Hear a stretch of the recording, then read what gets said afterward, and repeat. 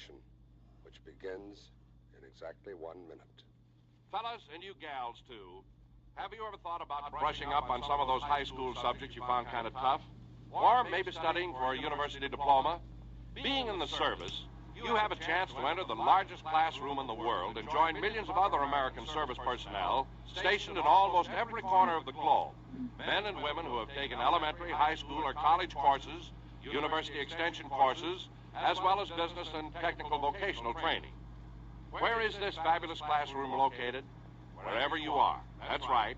There isn't a camp, installation, or ship which can't be reached by the services of USAPI, the United States Armed Forces Institute.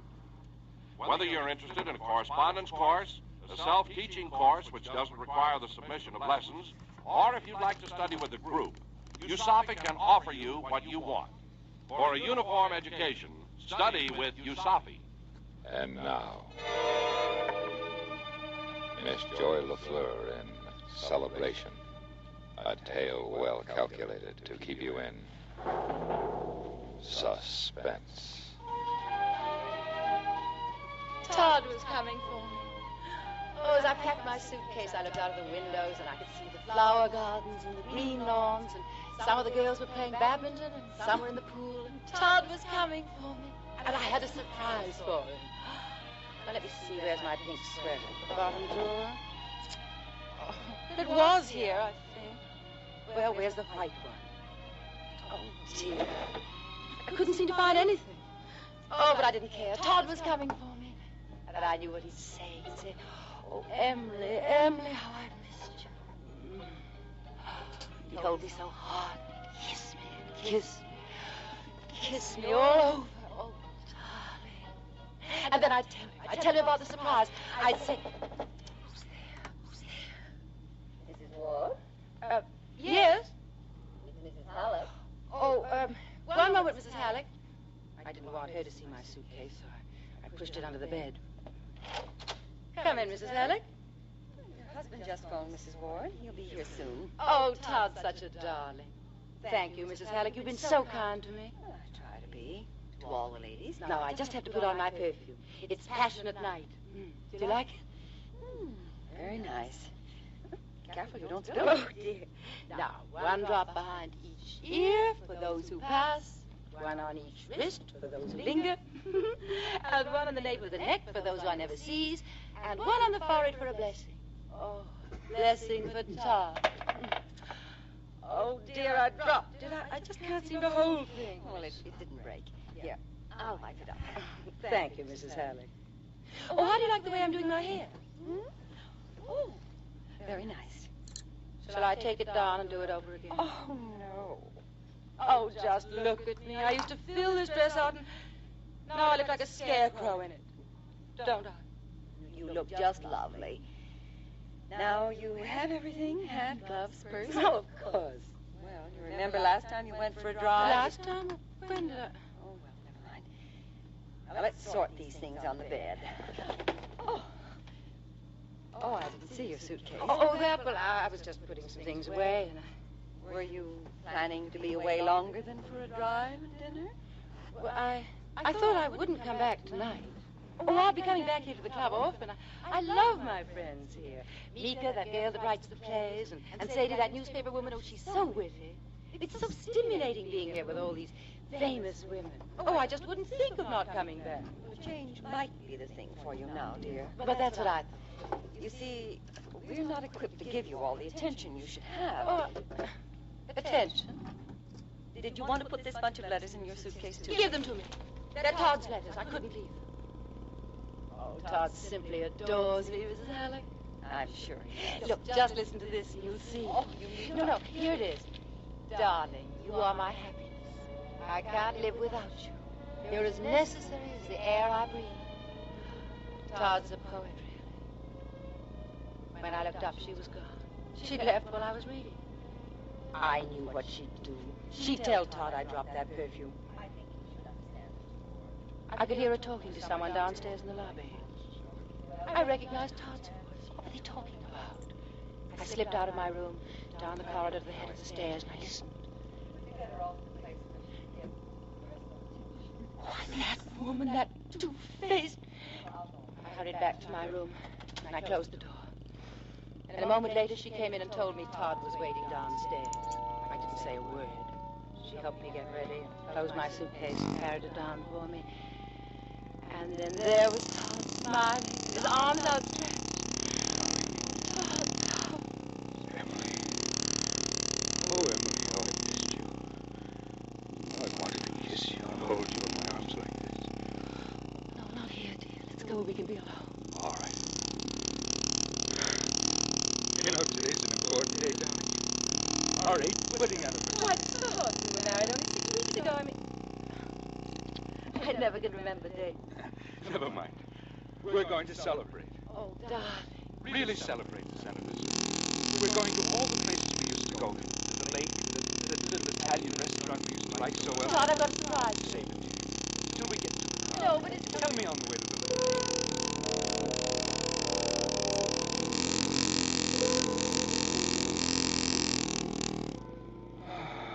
Smell those pines. Love them. Todd, didn't you wonder why I brought a suitcase? Oh, yes, I did, but... Well, that's because of the surprise. Oh, yes. I'm not going back to the club, Todd. I'm coming home with you. It's a beautiful surprise. And I'm going to make chin scrapes for the living room like the club has, and do the bathroom all over with a full-length mirror and everything, and I want a really smart kitchen. Lots of color like they're doing now. Oh, of course, it'll take lots of work, but I don't care. Nice idea. And then there's our room. I want to do it over completely, make it modern and smart, sexy. Let's celebrate first. It's a wonderful day. Let's make the most of it, shall we? Todd sounded gay, but his face was sad. He stared straight ahead. We drove miles and miles without talking. And then at last we turned into the lake, park near the beach. Oh, isn't it awfully quiet? You sound frightened here. Remember, I'm with you. I'll always be with you. You know, Emily, we could live a whole lifetime and never find anything better than we have right here. Soft wind, a bright day. You and I together alone. Alexa, snooze. This we will have forever. Alone? Forever? Now, I'll get some blankets out of the back. I have to take good care of you. I sat there while he went around to the back. And I was alone. I was always alone. Did Todd bring me out here to see me? Oh, no, Emily. Put up a brave front. Now powder your face. Fix your lips. I opened my purse and groped around for my lipstick. Oh, dear, it wanted to spill like that. Reached out to pick up my things, the lipstick and the compact. My hand touched something under the seat, a little box. I picked it up. It was heavy. I read the words on the label. 38 caliber, soft-nosed cartridges. Bullets. I looked down at the box in my hand. It was only half. My hand shook. My heart pounded. I could hear Todd rummaging around in the back. I put the cover back on the box. Then there he was inside of the car. All set? I've got the blankets. I couldn't say it. How long get the hell away All from right. Todd? Yes?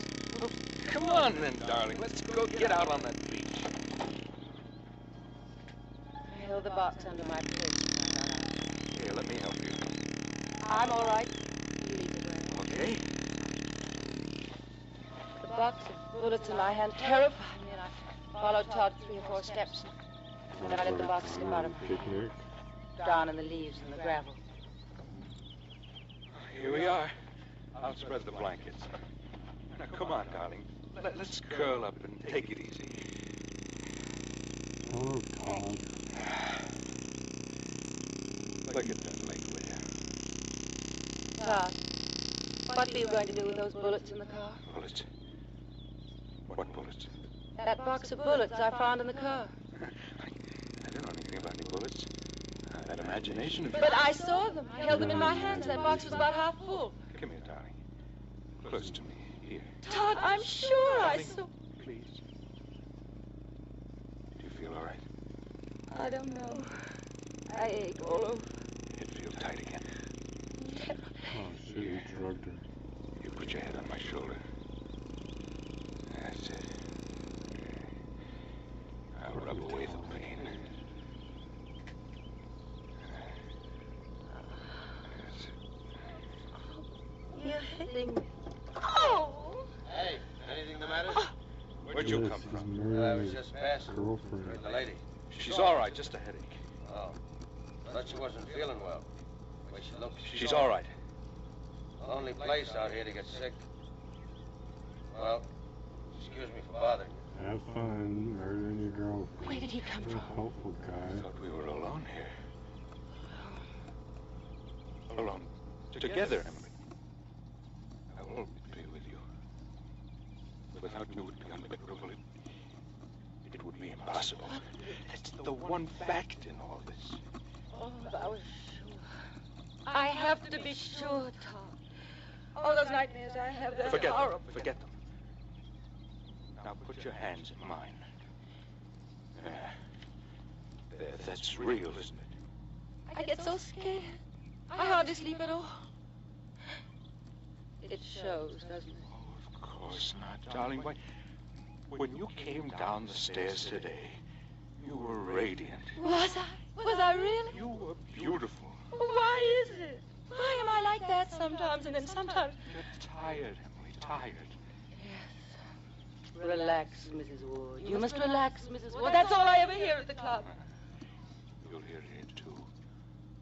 Only with a difference. Relax, Mrs. Ward. In my arms. Fucking creep. Oh, you do. Emily. Emily. In all the world, there could never be another woman like you. Never. Oh, I dream of this. I live for it. Yes. Emily. Emily, listen to me. No, Tom, please. Darling, it isn't good for you. I don't care. But the doctor said, What doctor? you know, when you went to see the doctor. But that was ages ago. You all talk behind my back, so I can't hear what you say. You and Mrs. Hallett. I just asked her how you were. You must believe I love you, Emily. Oh, I do. You I do. Darling. I'm so happy, Tom. So am I. Look. Over there's where we built the sand castle, remember? And the wave melted it. Oh, it was pretty while it lasted. All the shells. Oh, Todd, that was the day when I was caught in the undertow. But I rescued But not until I called and you didn't hear, and I was sinking down deep, and everything was black. But you've forgotten how it was. I was asleep on the raft, but I heard you. I called to you. Why, I was there in less No, I than a minute. dream about it. I'm sinking down in the black, and you're not there. Drowning How could you leave me? I'll be with you always, Emily. Oh, Always. let's get away from here, Todd. I don't like the lake anymore. It's so bare, so alone. Emily, it's a perfect place. No, let's go into town. Let's go to that Italian place, Giorgio. You said we go to all the places and celebrate, I mean, and there'll be lots of people around. And yes, it'll be fun, and we can have dinner at Giorgio's. It'll be crowded, Emily. No. Say, Oh, it's that hand. did you lose this? What? This box of bullets. Bullets? Yeah. Found them in the sand just a few steps from your car. But maybe you dropped them. Yes, No, Yes, that's I a got- figment of your imagination. those are the bullets I found in the car, Todd. The very same ones. Is the box half full? Yeah, about half full. He's got the other 38 half caliber of his soft-nosed gun in his cartridge, it pocket. says on the box. Well, I bet I know. I let Ernie take the car. Ernie? Yes. He's gone in for target practice. Ernie, who's he? Why, he's... Maybe he got them for you. Yeah, I figured they were yours. Looked like they'd just been dropped beside your car up there. Well, thanks. Come on, Emily. If dinner at Giorgio's will make you happy, then it's dinner at Giorgio's.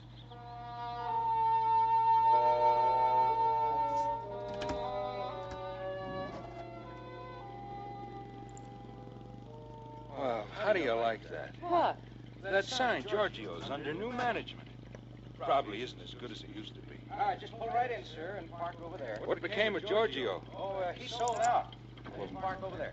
If it's under new management, Emily, chances are it's not as good as it was before. You're blocking the driveway. Pull in, will you? Yes, at least you can go in and look, Todd. He parked the car and went into the restaurant. I was alone again. Alone again. Why was Todd always gone? He would come out the minute I'd go in after. He would come out. And then we'd go in and have dinner. I'd made up my face for me already.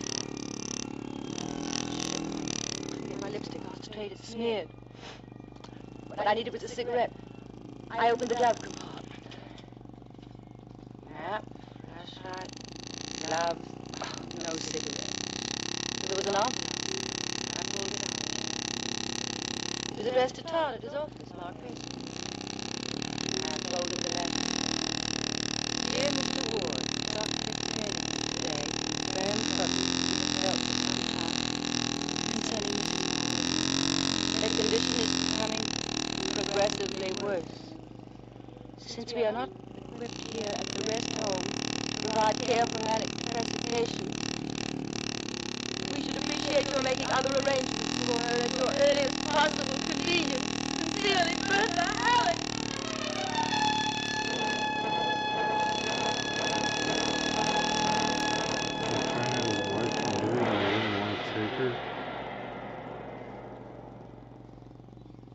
In a moment, we continue with suspense. If you fellas and gals in the service will bear with me for a minute, I'd like to put in a pitch for the United States Armed Forces Institute, better known as USAFI. Here's an educational setup that reaches every corner of the globe. So, no matter where you're stationed or what you'd like to study, USAFI is your baby. Not only can you take a variety of courses by correspondence, by teaching yourself without submitting lessons, or by group study, but you're also given what we call final exams for both military and civilian credit. You receive the results, too, no matter which branch you're in. If your grades are satisfactory, they can help you get the rate you're entitled to in the services, or the job you'd like to take when you return to civilian life. They can also help you enter the college or university of your choice. If your grades are not what they should be, you're given the chance by USAFI to be retested for a better grade. Thousands of service personnel have taken advantage of USAFI's service and have benefited by it. Why don't you? For a uniform education, study with USAFI. And now, we continue with Celebration, starring Miss Joy LaFleur. A tale well calculated to keep you in suspense.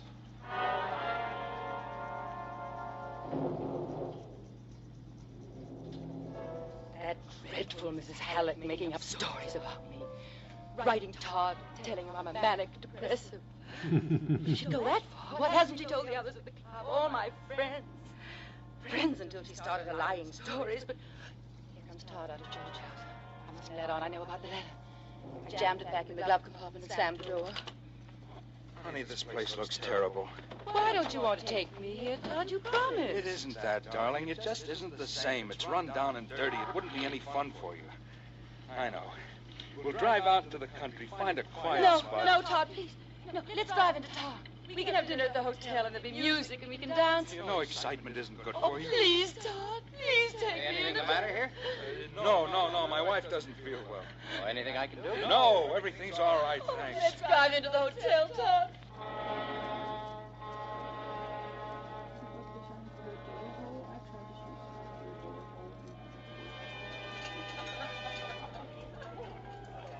Here. Let's drink to us, dear. What? To us? Oh, Todd, do you really mean it? More than anything else in the world. Maybe I can practice. Now, what would you like to eat? What's on the menu? Oh, lots of good things. Roast beef, southern fried chicken, lobster thermidor. Waiter, Yes, sir. we'll order now. Yes, sir. What would you like, darling? I'll have the southern fried chicken. Good. Oh, sorry. I'm afraid the chicken is all gone. Oh, well, that's the one thing I want. Southern fried chicken and everything that goes with it. Sorry. Of course. Would you try? Maybe there's just one order left. Please. I'll see what I can do. You, sir? Lobster thermidor. Yes, sir. Todd, they're playing a rumba. Would you like to dance? Oh, yes, let's. Come on.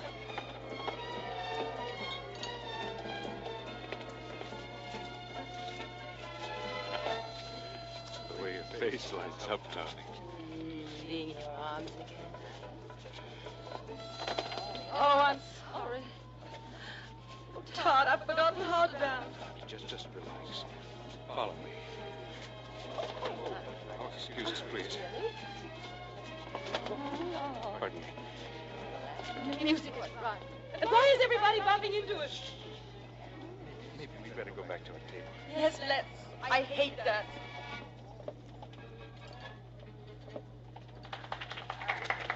Where's my purse? Oh, on this chair. And bulging full. What have you got in there? Your letters. Oh, no. I read them over and over. Look, you wrote me this one from Omar. Darling, you are my happiness. I can't live without you. You are as necessary as the air I breathe. You are home to me. Emily, give me The those whole. letters. No! I don't want you to read them. You can't have them. They're mine. You wrote them to me. Quiet. I'll put them back in your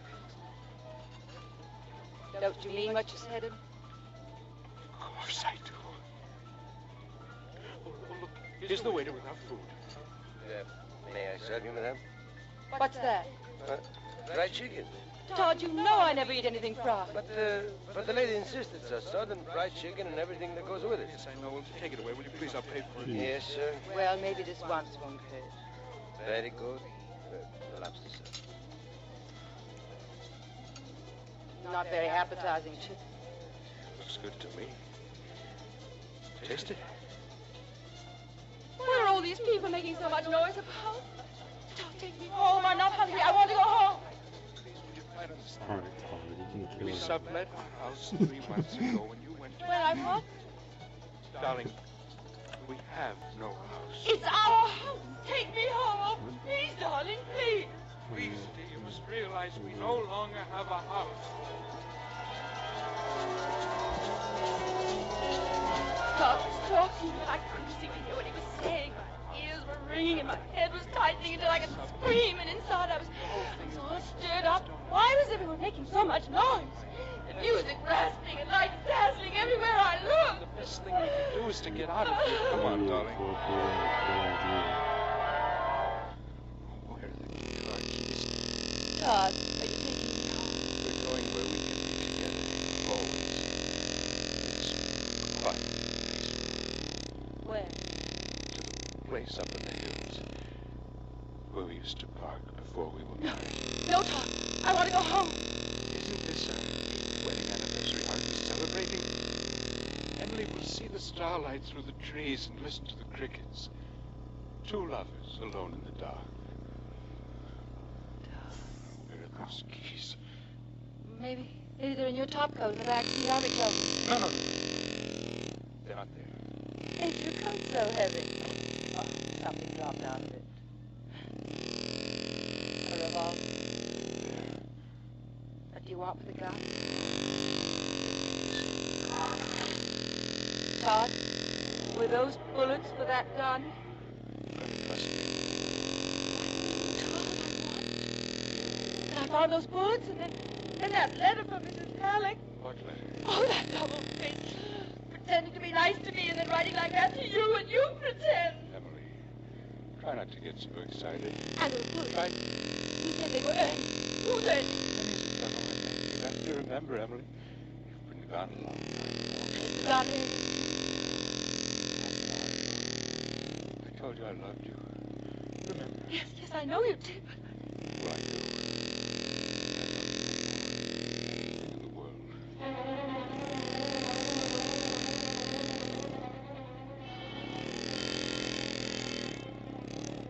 Why are you slowing down? This is the turn-off to our special parking place. You used to call it our paradise.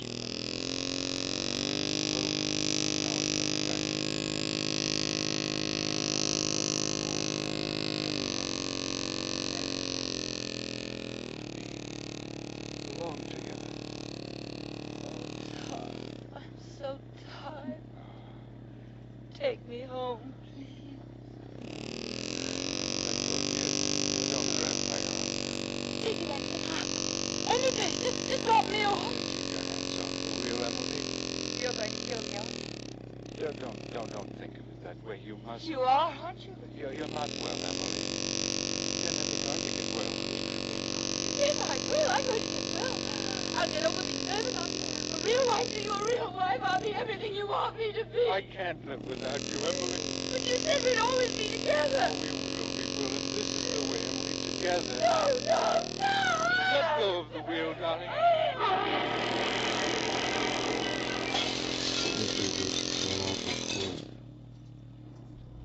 Got it all down, Sergeant? Yes, sir. Every word of it. Now, Mrs. Ward, do you remember anything else? No. We just went out to celebrate. Mm-hmm. Please let me see Todd now. Mrs. Ward, your husband is gone. Where did he go? Your husband is dead. He told you to say that. He doesn't want me. Watch her now, Sergeant. He can't see me. He can't. Todd, you said we'd always be together. You said I was your life. The air you breathe. Something, Todd. You can't leave me alone. Todd! Sergeant. Yes? Give me a hand here. Tighten up those straps.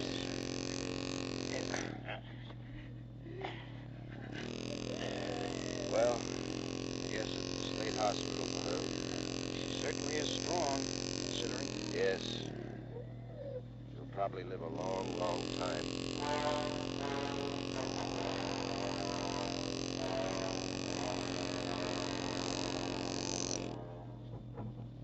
Suspense. In which Miss Joy LaFleur started William and Robeson's production of Celebration by Phyllis Parker and Arnold Marquis. Listen again next week when we bring you another tale well calculated to keep you in suspense. Supporting Miss LaFleur in Celebration were Irene Tedrow, Shepard Mencken, Joe DeSantis, and Jack Moyles. Suspense has come to you through the worldwide facilities of the United States Armed Forces Radio and Television Service. Suspense.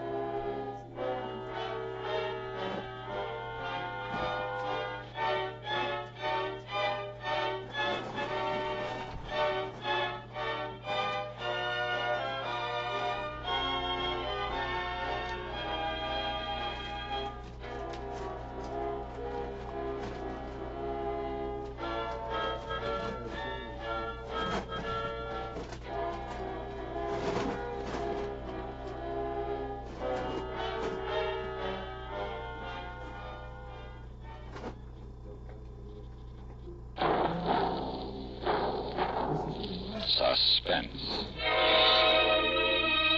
In the producer of radio's outstanding theater of thrills, the master of mystery and adventure, William N. Robeson. The story you're about to hear is a true story, a war story. It happened only 14 years ago, but already it seems a little dated, almost quaint, in these days of an ever bigger and bigger bomb. But it wasn't quaint to the men who lived through it or died during it. For no matter how huge and lethal our weapons become, our real strength lies in men. The men of Bataan and Normandy, of the Argonne and Seoul. The men who today stand constant guard upon our far-flung ramparts. The men of the armed forces of the United States of America. To them, this historical footnote is dedicated. They're always tough. Starring Mr. John Lund. Friend now. John Lund stars in Tarawa Was Tough. A tale well calculated to keep you in suspense. This is the way it was when they went island hopping. This is the way it was at Tarawa. But you can call it Kwajalein or Macon or Namur or Los Negros. This is how they fought a war where it's tomorrow tonight.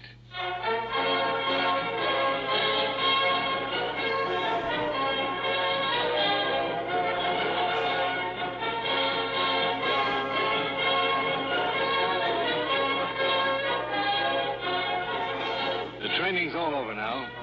You're ready to ship out. You're tough and you're hard and you're raring to go. But wars move slowly, even the best of them. And so you sit and wait, crowded into a shed on a pier in the harbor of Wellington, New Zealand. You've been laying around this shed for 12 hours now, waiting to get aboard your transport. And you'd go box-sock if it wasn't for the radio that the Red Cross fellow rigged up. It's tuned to your favorite station, Radio Tokyo. Hey, what a tune, huh? What a tune. Can you imagine what Sinatra will do to that? Sinatra would murder it. Listen to Bing. Bing, Bing. You're getting old, Les. Sinatra's a kid nowadays. Well, I reckon Moish is right, Les. We've been out of the States too long. He's a whole new generation grew up since Pearl Harbor. Like these two boots. Can I help it if I was born later than you? Or something, I wished I was born even later. Shorty, what did I ever do down in the canal to get a boot like Odie assigned to my squad? You shouldn't have let your squad get cut up so bad at the tenor room. Hey, look out what you're saying, Shorty. Les is the best sergeant in the whole Marine. Now, Odie, just keep your coveralls on. I was at the tenor room myself. I know all about how Les got those rhythms. Yeah? You get a Guadalcanal patch on your sleeve, you get too big for your britches. Well, listen to what's talking. The commando of Camp Lejeune. I wish I was listening to that record at Eddie's dog cart back in Allentown. I'm sick. Good. No? I was just thinking. Hey, Les. Hey, how'd they get them new platters like that in Tokyo? By a midget submarine direct from Catalina Island. Oh, come on now. No kidding. How do they? What do you think Argentina stayed neutral for? Huh? Just so they could send the latest American jive to Japan so Tokyo Rose can play 'em for us? Gee. You know, I never was able to understand that international politics. Well, boys, how did you like that one? Pistol Packin' Mama, sung by Bing Crosby and the Andrews Sisters.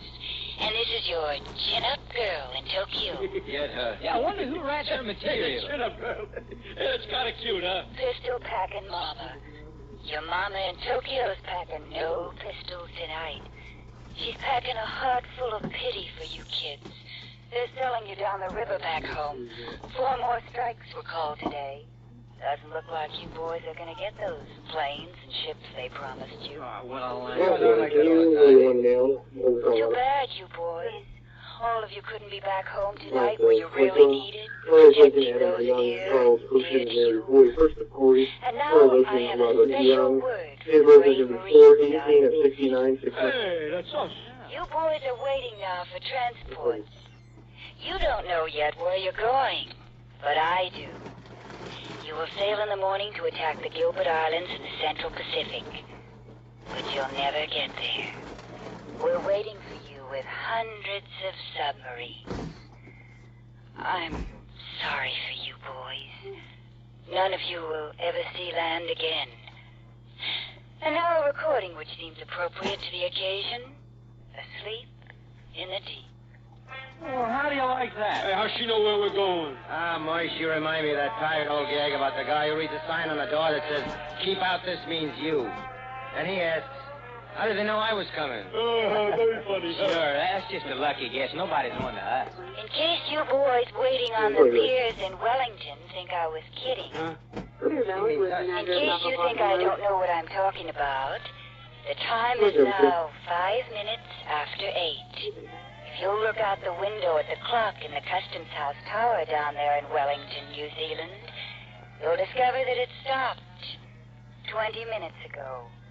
Exactly 7:45. What? Moish, Huh? take a gander out of that window, will you? Yeah. Hey, yeah, she's right. Hey, the hands are putting 7:45.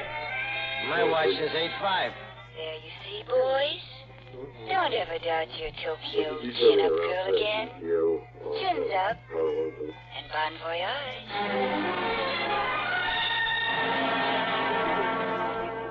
Oh, well, you can't load 20 transports full of Marines and tanks and jeeps and guns without somebody getting wise. When you pull anchor early in the morning and meet your naval escort outside the harbor, you forget all about that busy broad on the Tokyo radio. Let them send all the subs they've got left. You'll be ready for them. Because you've never seen so many carriers and cruisers and battle wagons in your life. You know you're on your way to something big.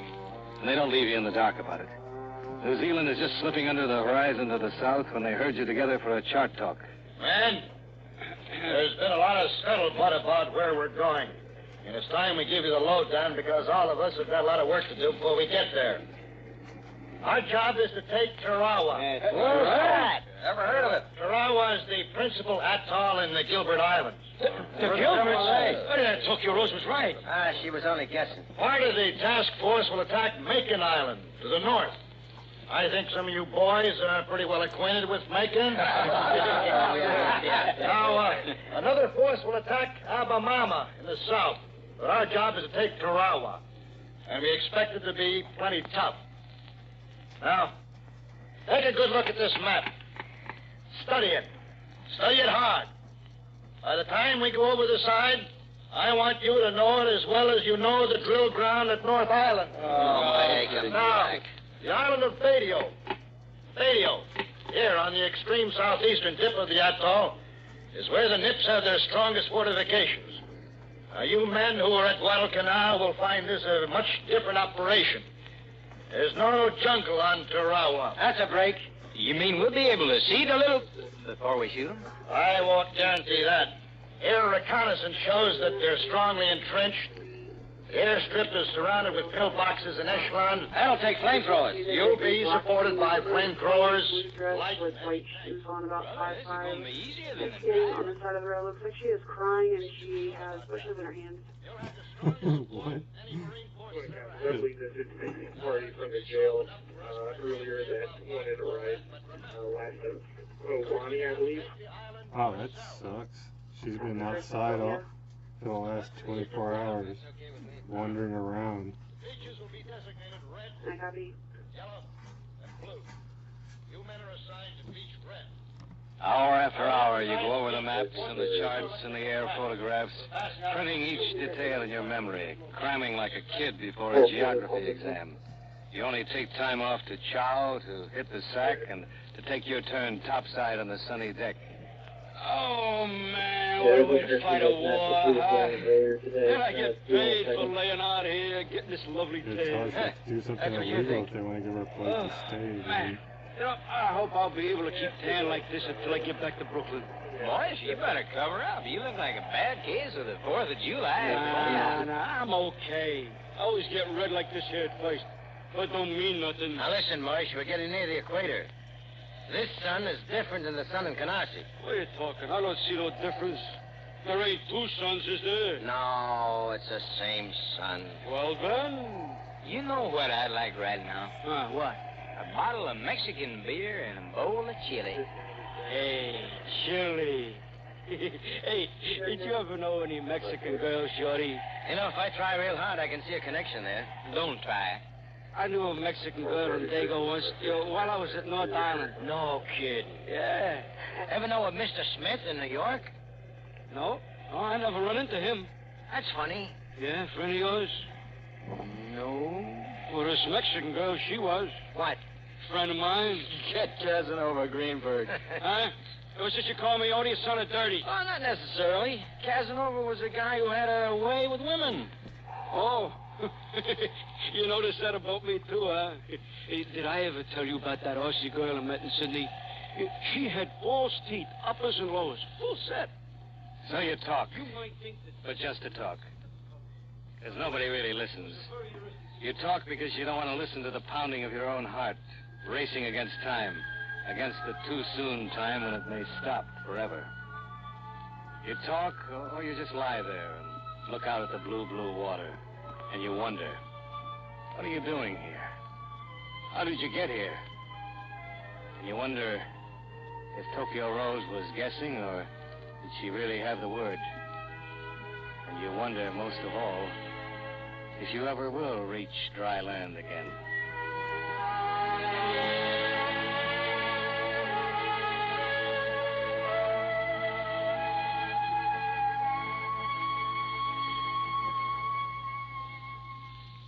In a moment, we continue with Suspense. Now, we continue with Tarawa was Tough, starring Mr. John Lund. A tale well calculated to keep you in suspense.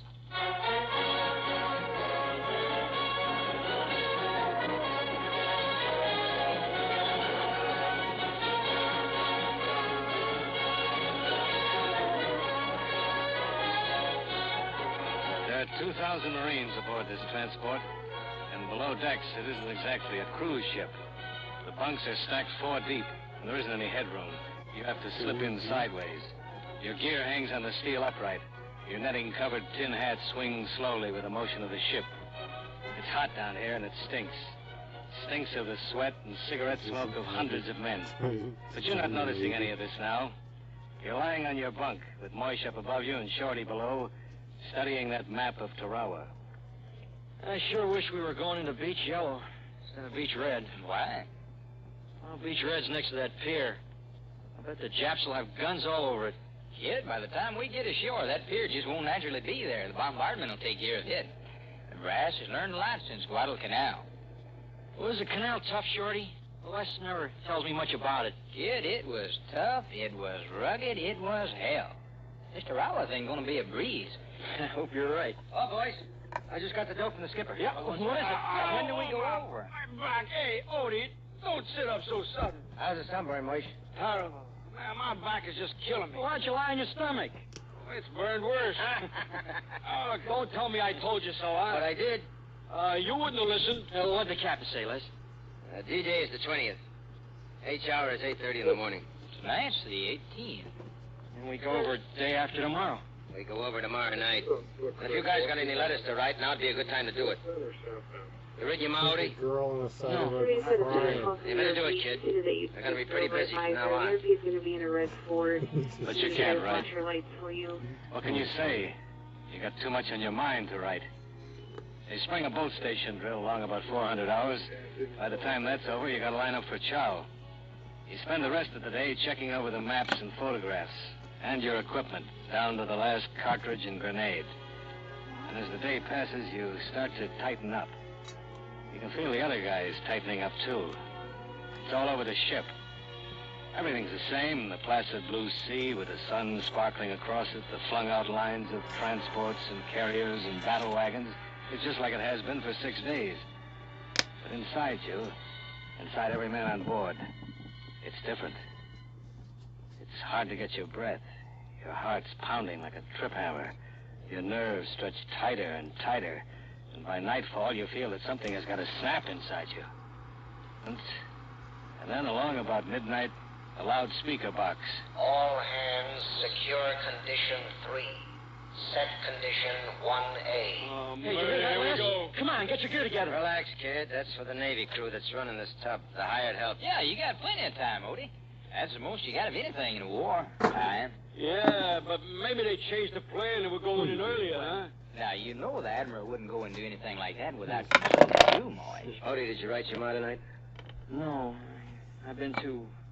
Oh, I've been getting my gear together. Listen, kid. You better write your mind now. You still got time. I don't know what to tell her. Tell her you're having a wonderful time. Tell her about how pretty the palm trees look in the moonlight. Oh, shitty this Tell her you hope is. she's getting enough to eat back home. Tell her anything to keep her morale up.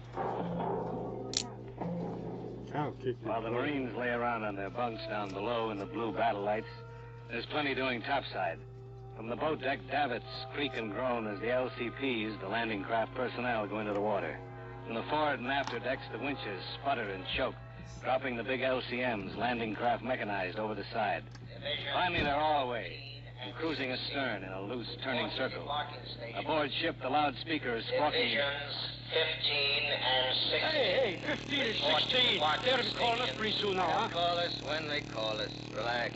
Hey, you can't take that island all by yourself, Mort. You gotta have some help. Oh, it ain't that. I want to get it over with so I can take this equipment off. These straps are murdering my sunburn. Oh, don't you worry about that. The Japs will take a sunburn off you, Mike, won't they, Les? Yeah. How do you feel, Odie? Okay. Scared, kid? Me scared? Heck no. Listen, brother. Let me tell you something. You look scared. You act scared. You're lying like The only difference between you and Les is Les don't look or act scared. Are you scared, Les? Sure I am. Scared to death.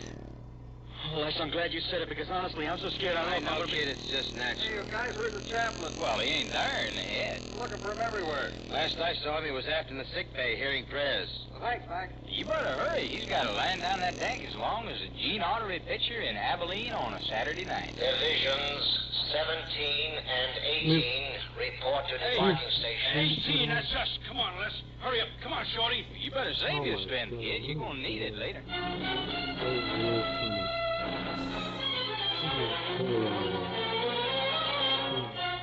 They're crouching in the landing barge now. 36 of them have come tumbling over the side and down the cargo net, and now they huddle in the bottom of the LCP. They don't look like the ads in the slick magazines back home. They're just 3 dozen American kids of assorted sizes, creeds, and color of hair. They aren't quite as slap-happy as a football team on its way to the Rose Bowl, but they aren't acting like they had a date with destiny either. They're just a bunch of well-trained kids talking shop. Now, Odie, mind what I told you. When we get ashore, you keep your butt down. Yeah, that's important, Odie. You ain't got a tin hat on your tail. Another thing, first time on the fire, maybe you'll freeze. Well, don't let that worry you. Just freeze. I'll be there to look after you. Oh, Les, you treat me like a kid. I can take care of myself. Now, you hear me. I'm looking after you, see?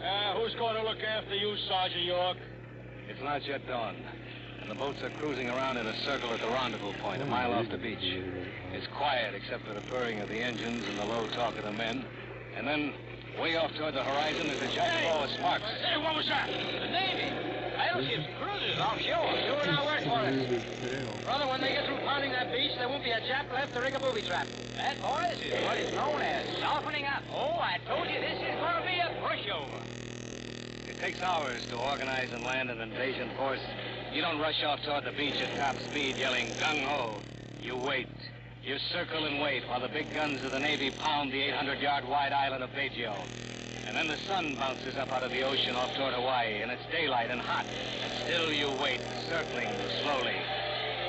And when the battle wagons leave off, the dive bombers take over, swarming up from the flat decks of a dozen carriers hidden behind the horizon, roaring down on the Japanese gun positions, crumbling the pillboxes, pulverizing the concrete ramparts in the most intensive air bombardment in history. For you, crouching mouth agape offshore in the LCP, it looks as though nothing could remain alive under that murderous fire. It's getting close to H-hour now, and you get the flash from the flagship, and the circle breaks up, and the boats fan out, heading for Beach Red. But you don't go in full throttle. You creep in, slowly, feeling for a safe channel through the treacherous coral reefs, praying the high tide will hold its promised 4.5 feet of water so you can unload these kids on the page of a history book. You peel your eyeballs, searching the coral formations beneath the rippling green water. And then, suddenly something's changed. Something is not quite the same. And then you get it. It's quiet. The Navy guns have ceased firing. The Navy planes have let up. So the men can go in. It's H-hour. And no sound comes from Baguio. Not a single rifle barked a challenge to your coming. How you doing, kid? Okay. Look at that. Look at that. Not a peep out of them and only a couple of 100 yards to go. Yeah. Hey, what's the matter? They run aground. Yeah, you've run aground. You can back away all right, but you can't go forward. Your bottom's crunching coral. This is the end of the line. Oh, here we go. Okay, boys, get on your overshoes. Where we go? How do you like that? Am I going to reach the Red Beach and return? Got some snafu. All right, boys, over you go. And keep those rifles out of the water. All right.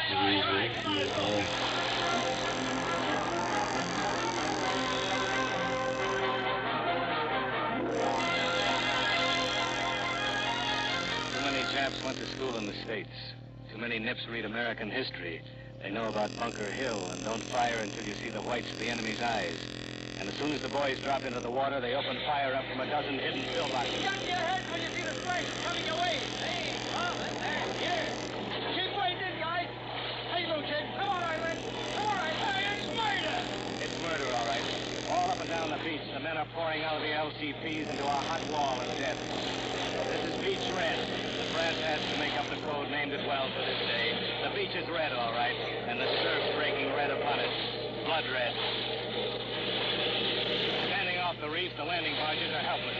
All except one. It finds a curving channel through the coral and pushes its front nose inshore to pick up the wounded. It's tough going wading through water up to your chest, holding your gun over your head, the machine gun bullets kicking up rows of white splashes just in front of you. But you're not scared now. You've only got one thing on your mind now. You've got to get to that beach. No, you're not scared. But you're mighty glad Les is right here beside you.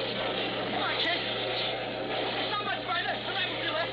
Hey, who said this was going to be a pushover? Hey, Les. Odin, where are you? Hurry up, Shorty. We got to get to that beach and dig in. Where are you? Les? Odin, Les, look. Shorty, he's way back out of the sea looking for us. This place is all shut up. Let's be fine. Don't look, kid. There's nothing we can do for him. We got to get to that beach. Hey, we ain't going any place if we're not careful. What's the matter? There's a sniper in our wrecked LCP. Hey, Shorty, this way. Get down over the gate, stop. Les! He stopped one. He stopped one that had my name on it. All right, there's an LCP over there picking up wounded. We got to get him out of here. LCP! Over this way! Wounded man! Bring that boat over here! Hey, Steven, Shorty, they're coming. You're going to be okay, Les? I'll take care of you. I'll get you back to the transport. You're going to be okay, Les? You got to trip home having this shit. You get back home to see Mom. Right over here, Max. Is he hurt bad? I don't know. He can't talk. All right, give me your hand. Post him up, will you? Pretty heavy. Okay. Hey, wait a minute. What's the matter? I can't take this man. I'm only picking up wounded. He's dead. He's dead? Yeah, I'm only taking a wounded. Look, Sailor. Look, he's my brother. Your brother? You see, I can't leave him here. Yeah. Oh, gee, that's tough. You gotta take him. Yeah, well, hey, don't give me a hand with him. I guess I can report he died on the way out. Thanks, Sailor. Thanks a lot. Hey, that one got you in the arm. You better climb it, too. I'm okay. You take care of Les, will you? Come on, boys, we got some jobs to kill.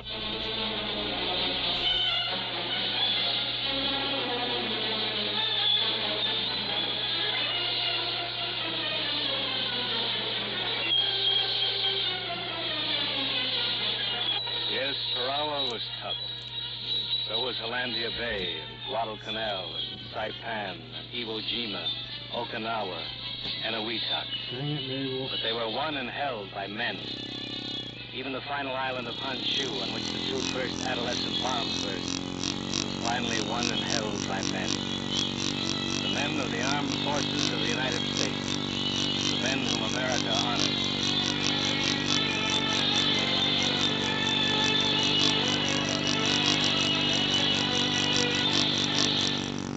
Suspense, in which Mr. John Lund starred in Tarawa Was Tough. Written, produced, and directed by William N. Robeson. Listen. Listen again next week when we bring you another tale well calculated to keep you in suspense. Supporting Mr. Lund in Tarawa Was Tough were Ellen Morgan, Jack Crucian, Dick Crenna, Joe DeSantis, Robert Easton, John Daner, Larry Thor, and Lou Krugman. Suspense has come to you through the worldwide facilities of the United States Armed Forces Radio and Television Service. And now,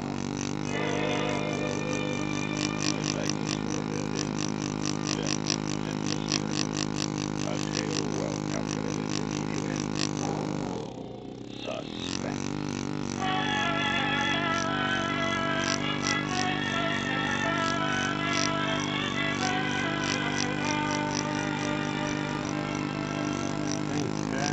We went out for a walk this morning. I was dead, and I went out for a walk. Miss Bliss went with me. It was her idea. I wouldn't have particularly any fault with it. She brought the new picture in this morning. She took my chair and stood on it, and took off one shoe and hammered the nail in the wall and hung the picture up. She asked me if it was hanging straight, and I said I thought so. Then she said, well. She took off her glasses and gave me an inquiring expression. She always does that after she's done something for me. She wants my approval. So I looked at the picture hanging there, and I smiled, and I said, it's lovely. A plain black frame. Yes, you're right. That's just the right frame. There are some other pictures out there. There'll be a lot of trouble with this. I think I could sleep some more. There's a headache just hovering over me. And I want to wait until bed. Of course, you finish your nap. You know what might be nice for later on? Go for a stroll in the park. Go out today. Have lunch somewhere nice. Like Piccadilly or Paris. How about this?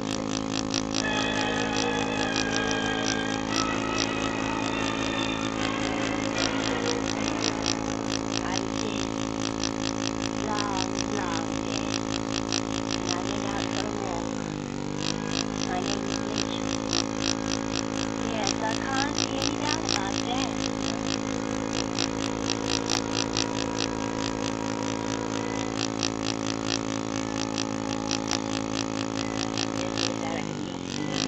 Said, well, how are things here, old boy? And the Englishman said, better than next year.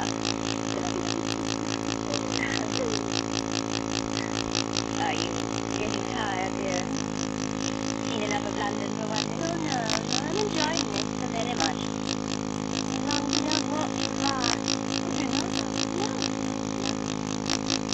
How long have you been in London, Rachel? You know I can't tell you that this week. I thought you're just coping with that. Just might let something sort of slip accidentally. Can't you? Yes, I guess so. You think I... No. No, it wouldn't. Don't count on it this week. It's not going to happen. I can't risk it.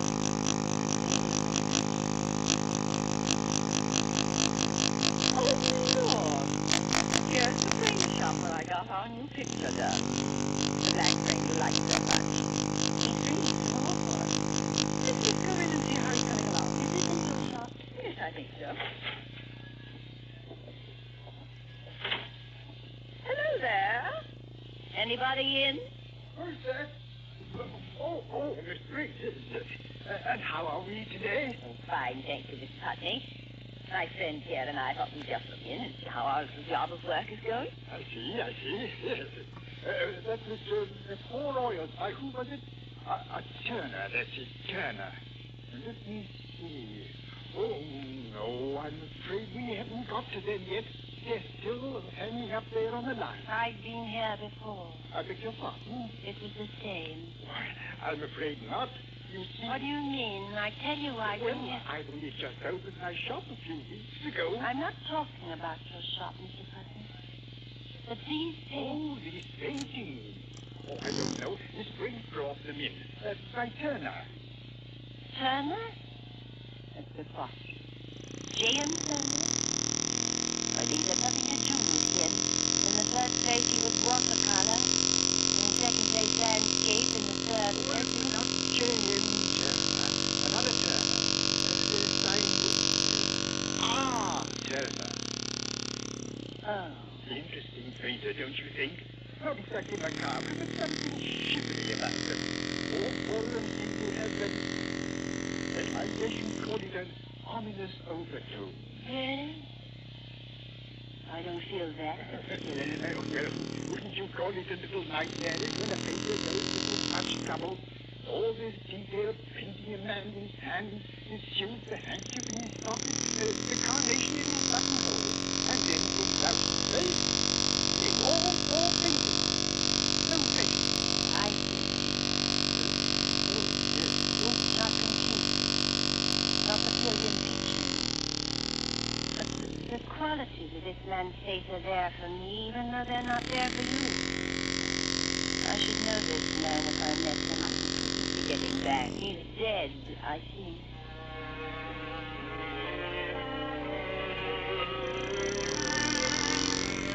We rode back in a taxi, Miss Ruth and I.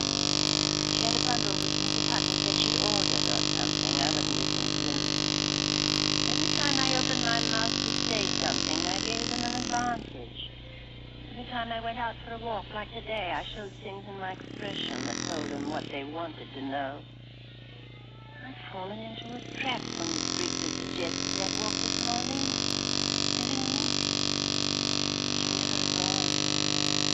I want to be dead.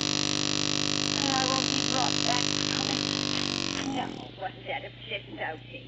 Yes. Oh, yeah, cafeteria. Yes. What the hell you got in that bundle? This? Stuff I ordered the other day from Mr. Putney. Oh? What is it? You laugh. No, I won't. Well, I know it's foolish, but anyway, it's something I've always wanted. Have a private dabble at. They say that's the nerve. Who knows? I'm younger than Grandma Moses. Paint. We bought a box of paint and brushes. This one cost me pennies. This is a fine sailbrush, he said. It's a table brush. And these, you mix your colors on them. Palette. And then there's whatever this is, fixative, and, well, anyway, I Or 12, I believe, or you may be able to go in and open up, and come down with this driveway. There's already opened the flat side of it. Did you, Miss Briggs? Whatever you got them from me. Yeah, Great Sergeant has his radio up all full I was a volume. painter. That's what you're waiting for me to find out. Ah, Turner. The painter who does portraits of a man without a face. It's great. Is that him? I don't remember. Is that him? Am I little Turner? Here we are, disturbance in Victor. I knocked at the door a moment after she had gone. What's going on? 22 and 18 is Sophie at 126 South 4th Street in Victor. Last week, her first Brendan is stating that his ex-roommate is attempting to break into the residence at this time. He is attempting to break in through the window. Brendan Weaver. I don't know the guy.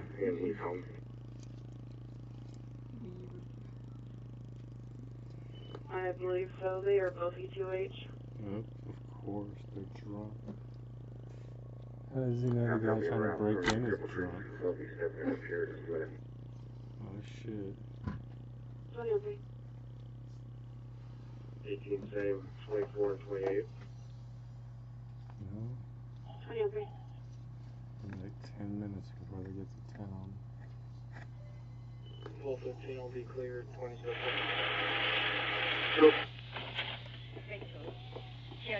Rick 18 and 22 RP is stating that the suspect is starting to come through the window.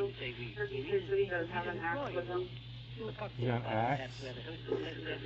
Whoa, that's a bit down. And for purpose getting, he will use the hostage. Oh shit, someone's about to get axed down the street. And I say my name is Christ. I'm Rachel Turner. I'm a painter. What the hell is texting? You know, that's a subject on which I'm dreadfully ill-informed. I'm a psychologist myself. Sir Bartley Grant, of the Majesty's College of Medicine. Good heavens. Not only a painter, but a positive encyclopedia. How would you know that? Have we met before? We've not met at all this way. We don't meet, you and I, Sir Bartley, until some months from now when you are my doctor, and I'm a patient who has lost her memory. How much do you know now, Miss Turner? You're going to be sorry. More than that. You'll be the object of all the murderous hatred my soul is capable of if you persist in bringing me back. I shall risk that. Many people hate me. I say many others from being hated. Miss Turner, did you paint this picture just now, in those 15 minutes while Miss Briggs and I were talking? Yes. This remarkable. Amazing. This man's face. Why him? I mean, for what reason this particular countenance? Is he real from life? Yes. Yes. What's his name, then? Who is he? I don't know.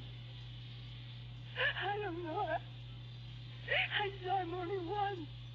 Then why did you feel compelled to bring back his face? To shoot yourself again now? Why?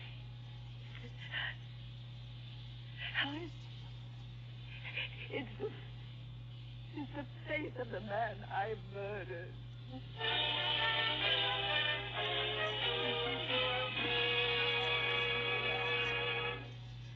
In a moment, we continue with Suspense. Suspense clues. We continue with Death and Miss Turner, starring Miss Agnes Moorehead. A tale well calculated to keep you in suspense.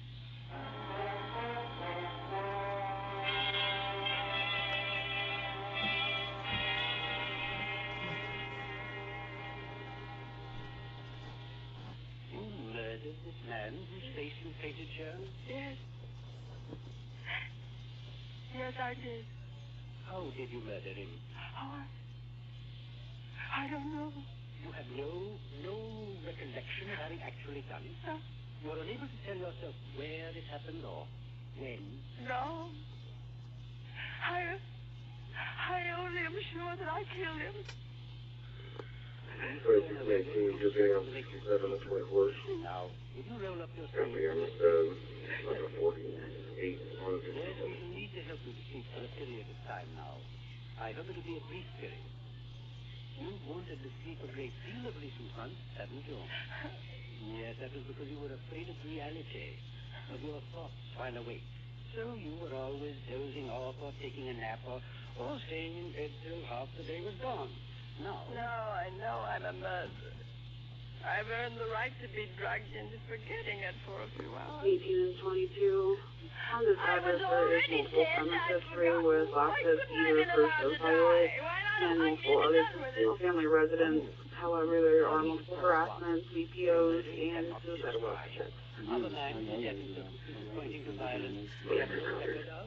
No one on earth has come forward to accuse you of any crime. Please drive enough to run. What was I doing? The gentleman that looks close to dreadlocks, he's the one that works in the bakery there in town. You must live through that horror again. Only then will you know what is true. When it comes to Sheriff, you guys Every can way I can. Hate me if you like. It's better than hating yourself. Good night, Miss Turner. My apologies on that delay. Your party is coming back clear. He is expired 96 of 24 out of Arizona. Figures and landscapes and people which belong to me. Very copy. For nothing had been mine the day before. You do me a favor. Pull me your CR for a violation or protection order, and you give me information in regards to that call to Victor, please. What happened on the 16th of April? I remember the Case night number before. is 1962, then 1962. The last thing I remember And was it's waking at here in the 126 hospital South on the 4th first Street day in of Victor. May. Sounds like it's I was standing in the lobby of the between hotel, roommates. just heading right off One the roommate is rickety inside, one is elevator. outside. And my One bag outside was is attempting packed. to break into the residence, and there's a female party on scene as And the well. porter came around from behind his booth and handed me Excuse my me, he drink. is armed with an axe. States he will use it against the party trying to break in. Nothing. It's going down. 1.4, copy. Can you show me around? Piano. Soon. Jane. Peach. Barrister. Solicitor. Panic. Jane. Okay, come about a minute out and give it a go. Take it. Oh, they're going to close the channel. Snow White. I beg your pardon. Snow White. She has that long train with the dwarf cage. Attention all units, channel 1 is code 1 for Paul 22, pulling up to 126 South 4th Street. And channel 1, code 1, please use Miss Turner, channel 2 for have all you numbers. noticed anything about your response to this word? Which word, Doctor? The word train. I have put it to you 3 times, and each time you have, for some reason, avoided connoting what one should expect to be the most commonplace association. You have not answered with smoke or wheels or Waterloo Station or underground. Have you any idea why you should be unwilling to recognize the word train as a high-speed conveyance traveling on rails. So the RT does have an axe, but you also reporting that your suspect possibly has a sword. Not the sword guy again. This guy already got arrested. How many sword incidents do we have in this town? Miss Briggs took me back to my room. I was in a fever. I could hardly walk straight. She kept dabbing in my forehead with her handkerchief, but it didn't do any good. I could see her lips moving, probably asking me if I was all right, and she could help me. But I couldn't hear her. There was another horrifying, terrible sound filling my ears. I held my hands over them, trying to... And it grew louder. In my room, Miss Briggs tried to push me toward the bed. I could see her lips screaming, "You must lie down." I pressed her out of the way and lunged for the candle. My hands and arms were numb as though they were floating, out of my control. Except that they ached agonizingly. There were flashes before my eyes, howling waves that threw my head back and forth as though I were being battered in some apocalyptic storm. Then came a frightful shrieking, torn from the throat of a damned soul in torment, and I fell forward on the floor, and something fell with me, and I saw it as the picture I painted, and the voice that was shrieking was my own. Well, stop shrieking, lady.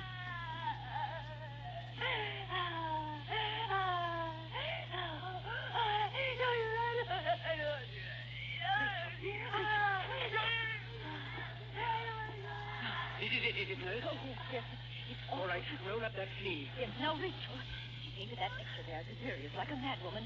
Yes, be quiet. Now, Miss Turner. Oh, you hurt me. You hurt me this time. It's stinging. Oh. The picture's a little bit different this time, Miss Turner. It will stop hurting in just a moment. There, it's better already, isn't it? Oh, yes. This is warm. Peaceful. This picture you've just done, Miss Turner. Is it good? I think it's extraordinarily good. I'm sleeping. Sleeping? But awake. Asleep, but not asleep. No, it's Dakota shouldn't be doing that damn thing. A man sitting in a railway compartment, looking out the window of a train. Opposite him, with her back to us, is a woman. It is as though we were the woman whose attention is on this man. As though we were this woman? Yes. Don't you mean that you are this woman, Miss Turner? Yes, I am. What day is it now? My birthday? April the 16th. Last April. Yes, that is the day. I'm aboard the Flying Scotsman. I'm on my way to Edinburgh to paint the moors. I'm in a compartment, alone. I'm relaxed and happy. I feel the urge to paint something. Right here as the train goes speeding along. And what's the new paint? A man. It is the embodiment of a man. His posture, his clothes. And for some reason I cannot paint his face. I know his face, but I find it impossible to transfer it to the canvas. I make 4 separate versions of him, but each time my brush remains poised in midair, choosing to invade the oval white of a facial scene. At Manchester, I get out to stretch my legs, walking up and down the station platform. And when I resume my compartment, I find that I have a fellow traveler sharing it with me. I seat myself opposite him, he turns. Oh, that was quick. To face me directly. He's the man. It's his face that is missing from the portrait that would lie on the seat beside me. How do you do? How do you do?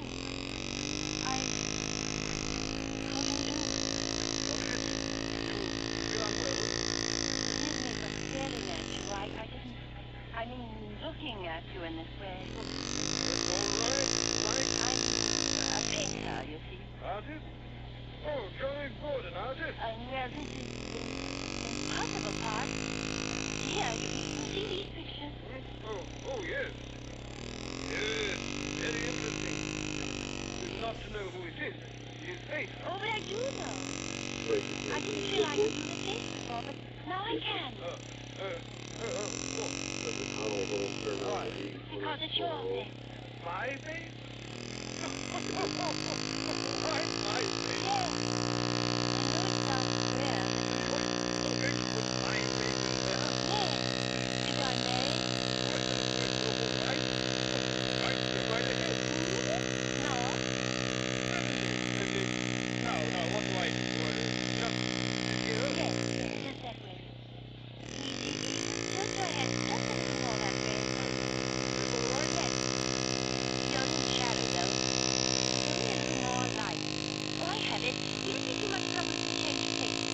There's good light here, but I... If you change places, I'll be over there.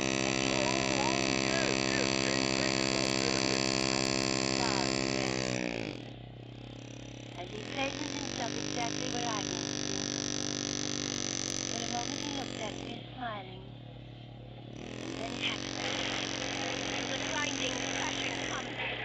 Smoke and steam obscured his face, still smiling at the rise. And then inferno of glittering wood and glass and rending steel came screaming at him. And the car split in two with flames engulfed him, shrieking and yes, I did it! He changed places with me. It was I who was meant to die to my place. I did it! I did it! I did it! I did it! Copy. They copy I killed him. I killed him. He took my death. No, Rachel, you did not kill him. They got check the radio, dude. Now that you remember, you come back. Back to the edge of madness.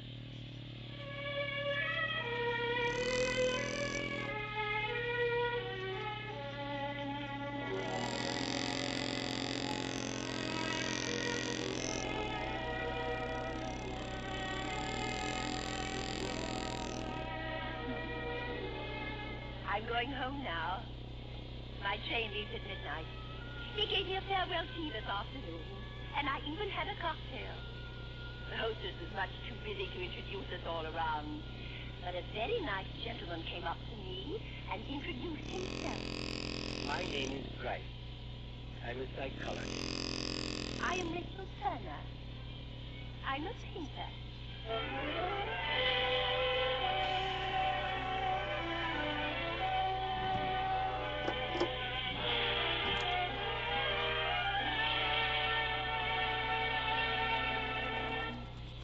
Suspense. In which Miss Agnes Moorehead starred in Death and Miss Turner, written especially for her by William Spear, and produced and directed by William N. Robeson. Supporting Miss Moorehead in Death and Miss Turner were Irene Pedro, Raymond Lawrence, John White, and Richard Field. Listen. Listen again next week when we return with another tale well calculated to keep you in suspense.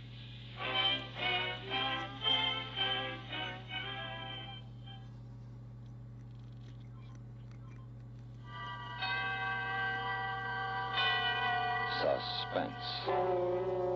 And the producer of radio's outstanding theater of thrills, the master of mystery and adventure, William N. Robeson. Did you know that the Stanley Steamer is the fastest automobile ever made? It is. Theoretically, at least. Nobody ever determined its top speed because it had a tendency to blow up first. All of which is by way of background for the upcoming story of suspense. Listen. Listen, then, as Mr. John McIntyre stars in The Big Day, which begins 1 minute from now. I have never read a collection of American folklore which had a section devoted solely to the downtrodden commuter, but there should be. There are legends galore about the miseries of these poor folk. For example, there was this train in Idaho that was a mite slow. Once an impatient passenger asked the conductor why the train had stopped. There's a cow on the track, he said. We have to chase her away. A little later, when the train stopped again, the passenger roared, Now what's wrong? Oh, said the conductor serenely, we just caught up with that cow again. One video is train.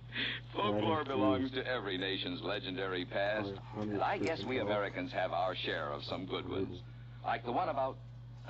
but we'll have to save that one for the next time we travel your way. See you then. And now, Mr. John McIntyre in The Big Day. A tale well calculated to keep you in suspense. What's it say on the gauge, Albert? Looks like about 4 pounds, Sam, maybe 4.5. Not enough. You won't run on 4.5 pounds of steam pressure, that's for sure. Can't see what difference it would make if she did run, Sam. You wouldn't take her anywhere. Just sit here in the garage like you've been doing every day since I can remember and steam her up and not go anywhere. Now, how come you just steam her up and don't go anywhere in her, Sam? Because the right time hasn't come along yet, that's why, Albert. Yeah, you put new wheels on her and new racing tires. And you made me paint that crazy number 61 on the side, but you never take her out. Albert, I'm getting tired of you sitting there asking me why I never do this and why I never do that. Now, I'm going to tell you once more what I've been telling you over and over. I put the new wheels and tires on her because I'll need them when the right time gets here. And it's coming, Albert. It's coming sooner than you think. You gonna ride her up to heaven on Judgment Day, Sam? You gonna steam her up and drive your bright red Stanley up into the sky? Is that what you're gonna do, Sam? That's very funny, Albert, very funny. No, I'm not going to drive her up to heaven on Judgment Day. I'm going to drive her where she belongs, out in the open. Out on the road where she can get up a full head of steam and show everybody what she can really do. Gonna show up all them modern cars, eh, Sam? Albert, I know I'm wasting my time talking to you, just like I waste my time talking to that son of mine. But 50 years ago, in 1907, a Stanley steamer was wrecked going 190 miles an hour. Oh, now, come off it, Sam. It's in the book, 190 miles an hour, and she would have done better if she hadn't come apart. I'll bet the fellow that was driving her came apart, too. It was the car's fault. The fellow that was driving her just didn't know how to handle steam. But you do. I do. When the day gets here, I'll show you. You and Ma and that son of mine and everyone else who think gasoline is the only kind of fuel for a car. Only reason the steamer isn't on the streets now is because the big oil companies want them out to keep the steamer off the streets. It'll be different when I take this one out. Oh, sure. And the time is sooner than you think, Albert. A lot sooner than you think. Now, get up there and pump, Albert. Let's get a real head of steam on her and see what she sounds like.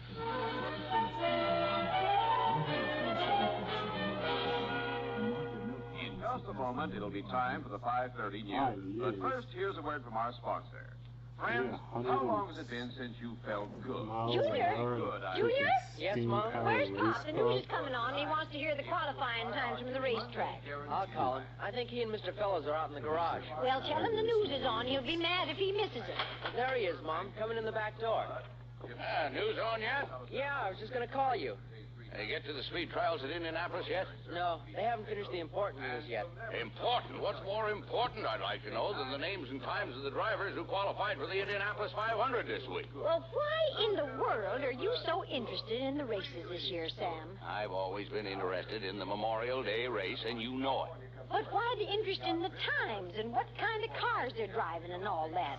You always listen to the race on race day, but this year you act like you're driving in it yourself.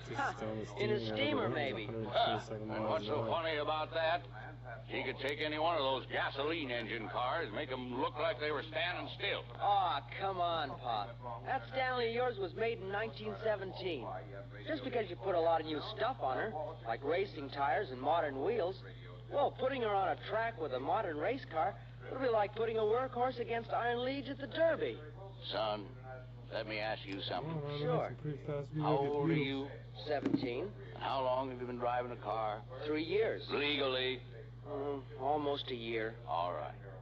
Now, I've been driving cars almost as long as they've had them, and I happen to know a little more about the Stanley steamer than you do. And I know a little more about gas engines than you do. Son, don't you talk back to your father. I'm not talking back to him, Mom. I just said... Your mom heard what you said, son, and I can tell you this. If I could get that steamer of mine out where it could get a good start, I could whip any one of those fancy streamline jobs they got back at Indianapolis. Oh, boy. I could whip any one of them, and I could make them eat my steam. Sam, sometimes I wonder where your mind is. Yeah. Now, stop arguing about something that's impossible and listen to the news while I get dinner. It's not impossible, and one of these days I'll show you it's not impossible. Big deal. Maybe that day is sooner than you think. What do you say to that? Well, I say you either sit down and listen to the news or go in and clean up for supper. That's what I say. And I say the Stanley steamer's the fastest thing on wheels. That's what I say. Anybody want to know what I say? No. That's what I thought you'd say.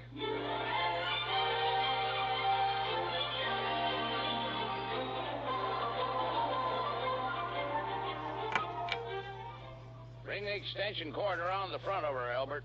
Hang it over on the nail. I'm trying to get it over the hood, Sam. But don't drag it across her. You want to scratch up the paint? I don't want to do anything but go home, Sam. Millie's going to give me a bad time if I don't get home early.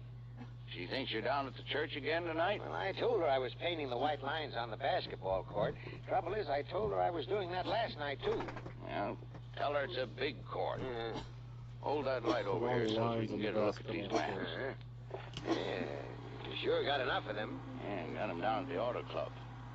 Real nice about giving them to me, too. Didn't even ask me what I wanted them for. Well, what do you want them for, Sam? What do I want them for? I want them to lay out a course. A course of what? Albert, when you lay out a course, it isn't a course of something. It's a course to somewhere. Oh, where? Well, that's what we're going to figure out tonight. Hold the light over this way a bit. Let's take a look at this map here. California. San Diego to San Francisco. That's the one we want. Well, this is Los Angeles, Sam. I know. Well, let's see. Highway 101 runs from here to San Diego. Too many little towns. Not far enough, anyway. Millie has an aunt lives down in San Diego. Highway 99. If you went straight up 99 towards Sacramento, you'd bypass Saugus, Newhall, and you don't hit anything really big until Bakersfield. I had a friend once lived in Bakersfield. And out of Bakersfield, there's Wasco, Delano, Tulare, Fresno.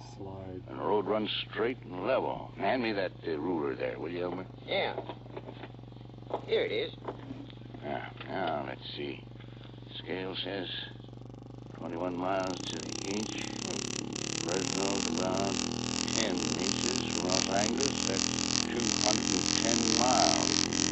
You got a long ways to go yet. Sam, I don't know what you're going to do with that map, but I got to go home.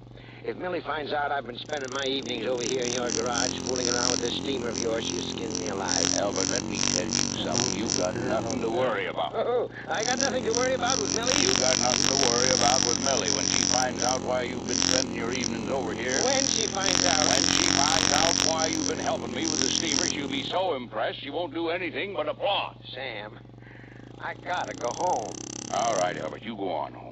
You go home and get a good night's sleep, and tomorrow morning I'll let you in on a little surprise. Sam, you've forgotten that tomorrow's Memorial Day? The race is on. I know the race is on, Albert. I know that you and I always listen to the Indianapolis race on the radio, and tomorrow we'll listen to the start just like we always have. Only it'll be different. Different? That's right, Albert, different. That's the surprise I'm talking about. Now, you be here at 8:30 sharp. 8:30? The radio doesn't even come on from the track until 9:15. You'll be here at 8:30 sharp, Albert. Well, I don't know why I've got to get here so early. Albert. All right, Sam. If you say so, I'll be here. That's the way to talk, Albert. Now, you go on home to Millie and leave me here with my maps, and I'll see you tomorrow. Yeah. Well, good night, Sam. Good night, Albert. And don't be late, because tomorrow, Albert, is the big day.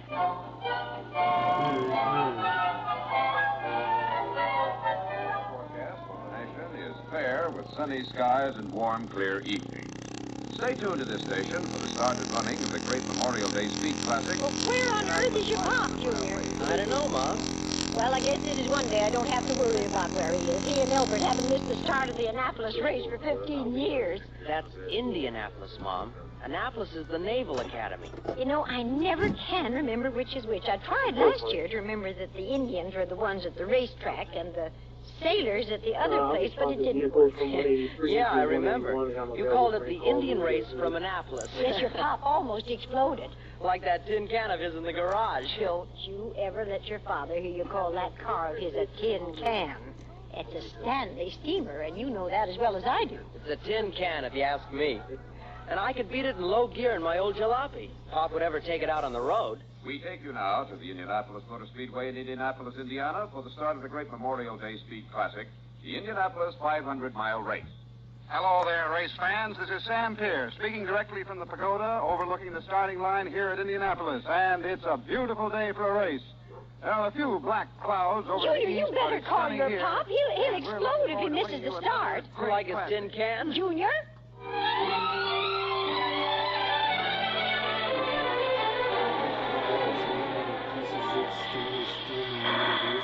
Open the doors, Albert. Open the doors and stand back. You gonna take her out, Sam? Just open the doors and see. Okay, Sam. Hello, Open, Sam. Okay. Now stand back, Albert. There she goes. She's moving, Sam. I know. Now bring that portable radio and follow me out to the street and I'll stop her there. Okay, Sam. You did it, Sam. You took her out. Of course I did, Albert. Now hand me that radio. Here you are. I'll tune her up and see if they've got the track yet.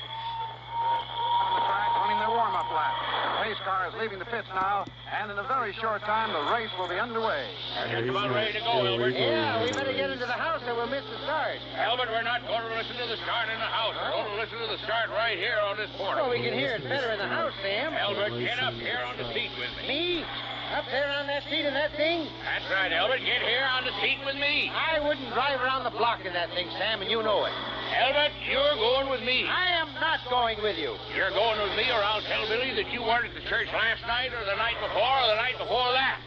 Now get up here on the seat and turn up the radio so we can hear the start. I don't like this, Sam. Yeah, you will, Albert. But you're going to share an historic event with me.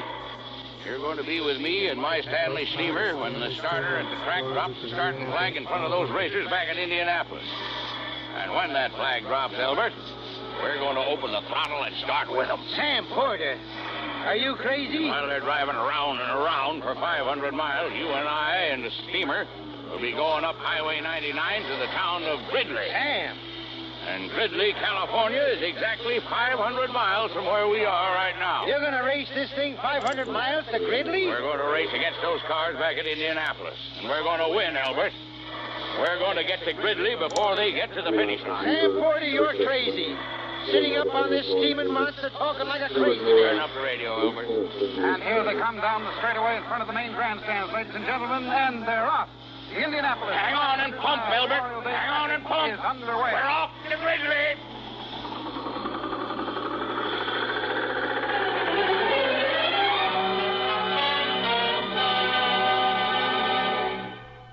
In a moment, we continue with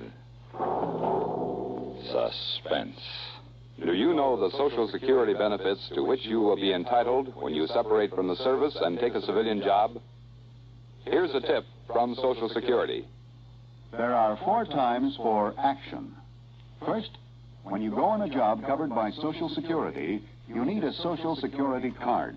The account number shown on the card is used to keep a record of your earnings.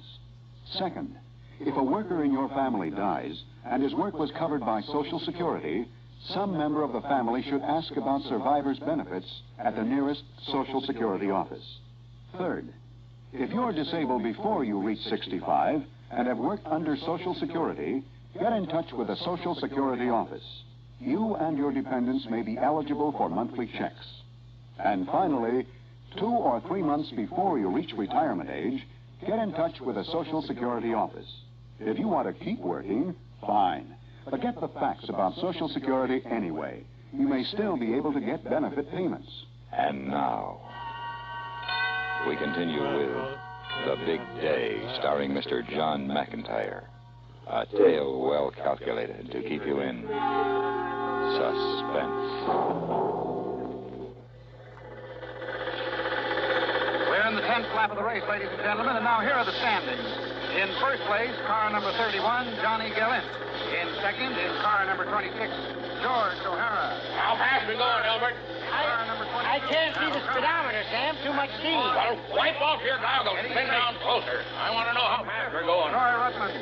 In sixth I I think the speedometer is busted, Sam. It says 95. It's not busted, Albert. We're probably going 95. Now get on that pump, Albert, and let's see if we can't get up a real heavy speed.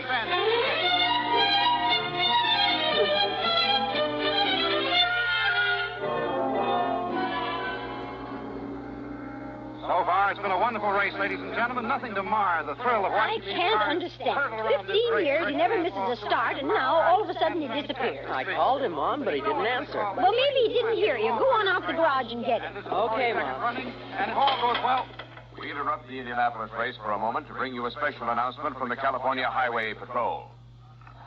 This is Officer Hanson of the Highway Patrol speaking. We have just received a report that an unidentified object has been seen traveling north on Highway 99 at very high speed. We have no description other than the following. The object is bright red and seems to be emitting clouds of some vapor, perhaps steam. Oh, no. It was last seen heading north on Highway 99 in the vicinity of Caswell and was traveling at great speed. A sheriff's car that gave chase lost it and called in this report. Motorists are warned to be on the lookout and to give this object the right-of-way if they see it. All police and sheriff's cars are on the alert and will bring you further reports as we receive them. Oh, dear me, no. Now to the Indianapolis Junior! Speedway. Junior! Pop's not in the garage, Mom, and you know what? I'm afraid I don't. Steamer isn't there either. Junior, I know where your father is. He's out on the highway in that... tin can? Tin can, and he's trying to kill himself. Get me the phone, Junior. I've got to let them know.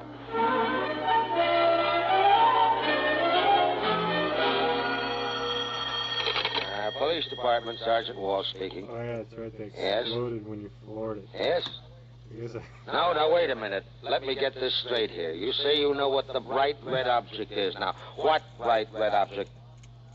The one that's out on Highway 99. The one that's going so fast. Oh, that one. Oh, why didn't you say so? Now, hold on a minute. I want to get this down. Charlie, get the radio open and stand by for an all-points bulletin. There's a lady on the phone says she knows what that crazy thing is on 99.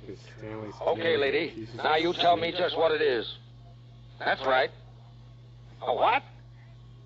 A Stanley steamer? Where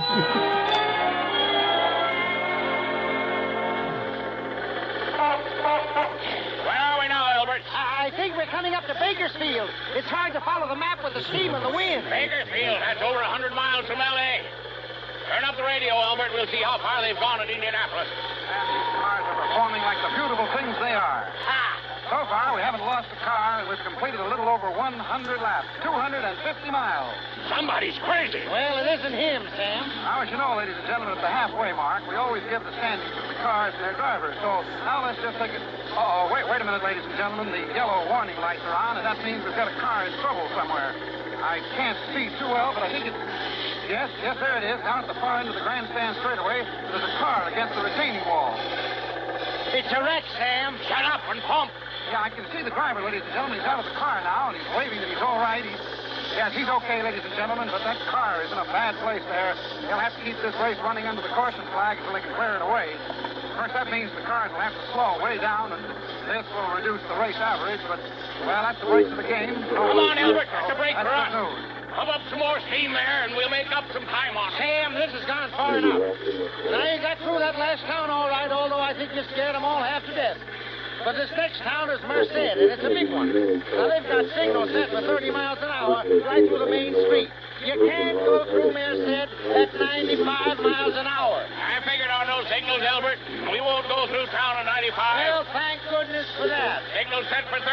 3 times 30 is 90. We'll go through town at 90. Click of the whistle. Oh, no. Oh, yeah. Now get on that pump, Albert, and pump. We can't afford to lose any steam pressure at this point. We've got an average to hold.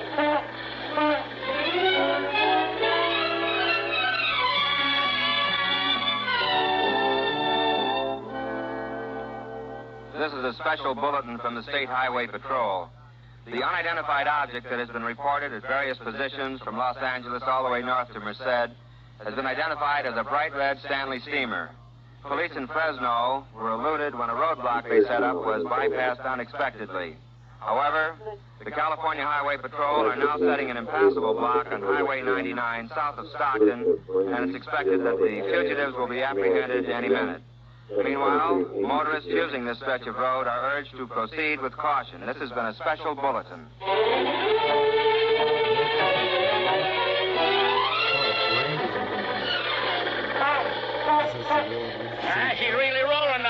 that fresh tank of water. She is that, Sam. It took us a little out of our way, taking that alternate road up into the hills back of Stockton. But I figured we'd find a water tank back there easier than in the city. And that farmer was real nice, too.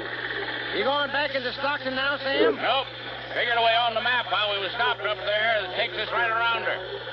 Figured it won't take much longer, and we can miss the traffic in the city. You're pretty smart, Sam. You gotta be smart to race a steamer, Albert. Turn up the radio, see how they're doing at Indianapolis. Batteries are getting awful weak, but I'll try. Now that the yellow lights are off, the cars are picking up their speed, and the race is really a race again. You know, this is the longest period of time that the cars have ever had to run under the caution lights, due, of course, to the unfortunate fact that a second car ran into the truck that was clearing the wreckage of the first car, and it's taken them a long, long time to get the remains off the track. But no one was hurt, and so we're off again at Indianapolis. Turn it off, Albert. We have to save the batteries. There's not much left in them now. You know something, Albert? What? I'm kind of glad those races are running on the green flag again. I didn't feel right having the advantage over them all that time. Sam, you're crazy.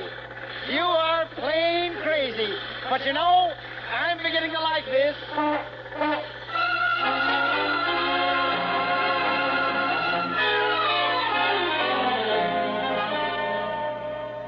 This is the State Highway Patrol speaking. We have a new report on the runaway Stanley steamer. For a while, it was thought to have mysteriously disappeared when officers waiting at a roadblock at Stockton reported it failed to show up. But just a short time ago, it was again reported on Highway 99 on the outskirts of Sacramento heading north. A block has been hastily erected at the town of Woodland, which is the next town along the route of the steamer. We'll have a further report as soon as we hear from the Woodland police.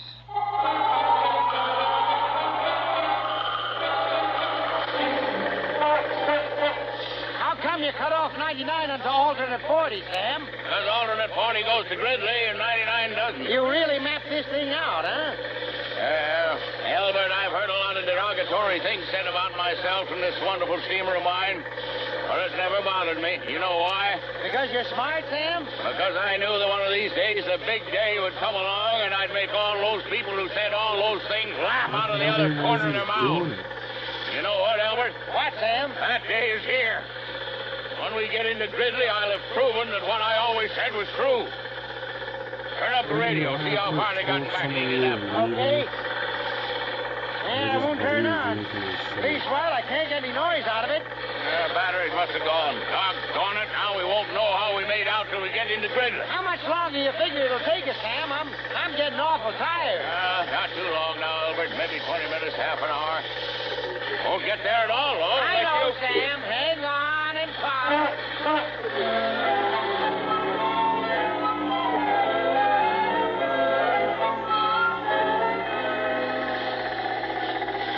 She seems to be slowing down, Sam. I am slowing her down, Albert. If I'm not mistaken, we should be getting into Gridley right over the top of this hill. You mean it, Sam? You mean we're really there? We made it? I think so, Albert. We'll know in a minute. Sure wish the radio was working so we could know how we did. Well, there'll be somebody in Gridley with a radio. We can ask them. Yeah. Hey, Albert, look there. Right down there at the foot of the hill. It's a town, all right, Sam. It's Gridley, Albert. Gridley in the finish line for us. Hey, looks like they're having a celebration or something. Oh, the car's all right. Maybe they've heard about it. Most likely a picnic or a parade. Are you going to cross the finish line like they do back in Indianapolis? Albert, that's a great idea. We'll give them something to talk about for a long time to come. Get a hold of that pump, Albert. And pump. I know, Sam. I know. Look, they're getting out of the cars into the street. Something funny, Albert. We got cars parked there across the street. And they're holding up their hands. Well, I guess there's nothing to do but stop. Oh, it's a road I don't want to bust up my steamer after she run all this way. Anyway, we got to Gridley. Right. All right, you two. Now just stay where you are. Don't make no fast moves. Sam, this cop doesn't sound very friendly. That gun he's waving doesn't look very friendly either. I want you both to get down out of that Steamer, Stanley steamer. Well, that thing. And just stand over there quiet. I better do as he says, Albert. Yeah. Come on. Yeah. Albert. Yeah, Sam? I can't get my hands loose to the steering wheel. They're stuck. Oh, his hands are stuck to the wheel, officer. Well, get him unstuck and climb down out of there. You're both under arrest. For what? If I took the time to tell you now, we'd be here all night. Now get down. Oh, I almost forgot to ask. Sir, is this Gridley? No, this is not Gridley. This is Live Oaks. Gridley's about 10 miles further up the road. Oh, no, Albert, we lost. We came all this way so far, so fast, and we still didn't complete the 500 miles. Gosh. Say, you got a radio in your car, officer? Of course I got a radio. Can you get the station they have the Indianapolis races on? See how they finished? Yeah, they didn't. Hey, what? Them racers back in Indianapolis, they didn't finish. They stopped the race 5 minutes ago. Supposed to drive 500 miles, but they got rained out. They had to stop at 475. Albert, you hear that, Albert? We beat them. We went 490 miles and they stopped at 475. I told you the Stanley steamer was the fastest car on 4 wheels. Yeah. Now, wait a minute. If you don't mind, I'll ask you to get into my car and we'll take a slower ride back to police headquarters. Oh, sure, officer. You know something, Sam? What, Albert? At least in his car, I won't have to hang on and pump.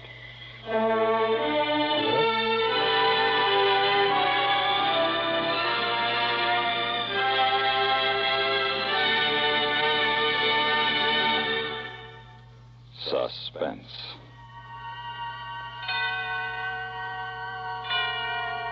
In which Mr. John McIntyre starred in The Big Day, written by Sam Pierce and produced and directed by William N. Robeson.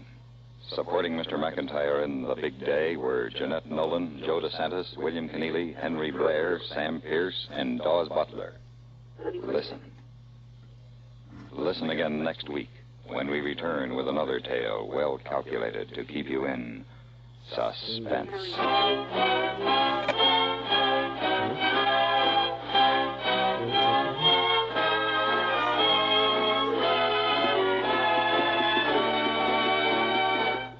Suspense has been brought to you through the worldwide facilities of the United States Armed Forces Radio and Television Service.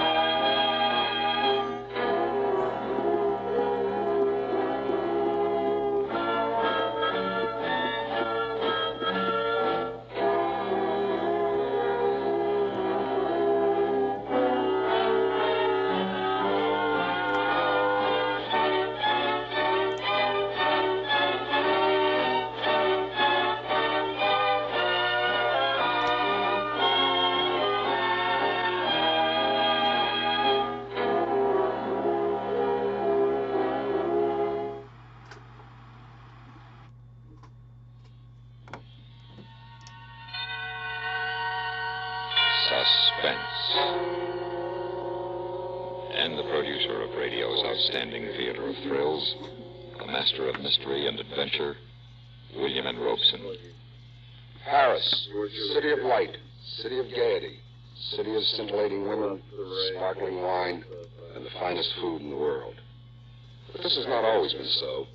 Just a few years ago, Paris was a city of darkness and despair and hunger, where men turned to strange and sinister activities just to keep alive. This was the Paris of the Nazi occupation, a hopeless city, which Marcel Aimé has caught in his strangely disturbing story, Crossing Paris, a tale of cupidity and retribution. Listen then to Mr. Hans Conried starring in Crossing Paris, which begins in exactly 1 minute. Smoke Kent, smoke Kent, smoke Kent with the micronite filter. It is mild cigarette with not the freshest, cleanest taste yet. It is the mild Kent cigarette, smoke Kent with the micronite filter.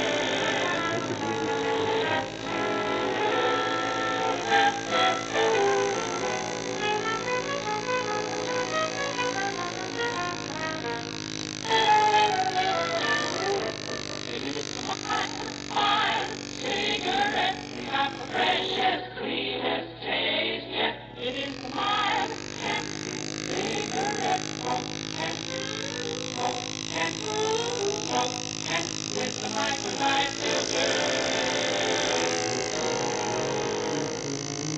now, Mr. Hans Conrad in Crossing Paris, a tale well calculated to keep you in suspense.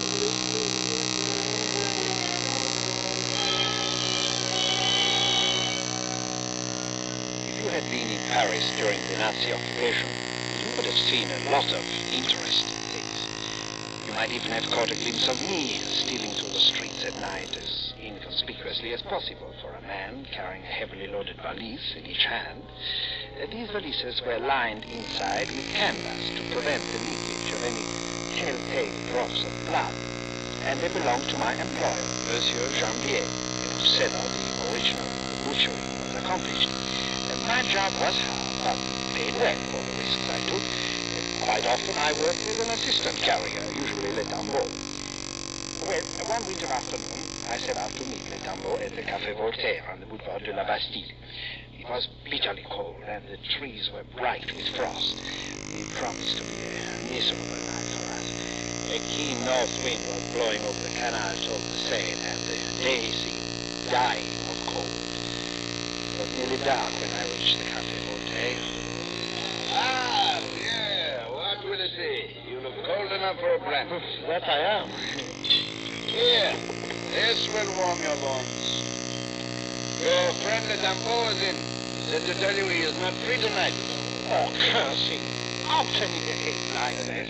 He has no respect for his work. Respect for what work? Who's this Le Tambo? Respect for what Oh, work? please, monsieur. I'm talking to the bartender. It's no affair of yours. It's my affair, all right. I'm standing here drinking, and you come in and curse people and talk about respect. I'll teach you respect. Oh, the fellow was drunk. He put his glass down and staggered up to me, fist raised. At that same moment, a huge man calmly stepped around from behind me, caught the drunk's chin in his big hand, and pushed him backward with a powerful thrust.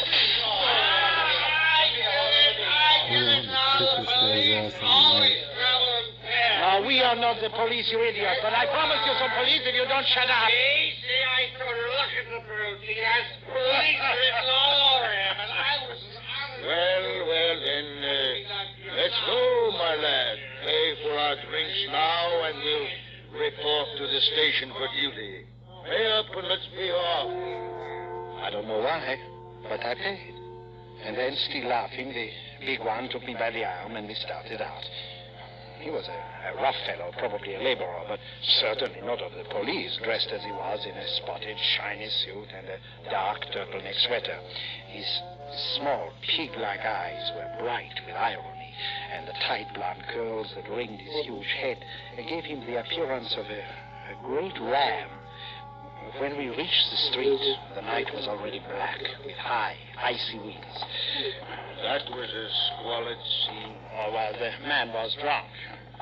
But I could have handled him. I carry a knife, you know. You did not have to interfere. Oh, no, I enjoyed it. Well, anyway, you probably saved him from being cut up. Oh, but I didn't realize that you were going to cut him. My apologies, monsieur.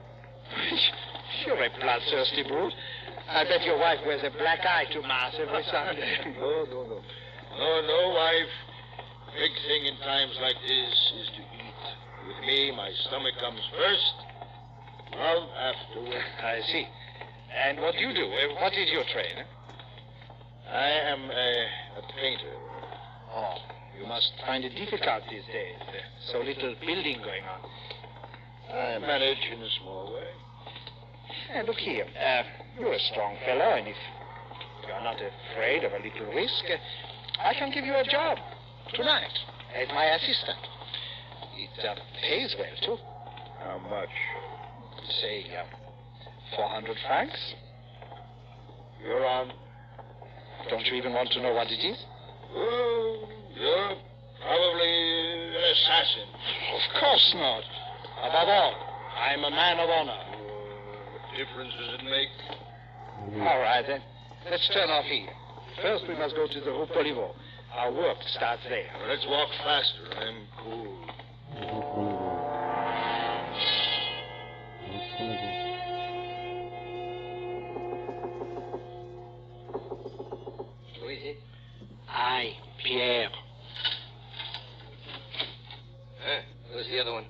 Le Tambo ducked out on me tonight. So I've asked my friend Grangil here to take his place. He's all right. Hurry then, you're late.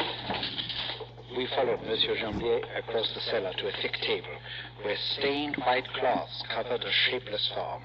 He proudly removed the shroud, revealing a whole hog which had been neatly cut into a dozen portions. Then he stood back and allowed us to feast our eyes. He's a beauty, you know. Whew. How much does he weigh? 200 pounds. But divided into 4 valises, you'll manage him all right. It's easy to see you've never carried 100 pounds of black market pig about Paris. You're wasting time. Hand me a valise. Under the table there. Where does it go tonight? To Montmartre. Butcher shop in the Rue Coulancourt, number 43. And one thing now. To arrange his deliveries, he must have the meat there by 2 a.m. If you are late, he will not accept it. But Montmartre? It's no distance for a young man like you. How much are you giving us? Now, Pierre, bargain's a bargain. We are all men of honor in this affair. No one has ever questioned my honor, monsieur. And I deliver your meat on this side of the Seine for 400 francs. But Montmartre, that's a different matter. Oh, I see what you're up to. You know perfectly well I can't risk keeping the pig here, and that it's too late to get anyone else to carry it. Lugging 200 pounds of black market meat all the way across Paris in the dead of the night with the police lying in wait for us at every turn along the way. You call that profiteering? All right, then. All right. You get 50 francs more. I want respectable pay for my work, not just a tip. 500 then, but not a sou more. It is hard work. It involves great risk. 600 francs. Tell me, Monsieur Chamblier, is this really number 45? What? Why do you ask that? Oh, for no reason at all. Because I know the answer. Monsieur Chamblier, 45, oui, pour vous. Who is this man, Pierre? Grangil, you will do me the courtesy of keeping your mouth shut. I do the talking here. You agree then, sir, to 600 francs? Monsieur Chamblier, 45, oui, pour vous. My share will be 1,000 francs. What? Are you mad? Oh, don't pay any attention to him. He's my assistant. So you just give me the 2 times 600 francs. I'll settle with him later. All right, then. Here, take it. I can't have you here all night. Monsieur Chamblier, 45, oui, pour vous. Give me 2,000 francs, or I shall wreck this place. Chamblier looked at him fearfully for a moment. Then he pulled a fat billfold from his pocket and handed 2 notes of 1,000 francs each to the ram, who pocketed them calmly and caught a third one on the fly when Chamblier, in his nervousness, let it slip. It was too much for me. I started to talk Grangil to make him return the money, but Chamblier seized me by the arm. Let him alone. I can't afford a row. I don't want a row, but after all, he's my assistant. And this is my cellar. I paid out enough money to have peace here at least. You can settle it with him later. And now we've got to finish packing the valises. It's late. We went back to the table and finished fitting the sections of pork into the valises, wedging them in with crumpled newspapers. Grangil paid no attention to us, but sat across the cellar on a wine barrel, eating a thick slice of ham he found. When we were packed, however, he got up without a word and came over to pick up his 2 valises.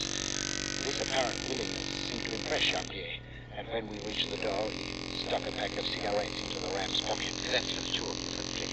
Cigarettes at night? It's a fine way to get ourselves picked up. Oh, come now, Pierre. Don't worry so. I have to have 2,000 francs more. No. Not a sou. Not a single sou. Give me 2,000 francs, for heaven's sake, Chamblier. Chamblier. 2,000 francs, Chamblier. Stupid, you'll have the police on us. Here, you blackmailer. Here, take the police. In the name of Mary, shut up. Here, you devil. Oh, not at all. Let us get out of here. I'll settle with you later, my fine friend. Chamblier! Oh! Chamblier! I now have to have another 2,000. Quiet, I thank you. Stop it. No, don't you dare pull anything like that again. What's the matter with you anyway? You want to go to jail, I'm warning you now. If you stop chirping at me, or I'll pinch your head off and let you bleed. I don't want any trouble, but after all, I've given you a job. This is my work. You should have some respect for it. Oh, that's for your job. Where do we cross the river? We have to go up to the Ile Saint-Louis. too near the railway station down here. Too many police patrols and German soldiers around. Let's hurry, then. My hands are turning to stone. As we passed by the wine market, deserted and desolate in the night, the wind seemed to blow with less violence, but colder. Our faces were gnawed and burned by it. The oily water in the Seine was black as coal, and along the banks the bare trees stood bleak and spectral. Finally, we reached the Ile Saint-Louis, and with a cord, turned into the first side street for a moment's respite from the paralyzing north wind. It's a wonder the air doesn't freeze. Why in the name of heaven do you work at this job? I make my living this way. Every man to his trade. Now tell me, how much can you get for I'm going to attempt to follow 18 back with Forget it. you. 75 francs a pound. Forget it, I tell you. In that cafe where they thought you were police, I'm sure we could sell Champlier's pig at 75 francs a pound. That would give us 30,000 francs. 15,000 apiece of easy money, so Disregard that. instead of killing ourselves in this wind. You think if I want to do that, I'd have brought you along? No. If I were to decide to do it now, I'd begin by getting rid of you. What makes you think you... Quiet. Listen. A patrol. Hey, Up there in the shadows. up the hill.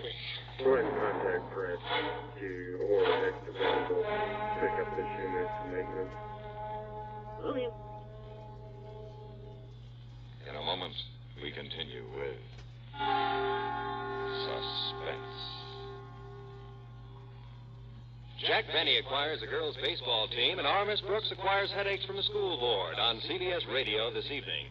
And if that isn't enough, Mitch Miller has Jack Webb hiding under his beard. Yes, there's great listening ahead on CBS Radio, so keep your dial right where it is. Suddenly aware of the fact that his rivals Bob Hope and Bing Crosby are part owners of baseball teams, Jack Benny will be out to acquire one for himself, and the answer will be the Buxom Bloomer Girls. For another key to laughter, join Eve Arden as our Miss Brooks, as she tries to open Madison High in time to receive an award for good attendance. The key here is the one she loves in a series of mishaps that prevent the opening of the school. Too late to help her find the key, but in time to help Mitch Miller present one of his greatest shows, Jack Webb will be here on most of these same stations, along with producer Otto Preminger and comedian Phil Foster. Remember, they're all on CBS Radio later today. Jack Benny, Eve Arden, and Mitch Miller with his guests, Jack Webb, Otto Preminger, and comedian Phil Foster. And now, we continue with Crossing Paris, starring Mr. Hans Conried. A tale well calculated to keep you in suspense.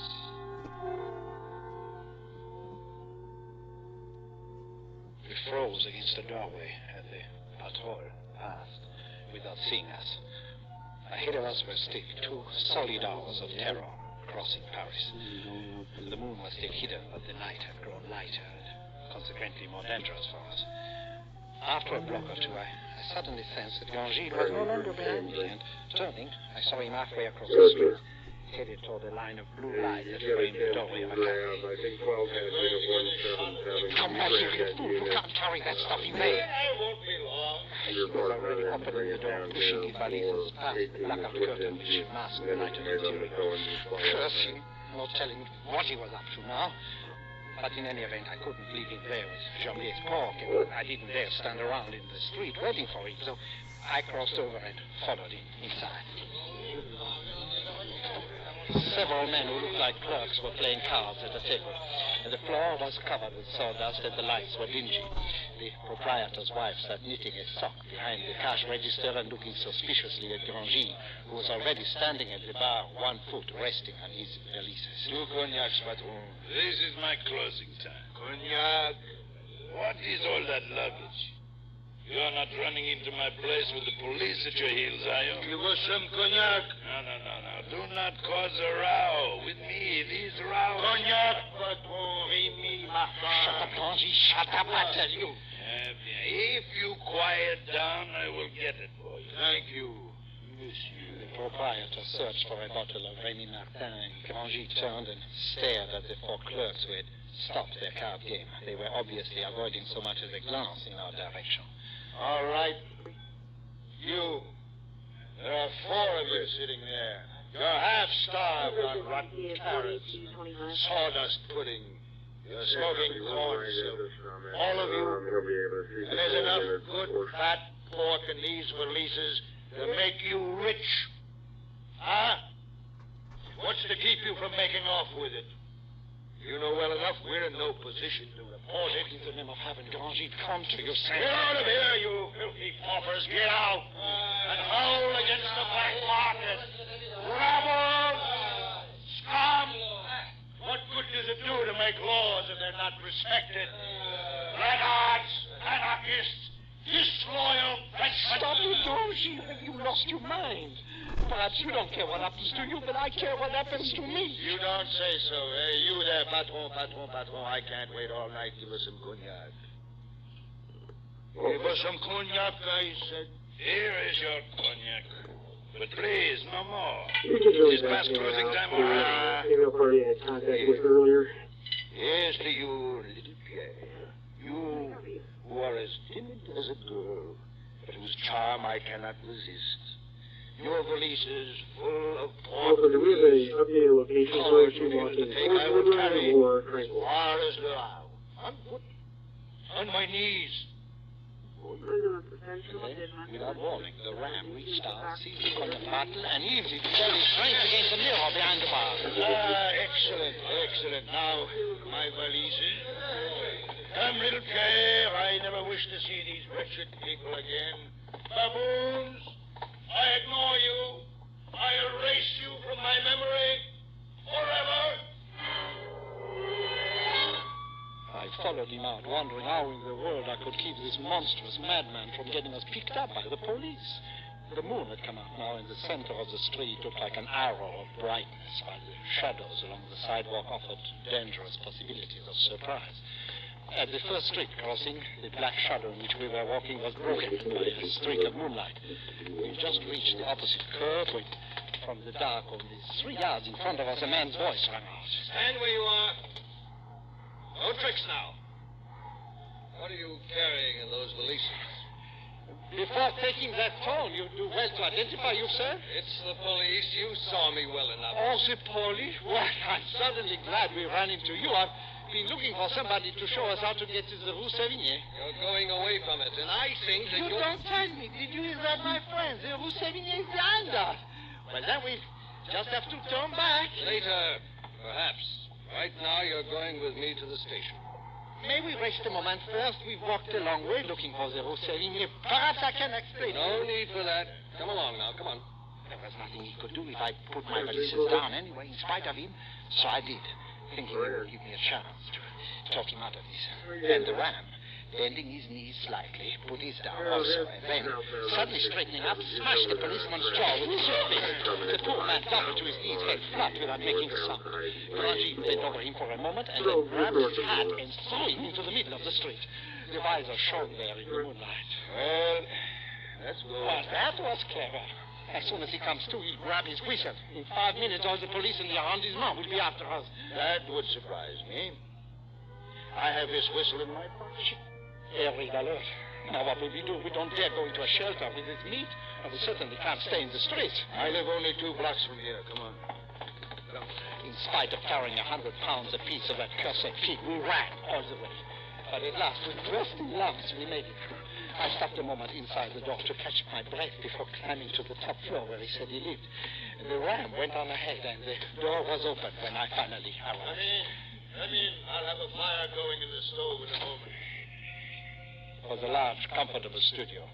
In the bluish light that filtered in from the street, I could see a huge mirror covered with gauze, hanging directly opposite the entrance, over a baby carriage filled with what appeared to be framed paintings. I set down my valises near the door and stood there until Grangy drew a blackout curtain over the window and turned on the light. There were several easels in the room, and on a table near the window were spread out a number of drawings and paintings. Surprise? You're a painter? Yes. I said I was. You did all those? I sell most of them around Montmartre. But since the German occupation, musically enough, not always for money. I barter. Only last week, for a picture of a woman wearing nothing but high-heeled shoes and an opera hat, I got a hand. But here's one I've been commissioned for that'll bring 100,000 francs. Like it? No. Because it's the portrait of a Nazi? Perhaps. And because it's no good. You're still angry with me, aren't you? Oh, I don't know what to think of you. Think what you like, then. I'm going to eat something. The stove had commenced to glow, so I sat down in a big, easy chair next to it and soon became drowsy in its pleasant warmth. And then suddenly a bell went off and woke me out of a sound sleep. Gilles speaking. Ah, Suzy. I'm sorry I couldn't make it. Pierre Martin, Huh? No, you don't know him. Pierre Martin is a little gutter snipe who works in the black market. He gave me a job, the poor idiot. Oh, like great fun. Wore dirty clothes, played the role of a tough, a Satanist, a thief. No. It was very easy. After all, it's the weak ones who act tough. Very amusing, I assure you. Huh? No, I'm still an amateur. So was it. Slamming, mocking me, making fun of my work, laughing to himself all the while. I'll show him. Oh, Pierre, such temper, little one. You dog! And I thought you were hard up. I want to help you. And you, the gentleman, treating himself to a taste of what I suppose you call the underworld. Like a stinking tourist. Is there a reward out for you, Pierre? It's stealing, that's what it is. You should have left the work to a man who needed it. You have no honor, no respect for work, you filthy rat. Oh, but I have. Come over here. Look, I drew a portrait of you while you slept. Perhaps you will like this picture. I don't even want to look at it. What do you think I am? Me, I earn my keep, I work hard. You and you Nazi under 1,000-franc commission. You've done everything to make trouble for me. My work is amusing, eh? Well, I show you what I think of you. Here, what are you up to? I ran across the room to the easel that held the portrait of a Nazi, plunged my knife into the top, and ripped down. I was about to slash it across the middle when Grangis, whose body smashed into me and hurled to the floor. He had me by the throat and was slowly choking the life out with his thick fingers. I began to beat on the floor in agony with my open hand when suddenly I started the knife with one hand and seized it. My eyes were turning back in my head as I slashed out at his wrist. He let out a howl and sat back, watching the blood drip from one hand. I was too weak to move, so I lay there, holding my knife over my chest, pointing it at him. Suddenly, his eyes went white with insane rage, and before I could move, he threw himself on top of me again. Rolled over with a faint moan. My knife had been driven straight into his heart. His legs twitched a little, and then he lay still. I looked at him unbelievingly. I'd never killed. I'd never wanted to kill any man. Then I covered my face with my hands and I wept.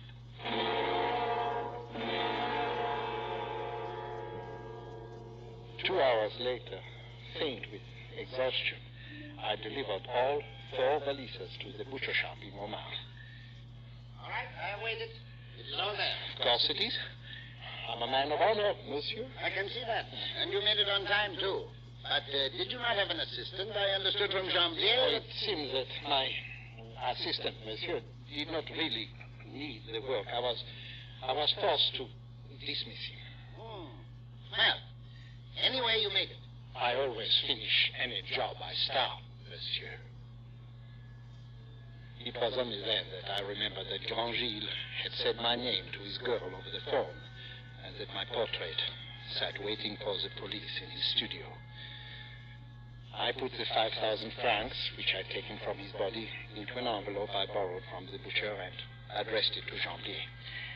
I dropped it into a mailbox and then walked slowly down to the big market of Les Halles. It was almost dawn when I reached it, and the heavily loaded pushcarts were stacked up in the side streets, smelling of green vegetables and berries. The gutters were slippery with garbage, and a lonely woman in pink satin pumps was staggering wearily through the filth at the end of an all-night house. I sat down on a curb, and I watched her, and said to myself, Believe me, we none of us do what we wish to do.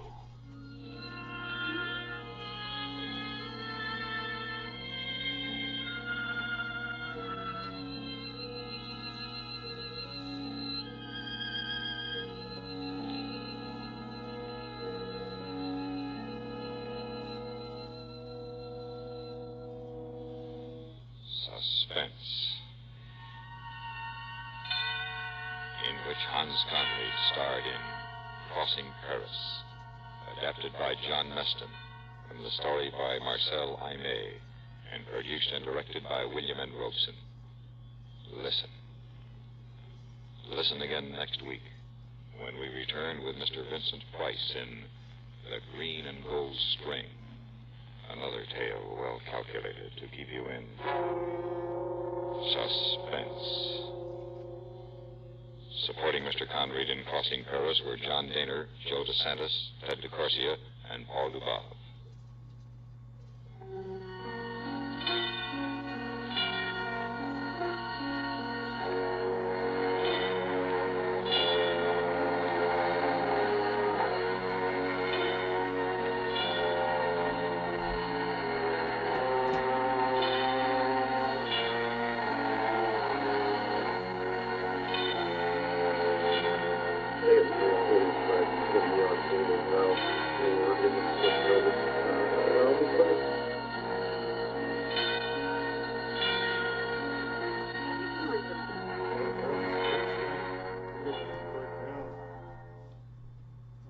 Excuse you, bud. And the producer of radio's outstanding theater of thrills, the master of mystery and adventure, William N. Robeson. There's a lot of truth in the old saw about the loss of a horseshoe nail resulting in the loss of a kingdom. The Johnson Wax Program with Fibber McGee and Molly.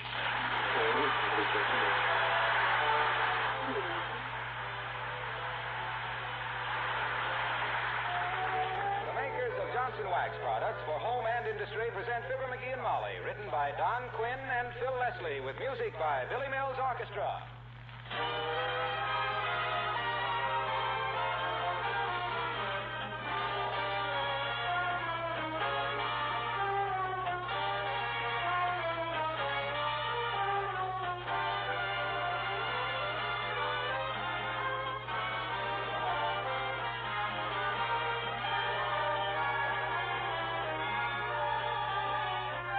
When you meet an old friend, you give him a friendly smile and a hand clasp.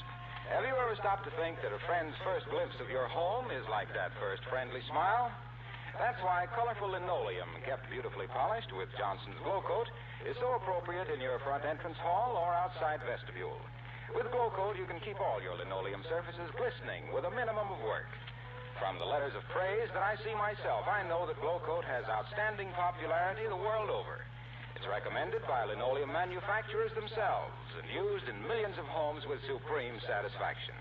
Glow Coat needs no rubbing or buffing, takes practically no work from you. Simply apply and let dry. Then come back in 20 minutes to find your floors smiling at you.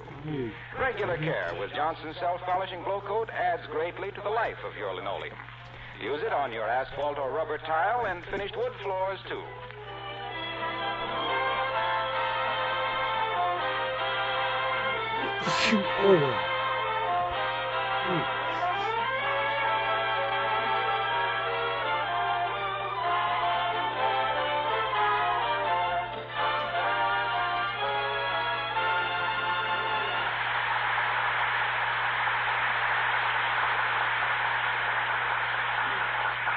Well, the people at 79 Wistful Vista bought a car a few weeks ago, and it's just been delivered.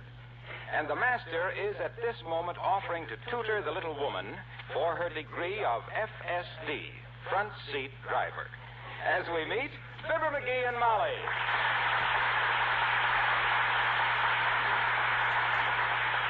Now then, before you start actually learning to drive, Mrs. McGee, there are certain things you got to know. Elementary things, like traffic regulations, driving courtesy, rules of the road, and all stuff like that there. All right, dearie. Good. Now, Suppose you were in the left-hand lane and you wanted to turn right. What would you do? Put both hands on the right-hand side of the steering wheel and yank down. Oh, no. You can't make a right-hand turn from a left-hand lane. It's illegal. You gotta fix it. Oh, McGee, it's that new lady next door. Come in. Good day. Have you done any boxing, Mr. McGee? Oh, I've shuffled around a bit, sis. Nothing professional. Why? Well, my cousin, Punchy McClatchy, the prize fighter, is looking for a sparring partner.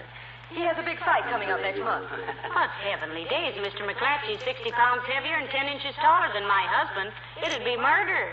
Yes, we're trying to build up his confidence. Think it over, will you, Mr. McGee? We pay $2 a round and your insurance premiums. Well, that's the best offer I've had since 1918 when they offered me $30 a month to fight the German army. I wonder if she's his manager. I don't know, but he can use one. All McClatchy's brains are in his knuckles. That round thing up there between his shoulders is just to keep his ears from chafing each other. That guy has spent more time on the canvas than Mona Lisa. He's so dumb. Oh, listen, never mind him. Let's get to my driving lesson. Oh, okay.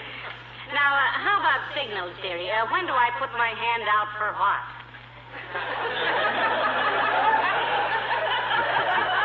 Look, Tootsie, you're a woman. Thank you.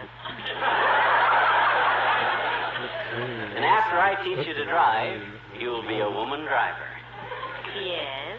And women drivers aren't supposed to know about signals. It ain't expected of them. When a woman driver sticks out her hand, it's because A, she wonders if it's raining, B, she's got a new diamond ring, or C, her nail polish is still wet. Now, just a minute, McGee. I've known some pretty good women drivers. There isn't a man in Wistful Vista who drives as carefully as Mrs. Carstairs. Carstairs? Why, certainly. I rode downtown with her yesterday, and she stayed right in the safety zones all the way. Well, this may take a little longer than I'd planned. Now, look, the first thing you do when you get into a car is... Come in. Oh, hello, Dr. Gamble. Hello, Molly. And good day to you, Moose Jaw. Am I interrupting a family tete-a-tete or something? No, McGee's just started to teach me to drive, Doctor. Yeah, we're starting from scratch, Arrowsmith. If you'll take a look at our fenders at the end of the week, you'll see what I mean. I am very sorry to hear about this, my friends, although you will probably be interesting case histories for my book. Heavenly days, Doctor. Are you writing a book? Yeah.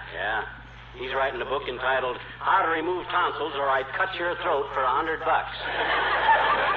No, I am preparing a semi-scientific work on the effect of the internal combustion engine on the human race.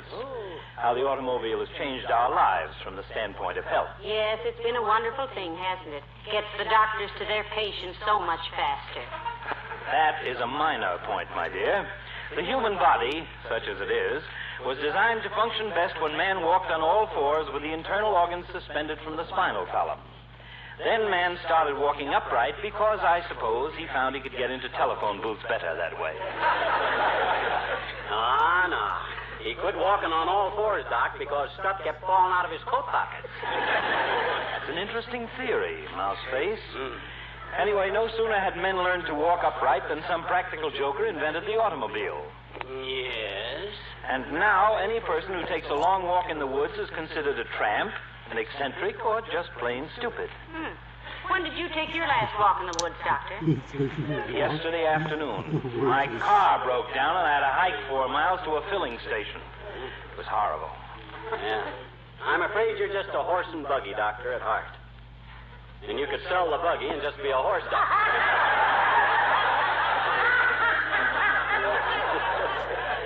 Splendid idea. I'll start carrying a revolver in case you break your leg. Oh, no, for goodness sake. McGee, if you're going to teach me to drive today, you better get with it. Yeah, I'll say so. I will if this gabby old dreamer will go away. You mean, my dear, that you're actually entrusting life and limb, if you'll pardon the expression, to this lead-footed linthead? Say, he's a good driver, Doctor. Back in Peoria, he always used to take me for rides. I'll say. Every moonlight night, people would see us go whizzing by and say, well, there goes little Molly Driscoll and her favorite swine.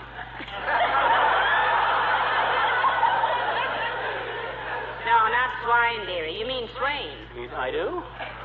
I thought a swain was one of them long-necked birds that swim in the pond at the park. That, my ignorant little Audubon, is a swan. Why, certainly. Oh, yeah, don't give me that stuff, kids. A swan is a Hindu fortune teller. You're thinking of a swami. Is he really, Doctor? You know, I always thought a swami was kind of an Italian sausage. That is salami, and as far as you two fugitives from Guffey's Third Reader are concerned, Noah Webster lived in vain. Well, if you're so smart, what did I say wrong in the beginning? You said swine when you meant swain. And a swine is a hog, and a hog on the road is a road hog, and accept my apologies. You were right in the first place. Dr. Gamble, you have insulted me under my own roof. Take your hat, sir, and go. I wasn't wearing a hat. Wear one of mine. Where is it? Right here in the hall closet? There's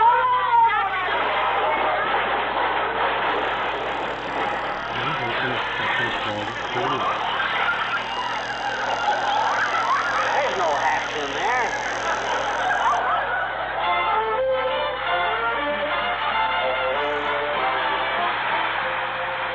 Joey Mills in the orchestra and What I Did.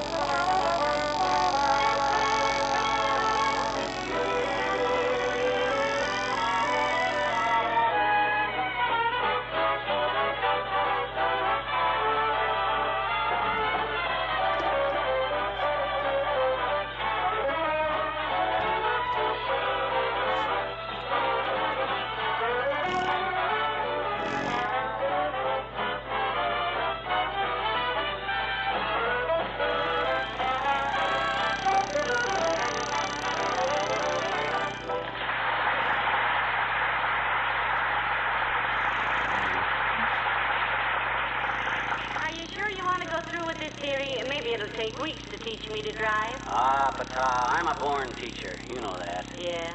I remember you almost made a finished swimmer out of Uncle Dennis in one lesson. Oh, that's right. You shoved him off the dock and he went down like a bucket of beer at a political picnic. Well, you can't teach a guy to swim when he's got the hiccups. Every time he'd head for the dock, he'd hiccup and shoot himself back 5 feet. Hey, that reminds me. Did I fill the car with gas?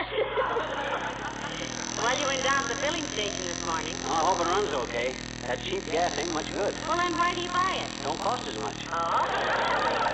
Besides, you don't usually have much of the high-test stuff.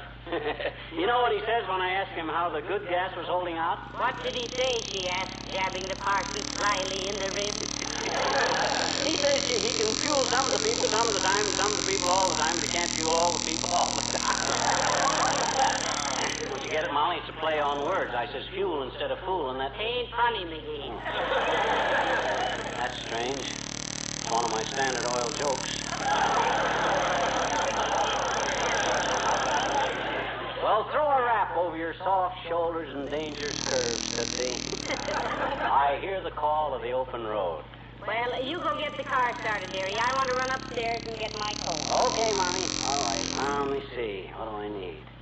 Road maps, driver's license, identification. In a show like this, there's bound to be cop trouble.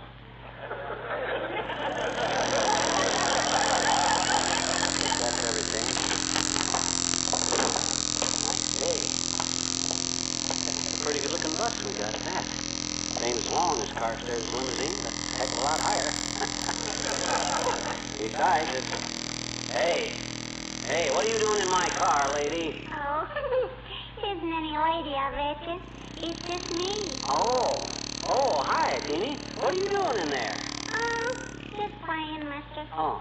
I was pretending I was Joan Crawford and my chauffeur was driving me to the studio to make a picture with Van Johnson and Clark Gable, and they were having a fight to see who would kiss me. And who did, sis? Robert Walker. Van Johnson, Clark Gable, and Robert Walker, eh? Well, who do you like best? Roy Rogers. You're kind of playing the field, aren't you, sis? Well, mister, when one is in the public eye, one must be romantic. One must all... Hey, mister, you think I'm a good type for movies, do you, Yes, I do, sis. See, honest, mister? How do I do it, How do I get in the movies? Oh, you mean you want to be an actress? Sure. I want to have a lot of pretty clothes and have little thin eyebrows and be a pinup girl. And when the war's over, I'll travel all over. Hey. When the what? When the war's over, I'll travel all over. Hey, where you been, sis? The war is over. Yeah? You tried to get a hotel reservation lately, mister? Oh, no, but gee whiz. And when the war's over, I'll travel all over Europe and Indiana and take a suite at the Waldorf Astoria. Sweet. You'll take a suite. Okay, Roy Rogers. And then... Now, look, sis, I don't like to be a barnacle on your dreamboat, but I got to use this car, you see. Would you mind climbing out of there? Where you going, mister? Where you going? I got nothing to do. I can go with you, I bet you. Well, you sure you can if you want to. I'm just taking my wife out for a driving lesson. Well... I says I was just going to take my wife out for a driving lesson. Oh, boy. That's all, brother. Let me out of here.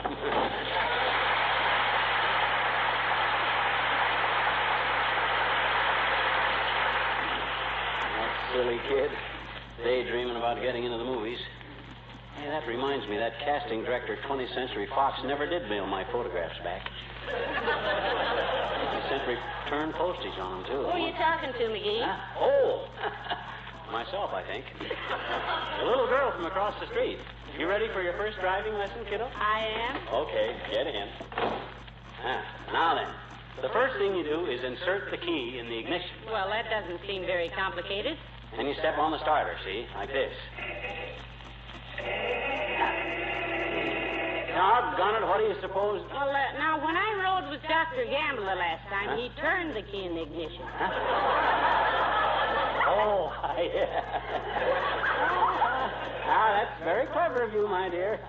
I just wanted to see if you were paying attention. Certainly we turn the key, like this. Then we step on the starter. Well, what's wrong? We're not moving. I haven't put it in gear yet. You see this lever here? Yes. That's the gear shift. Yes. Here's low, here's second, and here's high. High. This is reverse up here. When it wobbles like this, it's in neutral. Well, let's drive with it neutral for a while till I get used to it. You can't drive a car with the gears in neutral. Well, then what do they have a neutral gear for? That's for when you're not driving. That's ridiculous to put a gear on a car to use when you're not driving. It ain't to use when you're not driving. It's when... Look, when it's in neutral, it's not in gear. When you put the car in... You can learn all that stuff later. Now watch carefully. We're ready to go. I put it in reverse, like this. Just ease it in gently.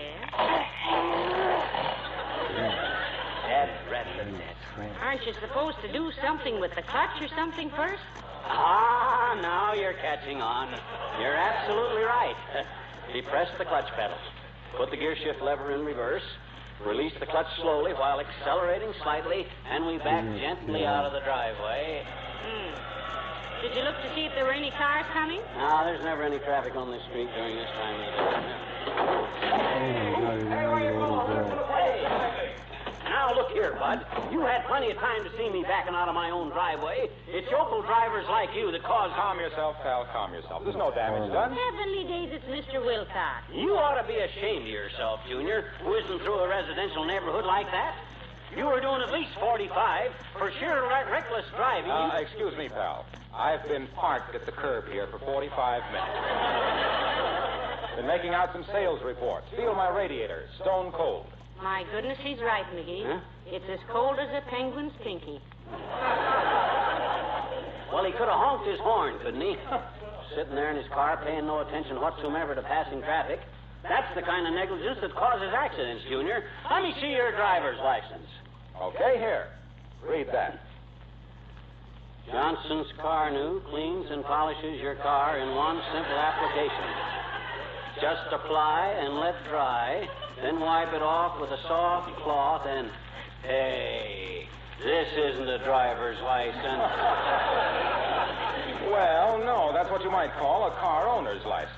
Because a man who takes pride in the appearance of his car is quite likely to keep it in good mechanical condition, too. Yeah, but what that got to do with... Did you ever hear of Statute 75, Paragraph 7, page 12 in the old book? No. What statute is that, Mr. Wilcox? It states definitely that the operator of a motor vehicle, which is ipso facto protected from road grime, dampness, and dust with Johnson's Car New, is per se under the law assumed to be a person of responsibility and intelligence, and is to be given the benefit of doubt in all controversies. And that's me, pal. Look at that beautiful showroom shine on my car. That's because Car New always... How long has that statute been in effect, Mr. Wilcox? Oh, it isn't in effect yet, Molly. I'm trying to get it through the city council right now. Oh. Well, your car ain't hurt, if so. But who's going to pay for my dented fender? You are, Facto. Okay, Percy. Just wanted to have everything clear. Well, come on, Molly, get in. See you later, Mr. Wilcox. Okay, Molly. Going for a little spin, pal? I'm teaching Molly how to drive, Junior. Want to come along just for laughs? Look, pal, you see how my hand shakes? See how my face twitches? Have you noticed I have a slight limp? Yeah, what's the matter with you? I taught my wife to drive 6 months ago. I never got over it. How'd you hurt your foot? I kept sticking it through the floorboard and burning it on the engine. See you later, pal.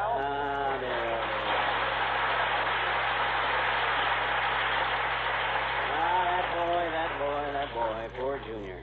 I'd be nervous, too, with a man from the finance company in the back seat. Shall we go, Molly? Yes, let's. I'll just drive around the quiet streets first, Molly. We can try you out in downtown traffic later on. Now about emergencies. What would you do if a big 10-ton truck should shoot out in front of you? Scream and scrounge down on the floor. No. I mean if you were driving. Oh, scream and jump over into the back seat. Well, we'll take that up later. Now, when I... McGee. Hey. Listen. I hear a siren. Yeah. Must be a fire someplace. Let's go see this. Huh? Let's go see, huh? Where's the siren? Up ahead? I can't tell. Listen now. Behind you. No? It's off to the left there, isn't it? No, I think it's over to the right. But we'll find it. I haven't chased a fire engine in years. Hang on, baby. Here we go. Yeah, come on.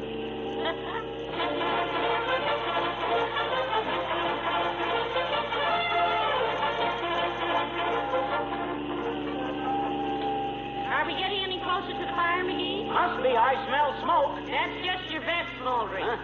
You dropped some cigar ashes on it. Must be getting closer, Molly. That siren is louder. Try Maple Street, dearie. There hasn't been a fire on Maple Street for years. Okay, hold your hat.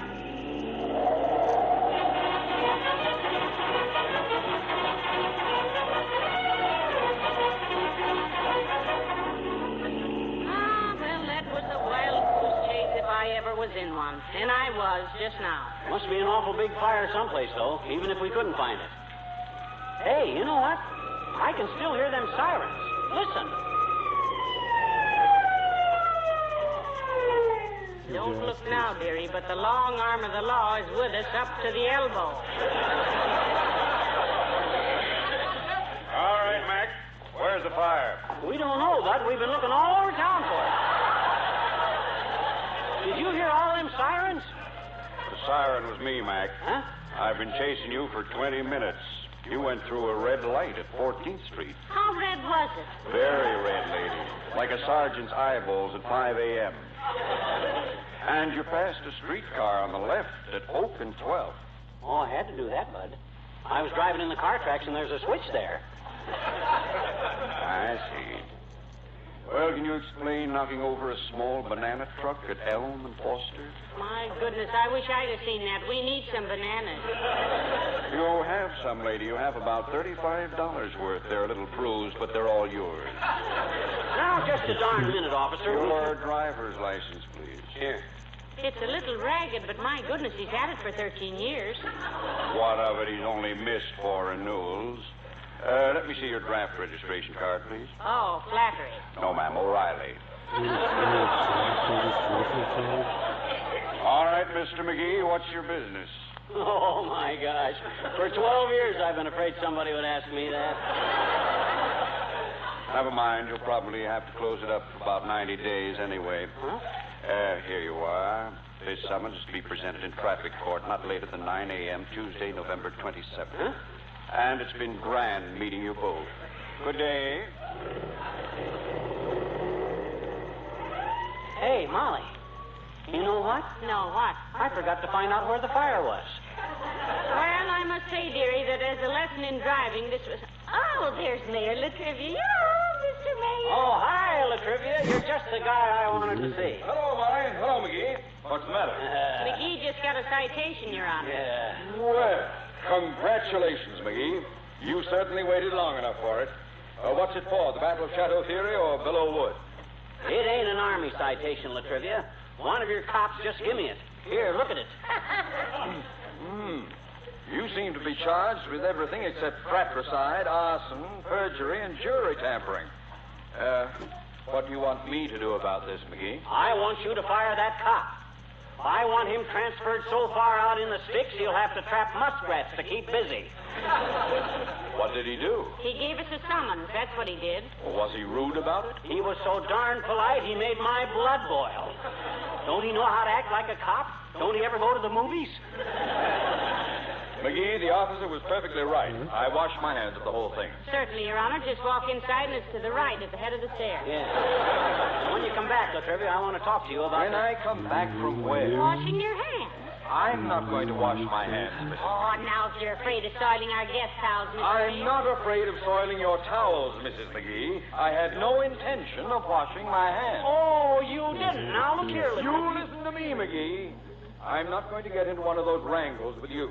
And I am not going to use my office as mayor to humiliate a police officer who was only doing his duty. Some of your infractions may have been overlooked, but speeding through the city streets at 42 miles an hour... Can I help it if my accelerator sticks? Yes, can he help it? Oh, so your accelerator sticks. Yes. It does. Ah, a likely story. That has been the guilty motorist's favorite alibi since the automobile was just a loud noise and a bad smell. Okay, Latrivia, if you don't want to take my word for it... All right, now, let's all go in the house and have a slug of tea. Put the car in the garage, McGee. Oh, I can't. I'm too nervous. Can't you do it? Good heavens, no. Not after just one lesson. I'll put your car away for you, McGee. Is the key in it? Yeah, thanks, Latrivia. But if you don't... Oh, now, don't worry. I know how to drive. Okay, pal.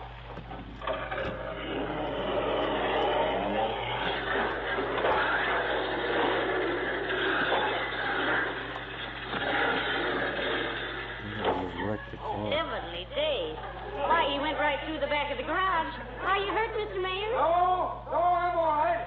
And you can tear up that citation, McGee. Your accelerator does stick. Well, what do you know? It's the first time I'd ever done that.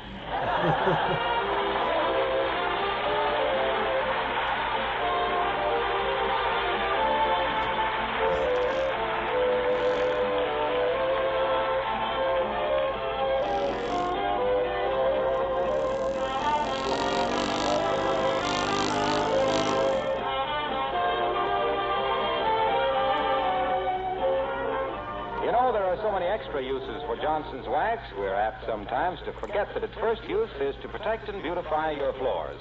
After all, they get the hardest wear of any part of your home. If a floor isn't beautiful, it's almost impossible to have a lovely, attractive room. On the other hand, a gleaming, richly polished floor sets off your furnishings to their best advantage. So there's every reason to keep all of your floors well polished and well protected with genuine Johnson's wax. Actually, they take on greater beauty with every waxing. The tough film of Johnson's wax seals the pores of the wood against dirt and moisture, protects the finish itself, and thus saves costly refinishing. Now, you needn't re-wax the entire floor. You can touch up as often as necessary those areas of extra heavy traffic, such as doorways and the entrance hall.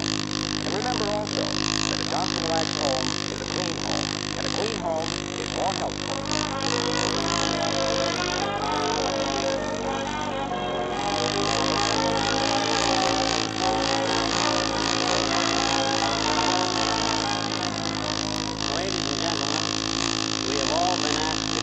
Buy victory bonds. But we don't know why anybody has to be asked. Because investing $3 to get $4 is really a favor to ourselves. Buying security for us and our families and preventing a ruinous inflation would seem to be simple common sense. Of course, if you feel that the care of our wounded and the rehabilitation of our fighting men, the protection of the families of those who lost their lives is important, those might even be said that the USA holds your IOU. Good night, Al.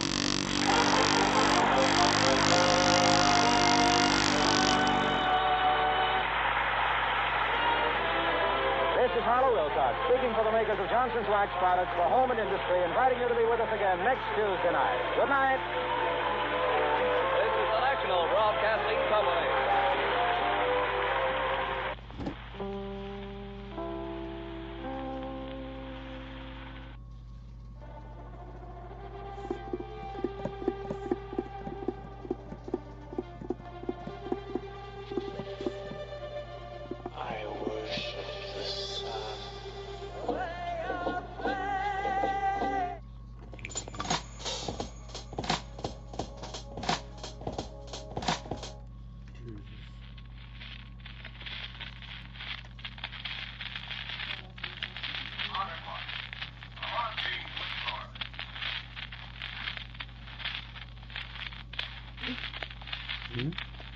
Quiet, please.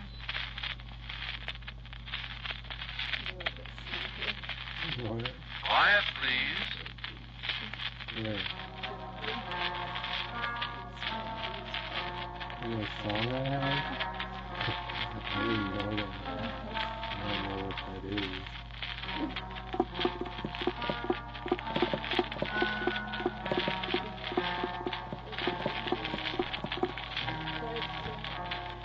Mutual Broadcasting System presents Quiet, Please. It's written and directed by Willis Cooper and features Ernest Chappell.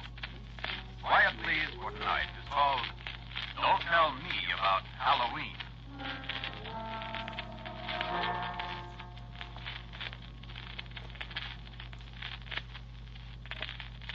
I'm going to kill my wife tonight. Or maybe tomorrow night. I mean, I'm going to kill one of my wives. I bet her something's going to happen to me that won't be good.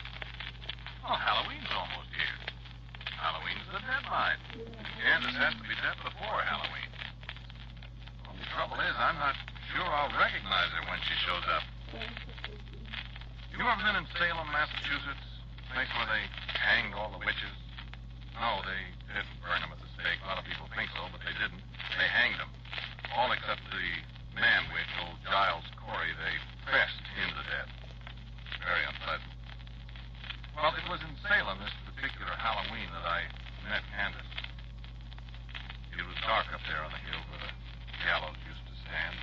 Dark and cold, with a damp wind coming in off the sea.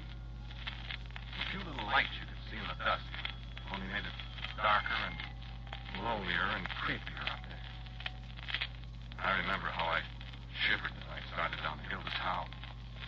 And I remember how I jumped when something that looked like a black cat jumped out of the shadows at my feet. Without thinking, I yelled, "Who's that?" My heart almost stopped beating because Well, good evening. I'd been all alone up there.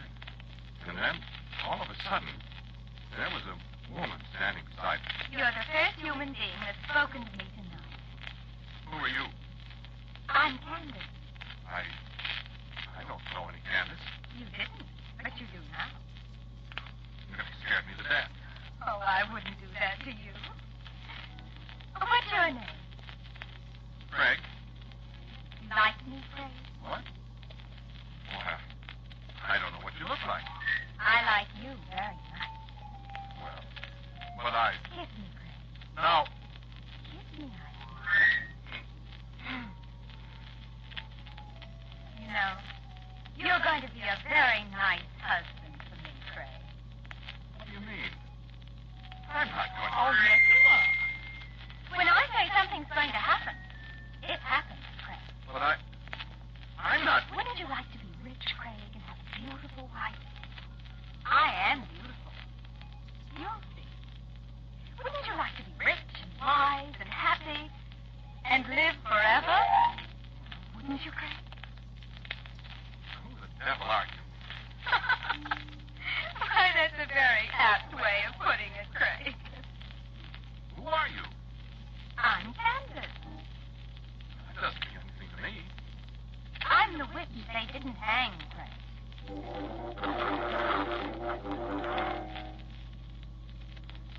Well, she was right. I am rich.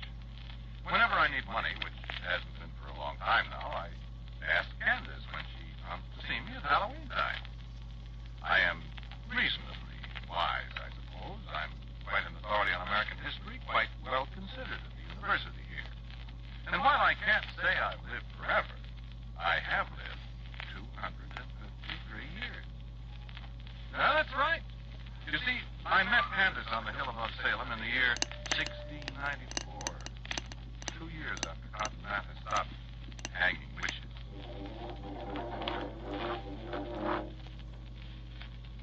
Yes, Candace has kept her promise.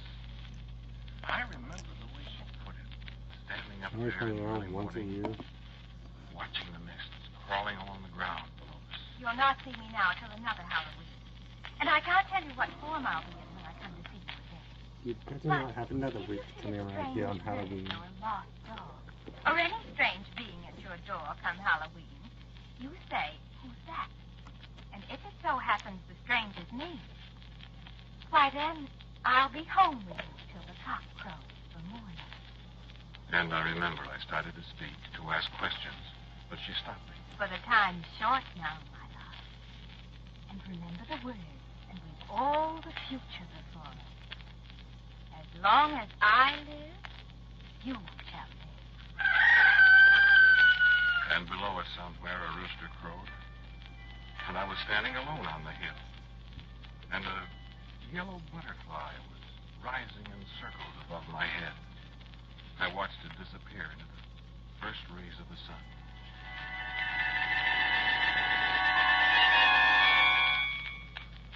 No, I didn't believe it either. And yet, we were only 2 years away from the witchcraft trials, and whatever may be said today, the belief in witches didn't die as quick a death as modern historians would have you believe. I was there. I know. Besides, I had married a witch.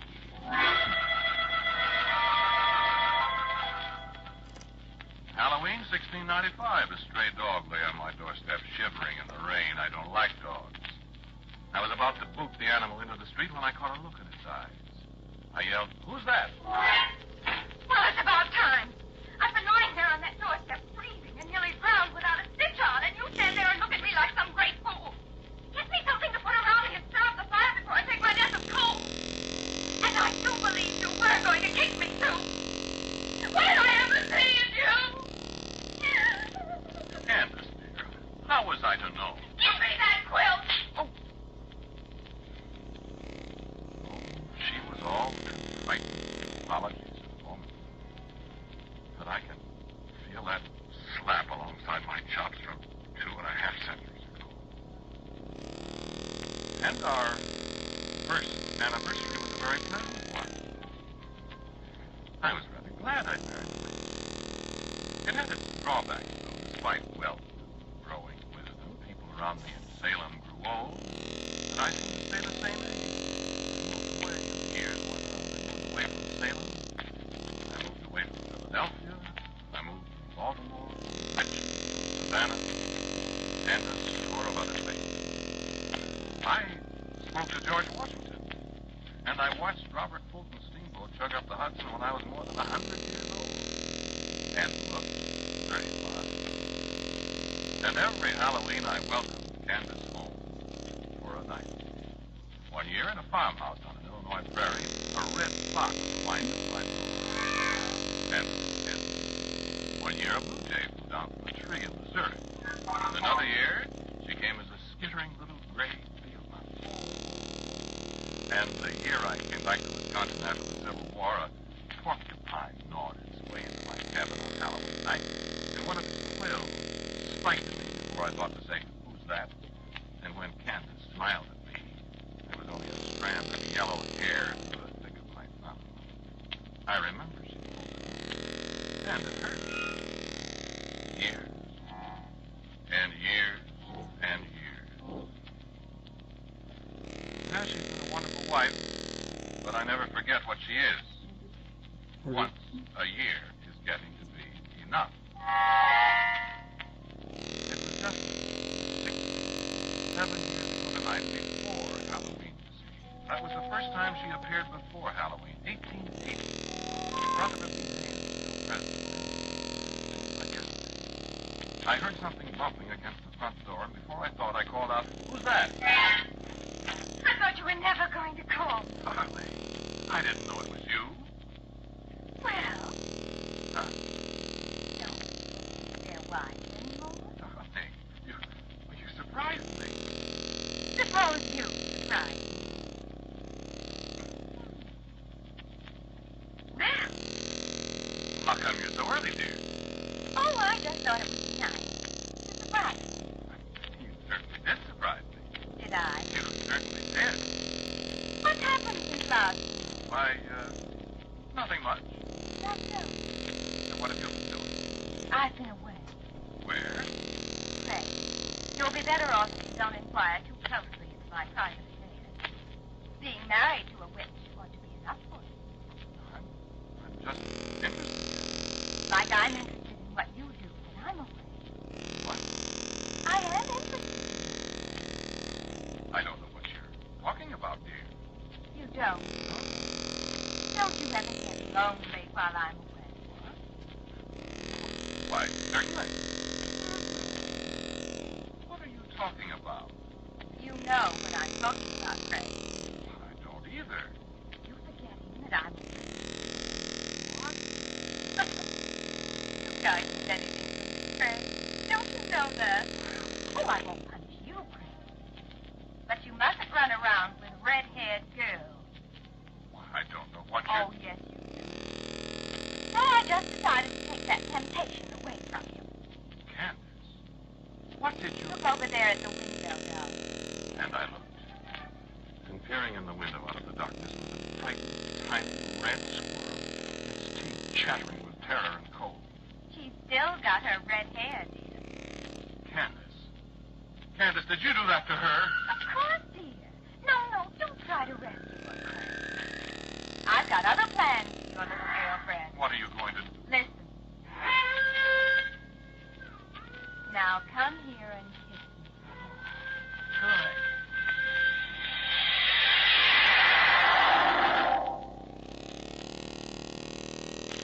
Yes, in some ways it's fine. In some ways. You know, in the last 50, 60 years, I've gotten so afraid to say that anytime. Wait a second.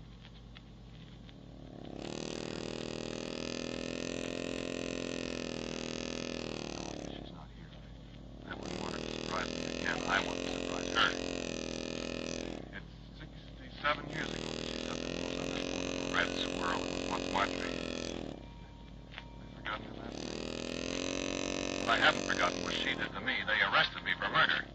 Candace let me stay in jail a whole year. I waited till the next Halloween, 1881, till a little screech owl came and perched on the window ledge of my cell. Even then, it took me half an hour to remember to say, "Who's that?" She was very sorry. Very sorry, but I had to be punished for being unfaithful to her. Unfaithful? I never even kissed Marjorie. That witch. Believe me, I I was pretty careful after I got out there in Oklahoma. If I had any female acquaintances, I stopped seeing them along in early September. But, Janet, how would you like it if you only saw your wife once a year? And if you knew she could turn you into a caterpillar or a hippopotamus or something whenever she got miffed with you? You'd look around, too, just like I did. Nearly caught me again in Washington, D.C. That was in 1910. I'd been a good boy for nearly 50 years. Well, pretty good, or at least careful. I was standing outside the door of the Willard Hotel that Halloween night. A big moth dropped out of the darkness and lit on my shoulder. Candace liked to be a moth. I appeared that way 15, 20 times. Well, I knew at once what it was. My conscience was reasonable. So I just said, "Who's that?" Hello, darling. Welcome back, Candace. Been a good boy. Perfect dog. Love Candace. Mad about you. You better be. No, Candace. You living here now? In the hotel? I hope you like it. I've never been in Washington before. Sight. Come on. Oh, I saw quite a lot of it. Flying in. Who's that woman? What woman? Why, great darling, where on earth have you been?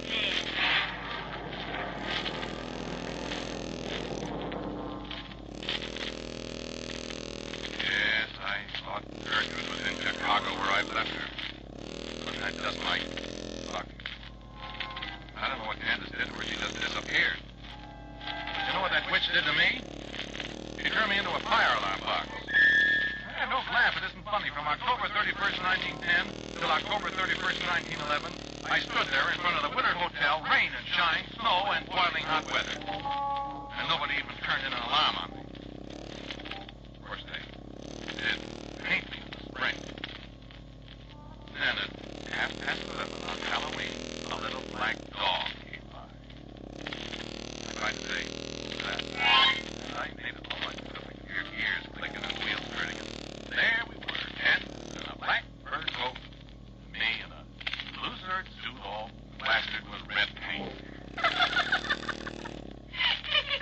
You look perfectly awful, Greg. How do you think I feel? Oh. Well, now maybe you won't be tasting other women like me. And I promise I'll never do it again. Better not, sweetheart. I'm a very jealous woman. Oh, I know this. And if you think that was bad, how would you like to... No, Candace, please. No. Don't tell me. You may kiss me now. And don't get paint all over my coat.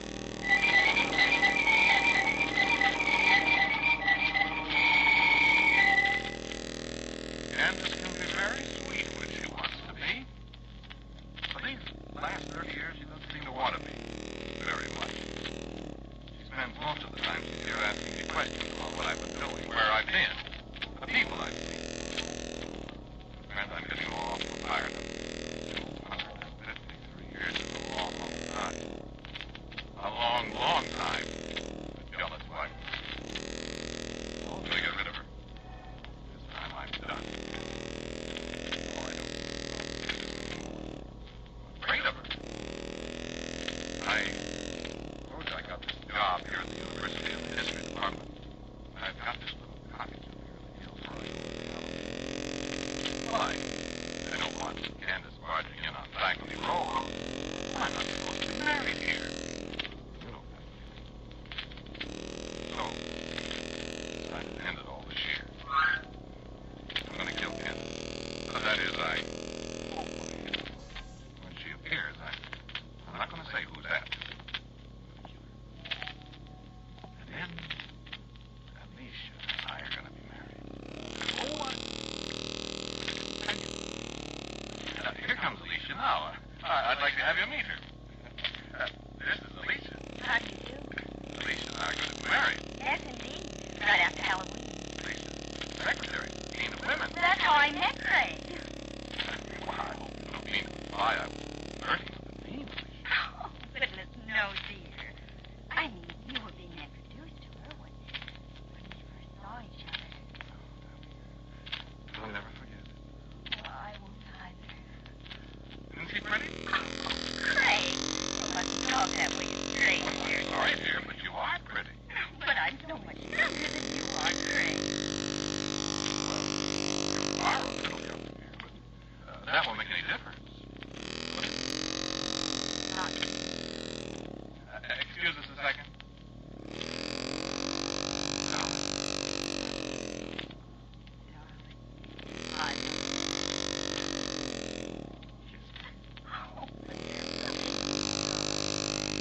Shut your eyes a second, would you please?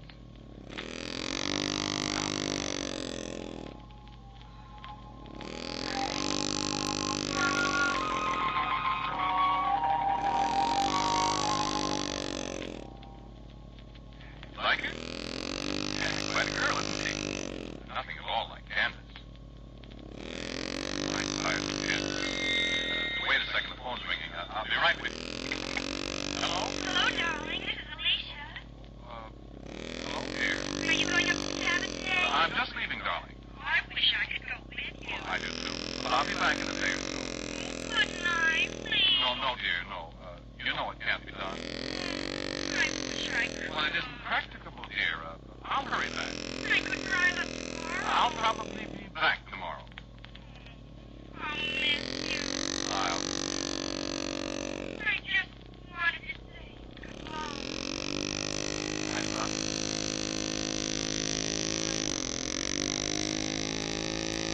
See you in the day or so, honey. All right. But I wish I could go home. It can't be done. I might drive up and surprise No, you. don't do that. Alicia, wait. Oh, my gosh. Oh, Alicia's gonna die. Hello. Now get me 3412J.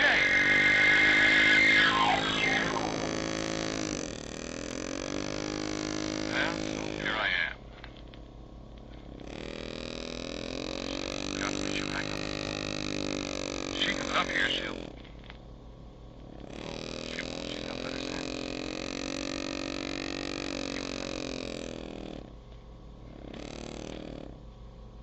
Well, Bound, silver bullet. The old Revolutionary War bayonet I had at Valley Forge. Bowie knife, big rocket here. Pretty well fixed. Come on, Candace, honey. Come on. Yes, come on in. This time you can come ahead of time, baby. I'll be waiting for you. And then... Alicia. Oh, something this time. Wait a minute. If she's in the house, I better get that shotgun out.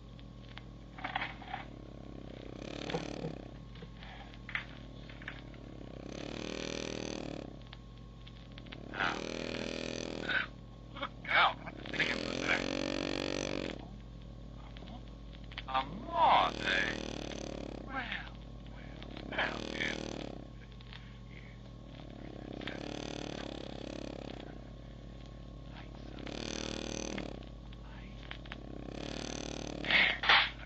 Mister, you're not going to get away this time, sweetheart. Get away from that lamp. Get away, I say. I got you. Oh, you're not dead yet. Well, I'll...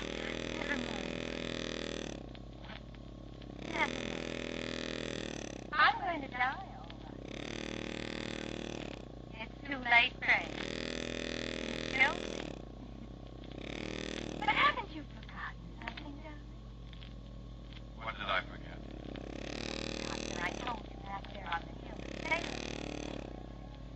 You'll live just as long as I live. And when I die, you'll die. Candace, let me help you. It's too late, darling. Much, much too late.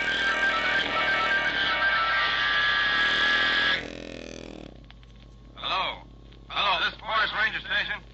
Oh, hello, Brad. This is Joe Thomas. Listen, Brad, you better call the county cops or somebody. Well, I don't know. I'm at the little cabin halfway up Latigo Canyon. You know, the one with the red shutters? Yeah, well, I was on my way up to the station, see, and I meet this girl. Please be quiet, will you, lady? This girl in her car's busted down. When I pick her up, and she wants to come up here. What's your name, lady? Alicia Dean. Does she going to meet this fella here, she says, and I let her out, and I was just starting away, and I hear her scream. Scream, you know, holler. So I stop and run inside, and she's yelling her head off. Lady, please. Yeah. I don't know, Brad. It sure looked awful strange. Oh, there wasn't no guy here.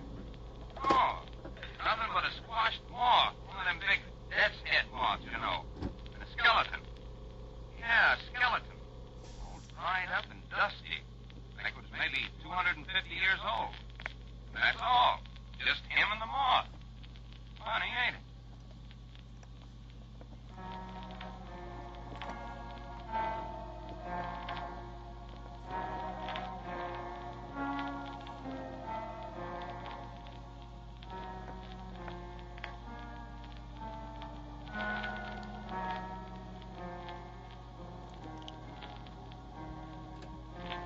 Listen to Quiet Please, which is written and directed by Willis Cooper.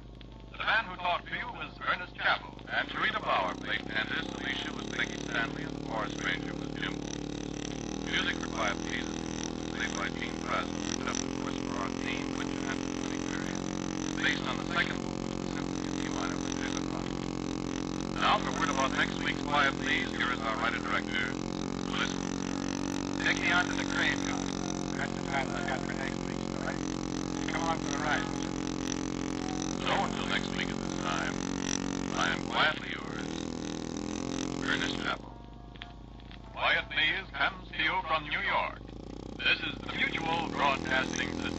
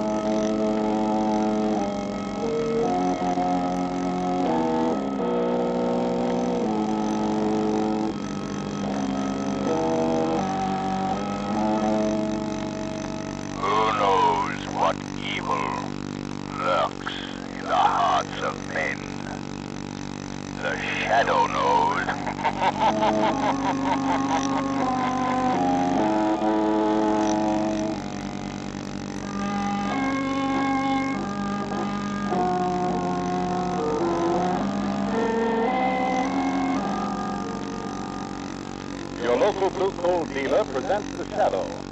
These half-hour dramatizations are designed to forcibly demonstrate to old and young alike that crime does not pay.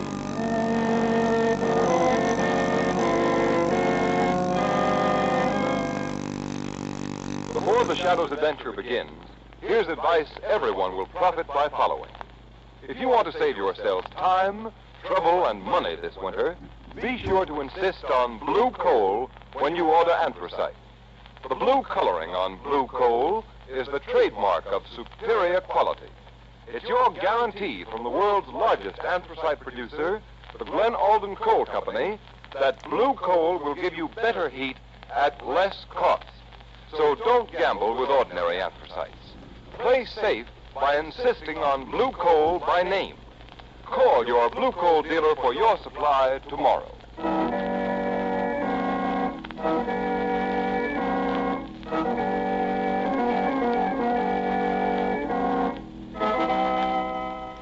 The Shadow, mysterious character who aids those in distress and helps the forces of law and order, is in reality Lamont Cranston, wealthy young man about town. Cranston's friend and companion, the lovely Margot Lane, is the only person who knows to whom the unseen voice belongs. The only one who knows the true identity of that master of other people's minds, the Shadow. Today's story, Black Rock.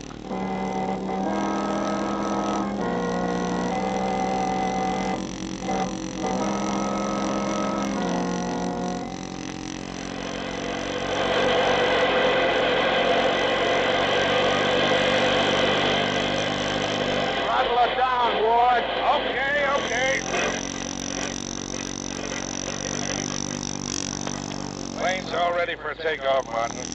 And what a takeoff.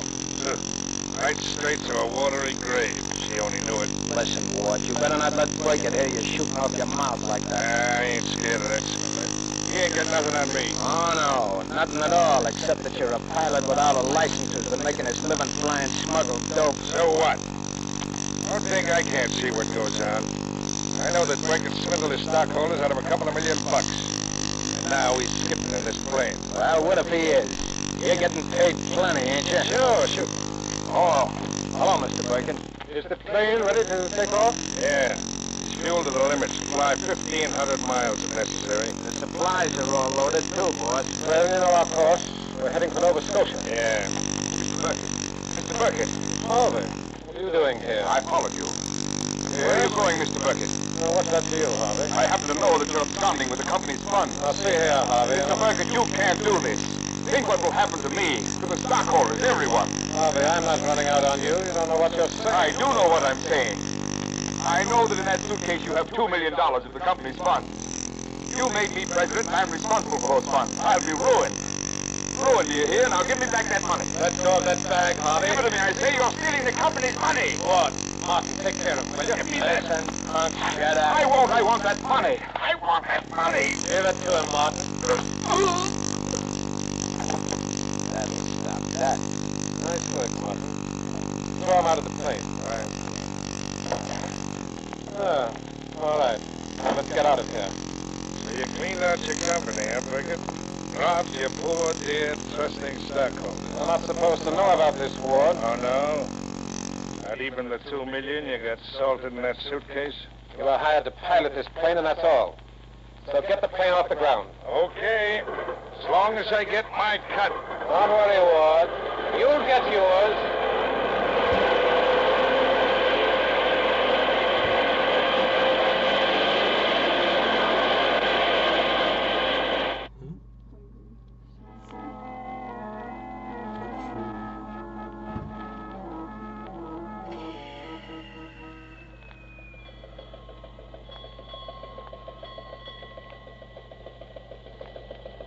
Looks like dirty weather, Captain. That fog's rolling in thicker every minute. Aye. What do you expect on the Grand Banks, mate? Hey, what do you reckon our position? About 200 miles due east of Cape Race, Captain. Breakers off the port bow, Captain! Breakers off the port bow! Breakage off the port bow. Cut the engine, mate. Aye, sir. What do you make it? Look out! She's all vessels, Captain! Looks like the wing of an airplane! An airplane? Do you suppose it could be that plane that flew to sea 4 days ago, sir? Might be. There she is. Ease her off a bit. We'll drift down on it. Aye, Captain. Look, there's the plane's number on the wing, sir. Can you make it out? X1752. X1752. That's the plane, Captain. I remember the number. I heard a radio broadcast about her last night. So that's what happened to the Littles. Lost their course and dropped into the sea. Look lively there, lads. Lend a hand and we'll haul that wing aboard. Get the line ready, lad. Shall I get the dories over, Captain? Not in this fog. We'll cruise about. I've a notion we'll find no trace of the 3-4 devils that were aboard her. Poor devils. Rich devils, you mean, sir? Burkett stole $2 million from the poor stockholders of the company. Aye. All the money in the world will do them no good in Davy Jones' locker. Aye. The rest of the plane is on the bottom of the banks, and them rascals in it. Aye, mate. Lost. Stake my life on it. Lost forever. And $2 million of poor people's money lost with them.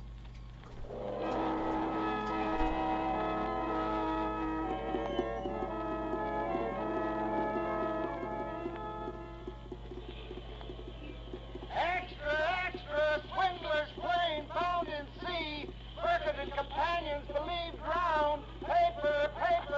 Police seek Frank Harvey, missing company president for questioning. Extra!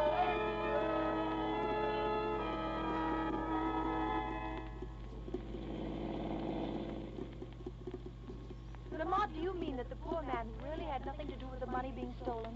Absolutely nothing, Margot. That's why we're driving down here. Frank Harvey is an honest man. He was set up as president of the company by Burkett. Harvey thought it was a legitimate investment house. Then why can't he tell that to the police? Because, unfortunately, that would never hold in a courtroom. As head of the firm, he's directly responsible to the people for their stolen money. Where did you say you'd meet him? He's hiding down by Miller's Creek. Is that right down this road? Yes. I think it's cottage here. And let's get out and see. All right, Lamont. There's someone in the window. He's waving for us to come in. Yes, that's Harvey. We go in the side door. How long has he been hiding here? About a week, I believe. Mr. Cranston. Hello, Harvey. Come in, please. Thank you. This is Miss Lake, Mr. Harvey. How do you do? How do you do? I'm so glad you could come here, Mr. Cranston. I hope I can be of service. Well, that's a pretty forlorn hope, I guess. What with Burkett presumably at the bottom of the sea. Presumably, Mr. Harvey? Yes. You see, I can't make myself believe that he's dead. I'm inclined to agree with you on that. You are? Why, Lamont? Well, for one thing, Margot, their bodies were never found.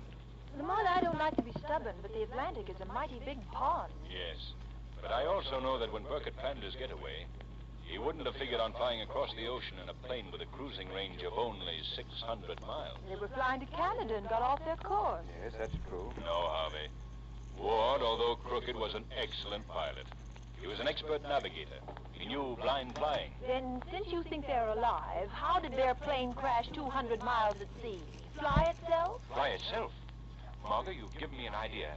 It's the only thing I haven't been able to figure out. What are the things you have figured out, Mr. Cranston? I'm afraid I can't tell you right now, but if they work, the missing money will be returned to the stockholders, and your name will be cleared, Mr. Harvey.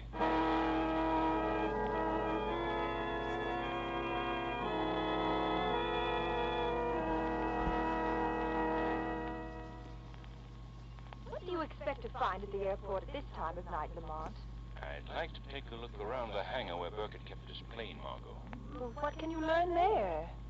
I'm going to stake everything on a shot in the dark. There's no one in that hangar but the watchman. He doesn't know anything, or if he does, the police and the G-men didn't get it out of him. So how can you hope to... I'm going to ask him one question, Margot. How could a ghost airplane fly 200 miles and crash into the sea? And do you expect an answer from him? Not I, but the shadow does. Look. Look through those windows. Yes. There's the watchman. He's asleep. I won't wake him, Margot. It'll be easier for the hypnotic powers of the shadow to force his subconscious mind to answer the question. I'll wait out here, Lamont. In a few minutes, we'll know if Burkett really went to his death in the wrecked plane.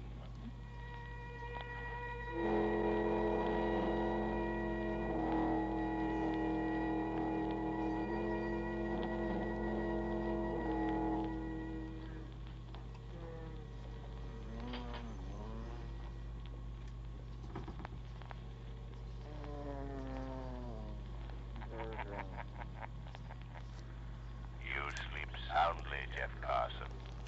Alone here in the empty hangar. Burkett. Burkett. That name troubles your sleep, doesn't it, Carson? Burkett. No. No, Carson. You mustn't wake up. Sleep. Let your subconscious mind hear me. I am Burkett. Burkett. I am Burkett. Burkett. You are remembering, recalling the things I paid you to forget. Yes. I paid you, didn't I, Carson? Yes. You paid me $1,000. Why? Why did I pay you? So I couldn't tell about the extra fuel tanks. Yes, keep remembering, Carson. The automatic pilot. Sleep, Carson. Dream on. I won't tell anybody. I won't tell anybody about those long flights you took, Mr. Burkett. Where did I go on those trips, Carson? Remember now. Black Rock. Black Rock. No, I won't tell them. Why did I install an automatic pilot, Carson? Why? To fly.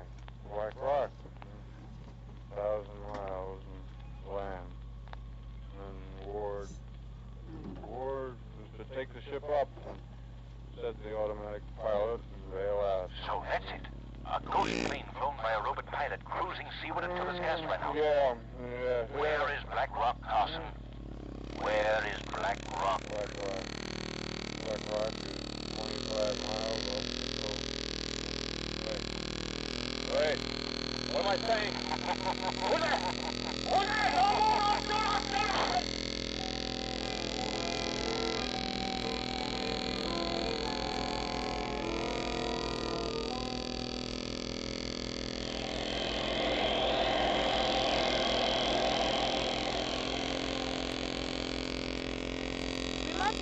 near Black Rock, Lamont. Yes, Margot. I hope we reach it before it gets too dark to land the plane. We've come a long way since we left New York this morning. Exactly 1,000 miles to Black Rock. How far off the coast of Labrador? About 25 miles. Burkett certainly picked a secluded spot. Just the south of an island on this map. Margot, hand me the glasses. I think I see land. Where, Lamont? Straight ahead. Yes, that's it, Margot. A low-shaped Black Rock. There's supposed to be a small cove to the landward side. How can this seaplane land with all this ice in the water? I've got to hope for enough open water, Margot. Lamont, if Burkett and his gang are on Black Rock, they'll hear the plane. Can't be helped. If it's possible to land, I'm going ashore tonight. You want me to stay at the plane? Yes. You better keep this rifle. In case they try to board the plane while I'm ashore.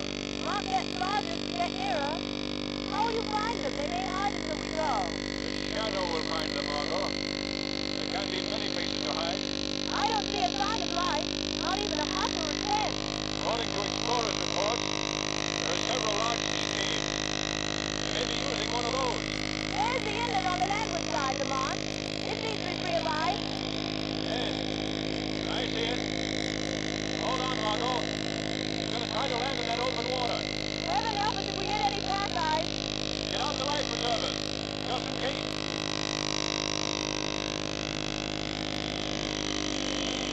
We've freezed to death in that water. Steady. This is it. You made it, Lamont. You made it. Yes.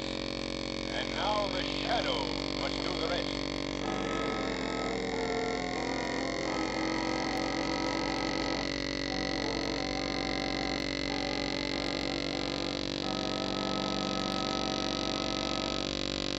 Shadow's adventure continues in just a moment. But first, here's news. Thousands of families in this section of the country are going to enjoy far better heat at less cost in their homes this winter. So they've stacked their bins with the finest American anthracite money can buy, blue coal.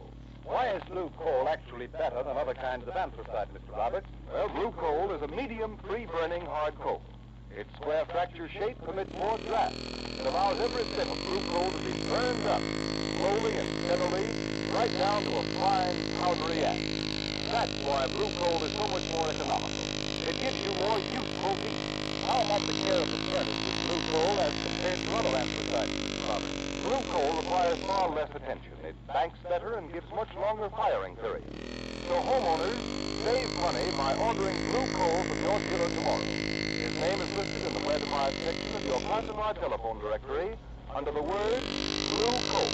And ask about blue coal's automatic heat regulator.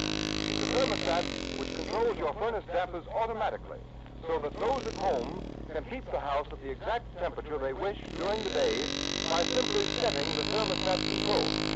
A blue coal heat regulator costs but $18.95 plus a small installation charge.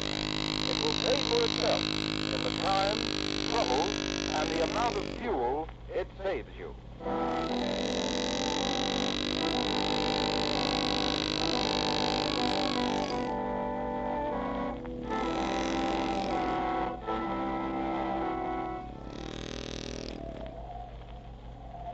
Come on, Mark. On this thing. Hurry. Hold that lantern higher, will you? I can't see. All right. That's better. Hey, sure you know what direction is that boat? Yeah. In that little cave, right by the edge of the water. That lantern up, will you? Hold it up for a minute. If I hold it any higher, what is it? Well, let us see. I'll kill him if he tries to keep us from getting off this blasted rock this time. Why don't you let me get trying to get that plane in the cold? Hey, who do you suppose it is after us? Oh, yeah. Plane, chance to get away quick. I ain't leaving without that money. Not after the way he starved us, kicking us around like dogs. All right. Get the plane. Then we'll take care of Breaker. All right. Here's the cold. Look, I told you we'd find it, didn't I? Yeah. Come on. What are we waiting for? Come on, let's go out to that plane. Hurry, we gotta get the... Shut up, Mark. Listen. There's someplace somebody left. After enough. Oh. hear that? Somebody's close to us, watching us. I heard it too. Put out the lamp, quick. It's no use. I'm not Burkett. You cannot hide from me in the dark. All right, come on into the light. Be quick about it, fella. Cover him with your gun, Martin. You can't see him. I'm standing in the light, close to you. But you cannot see me. What do you want? I've come for you. It's the cops, Ward. It's the cops they found. No, it's not the police, Mr. Martin. Then who are you? You've been in prison, both of you. Haven't you ever heard of the Shadow? Shadow? Guy nobody's ever seen. Not the Shadow. Not on this forsaken rock. The end of the world is not far enough to hide you from me. Ward. That voice. I've heard Khan talk about it. It's him. He's here. There's been a slip. He's come for us. Yeah? All right. Getting this is another thing. Now, don't come near me, Shadow. I'll drill you, even if I can't see you. I'll take you when the time comes. But first I mean to get Burkett and the $2 million he stole and clear the name of Frank Harvey. Well, you can have Burkett, but you'll never get that $2 million, Shadow. Not one of you will escape. How did you find us? That watchman squealed, didn't he? I warned Burkett. Come on, Ward. We gotta find Burkett. He'll know what to do. Yes, go to Burkett. Warn him the Shadow is here. Tell him you'll never leave Black Rock alive. Never live to spend the fruits of your crime.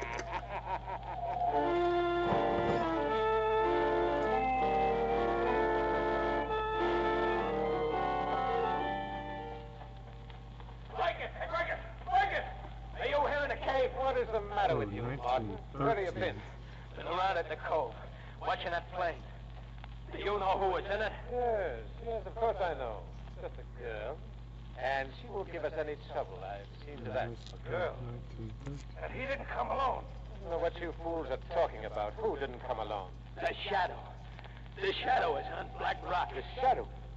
Why, you're crazy. Oh, he's here. He said we'd never leave the island alive. Oh, how did the Shadow know that we didn't perish with the plane? The watchman at the airport must have squealed. So the Shadow trailed us 1,000 miles to this forsaken hideaway and played right into our hands. What's so funny? What do you mean? Look over there. See who's gagged and tied to that cot. What? Look, he's got the girl. How did you do it? How did you get her out of the plane? I went out in the boat and I merely gave her the choice of coming ashore or having the plane's pontoons riddled with bullets. The Shadow was on the rock here, looking Yeah? for us. Well, let him find us. We'll give him the choice of giving himself up or seeing his girlfriend put in one of the lower sea caves until the tide comes in. That'd be murder. Oh, that shouldn't bother you. You and Ward have been watching for a chance to murder me ever since we came to Black Rock. You know why, don't you? Because you've been starving us to death. For your own good, you fools. We've got 7 months of winter ahead of us. If the food gives out before we can leave here next summer, we'll die by slow starvation. That is just how you will die. Unless you tell me the hiding place of the $2 million, Burkett. The Shadow. He's here, in the sea cave. He followed us. Well, I'm glad you're here, Shadow. Now we can settle this. I'll make a bargain with you. The Shadow doesn't bargain with criminals, Burkett. I've got the girl who came with you. There she is. Look at her. I'll give you 2 minutes to come out of the shadows and give yourself up. Give myself up to be murdered? Drowned in the lower sea caves? Oh, no, Burkett. You have no choice. We'll drown the girl. Burkett, listen to me. Would you have the murder of an innocent girl on your conscience in your last days and hours when you are slowly starving to death on this barren island? You can't scare us, Shadow. We've plenty of food. You had plenty of food, Burkett. But look at it now. Look at the chests of food you have so carefully hoarded. Look at them. Burkett, look. Yeah? The locks are smashed. The chests have been opened. What? Burkett, look. The flour. The dried meat. It's soaked. Soaked without kerosene. Look, this chest is the same. We can't eat it. But what about the canned stuff? The canned stuff. He couldn't spoil that. Get away from those cases, Martin. No, you don't. You're not going to keep what's left for yourself. I'm taking the rest of this food and I'm going to the mainland now. Put down that case, Martin. Put it down, I tell you. You ain't going to starve me to death, you crooked rat. All right, Martin. You won't starve to death. No, you won't starve. Oh! Burkett, didn't even give him a chance. You shot him in cold blood. You'll do the same to me if I let you. Don't be a fool, Ward. Put down that gun. Now, listen, there's enough food for us, and I need you. I couldn't stay here alone. I'd go crazy. There's only food enough for one man, Burkett. And I'm going to be that man. Oh, you dumb one! You wing me. Wing me, you devil. Go on, finish the job. Finish me. Better than starving to death. I had enough of that. Ward! Ward! I only meant to scare you. Ward is not dead, Burkett. Your bullet's in his shoulder. Didn't work? Shock. Hunger. That's all. Now, what kind of a bargain will you make? I make no bargains with you, Shadow. Remember, I've still got the girl. No, Burkett. She's gone. Look on the cart, her ropes are cut. She's gone. Gone? You've cut her loose. Yes, while you fought each other. I could only see you. You'll never live to see another human face if you don't give yourself up. No. No, I've sacrificed everything for that $2 million, and I'll never give it up. You've got to give it up, Burkett. You want to stay here starving, freezing to death for nothing? Now, tell me, where have you hidden the money? No. No! Tell me, I say. Where is the money you stole from the thousands of poor and trusting people you betrayed? Oh, you'll never get it. They'll never get it. Burkett. Warn you, Martin, you, but you don't seem to realize I have the power to make you obey me. Don't move, Burkett. That's it. Stare into space. Keep staring into the shadows. No. No. Drop that gun, Burkett. Drop that gun. Your fingers can't hold it. Can't hold it. Drop that gun. Drop it. Now, where have you hidden the money? Under the chest. You're a fool, Burkett. Like all criminals. You've told me what I want to know. Margot. Yes. Margot, take the ropes from the cart. Tie Burkett's hands behind him. He can't move. All right, Shadow. Hurry, Margot, hurry. Throw his hands behind his back. Tight them.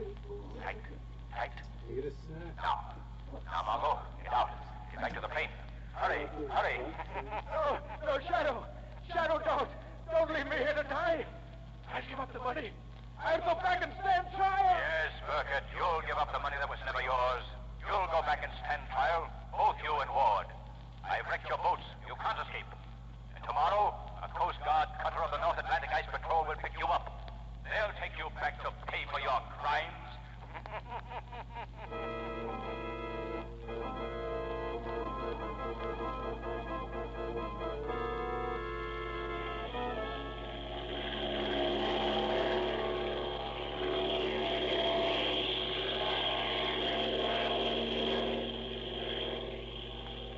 Lamont, do you think the Ice Patrol will believe your message? I have the plane's radio tuned in on their regular band. They'll notify their shore base they're proceeding to Black Rock. Ice Patrol cutter calling. There it is now. Hello? Hello? Ice Patrol cutter proceeding to Black Rock under forced draft.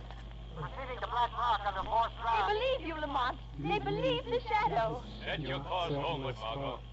Our job is finished. Oh, Lamont, think what it means. All those poor people will get their money back. They won't suffer. They won't lose their homes. And Mr. Harvey's name will be cleared. Yes, Margot. And this will be a warning to others that even the best laid plans of the smartest criminals can fail. There is no perfect crime.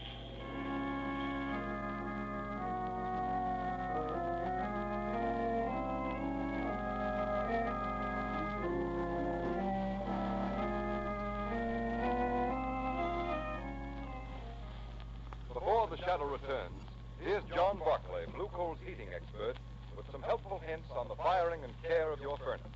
Mr. Barclay. Thank you, Ken Roberts, and good evening, friends. Many people use ashes when they bank their furnace fires. That's an old-fashioned practice, and it can cause plenty of trouble, besides giving you unsatisfactory heat. Ashes thrown on top of a coal fire act like a wet blanket. They prevent air from coming up through the fire bed, overheat the grate, and cause a solid mass of crinkling. Remember, the only place for ashes in the furnace is the ash pit. Always bank your fire with fresh coal. you have any particular heating problems, get in touch with your Blue Coal dealer. Ask him to send a John Barkley serviceman to inspect and check over your furnace. These men are expertly trained to solve your heating problems, and they'll show you how to get better heating results from your furnace at no obligation on your part. I thank you.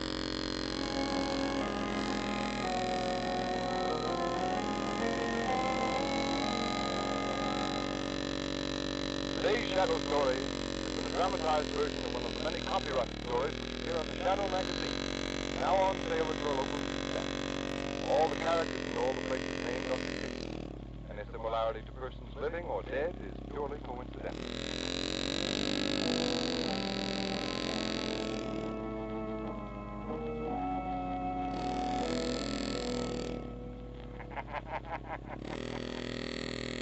The weed of crime bears bitter fruit.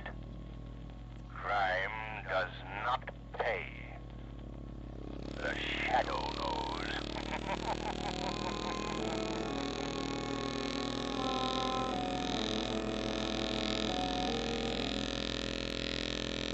At this time, Blue Coal wants to offer its sincere praise for the work of the American Red Cross, which is now entering on its annual drive. We feel sure all our listeners will agree that the Red Cross deserves the faithful support of one and all. Let's all do our part in helping this great organization. Next week, same time, same station, Blue Coal, America's finest anthracite, will again present The Shadow. Be sure to listen, and be sure to burn Blue Coal, the solid fuel for solid comfort. The Fibber McGee and Marley Show, rebroadcast for the American Armed Forces in their lives.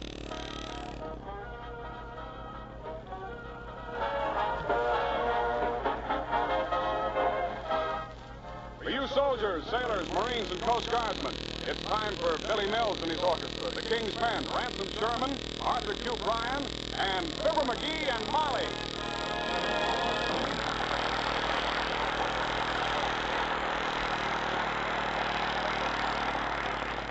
One of the things that Mrs. McGee is never quite sure about is whether it's more satisfactory to send her husband to the grocery store or go herself. At the moment, however, she's trying it the hard way once again as we meet Fibber McGee and Molly.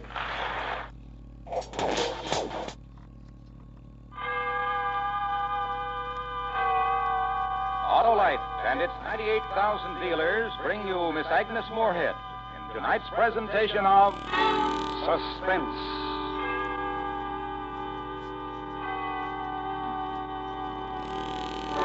Tonight, Autolite presents a story in the classic tradition of suspense.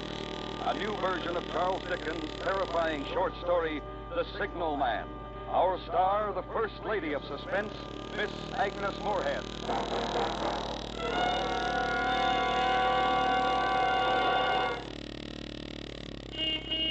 Why, it's Oscar, the super smooth and scintillating sedan. Super smooth is right, Arlo. I'm equipped with an Autolite electrical system. Ah, there's none better, Oscar. And it's because your Autolite electrical system is designed to operate as a team with all units and component parts related by Autolite engineering design and manufacturing skill to give you the smoothest performance money can buy. I know how important the electrical system is, Arlo. Sure you do, Oscar. And you know, too, how important it is to have only Autolite original service parts used when replacements are needed. Because only these parts are designed by Autolite engineers. Design complete electrical systems used as original equipment on many leading makes of our finest cars, trucks, and tractors. So, friends, always insist on Autolite original service parts for your Autolite-equipped car. It pays in performance. And remember, from bumper to tail light, you're always right with Autolite. And now, Autolite presents transcribed The Signal Man, starring Miss Agnes Moorehead, hoping once again to keep you in suspense.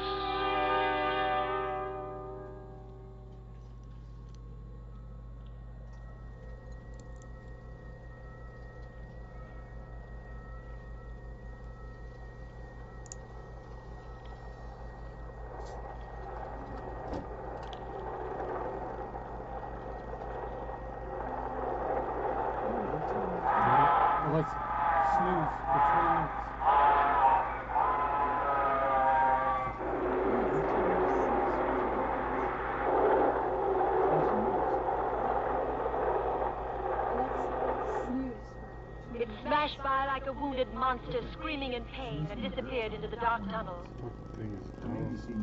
Those brief seconds, I had relived the emotions of my childhood.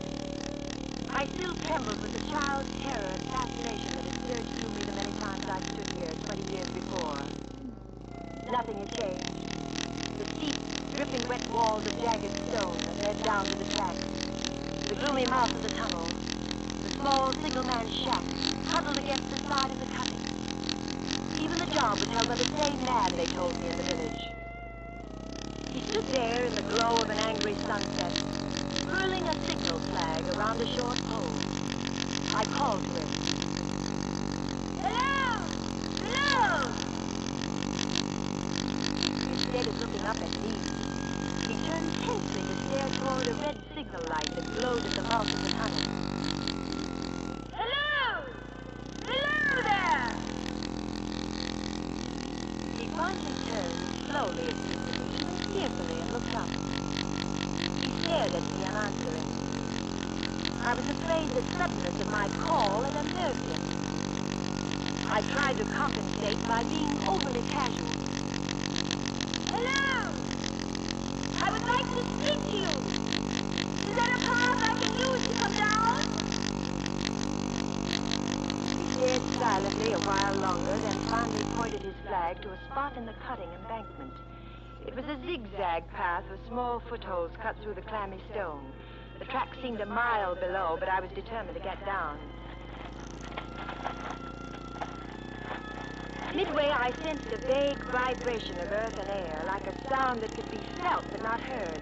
I tried to fight down a fear that suddenly gripped me. The air was filled with a violent pulsation. It seemed to have a force that could draw me down. I threw my hands up to my eyes as though to shut out some terrible sight. I flattened myself against the jagged rock and clutched hard.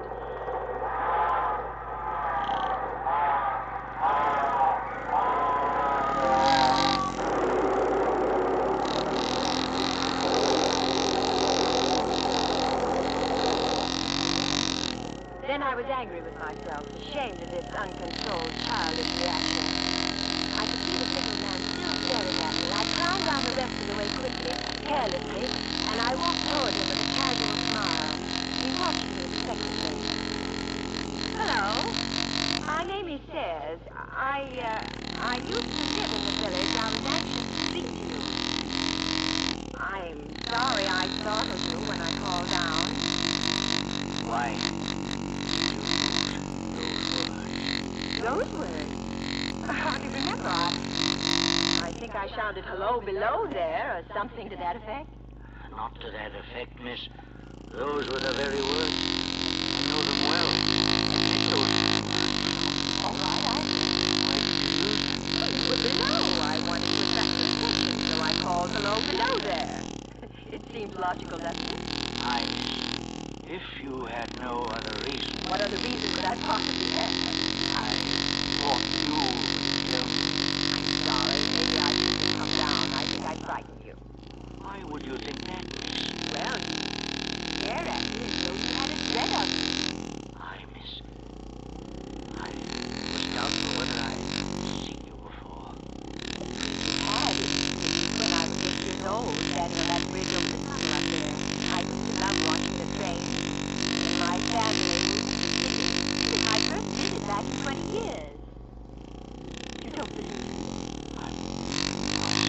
But where could you have been?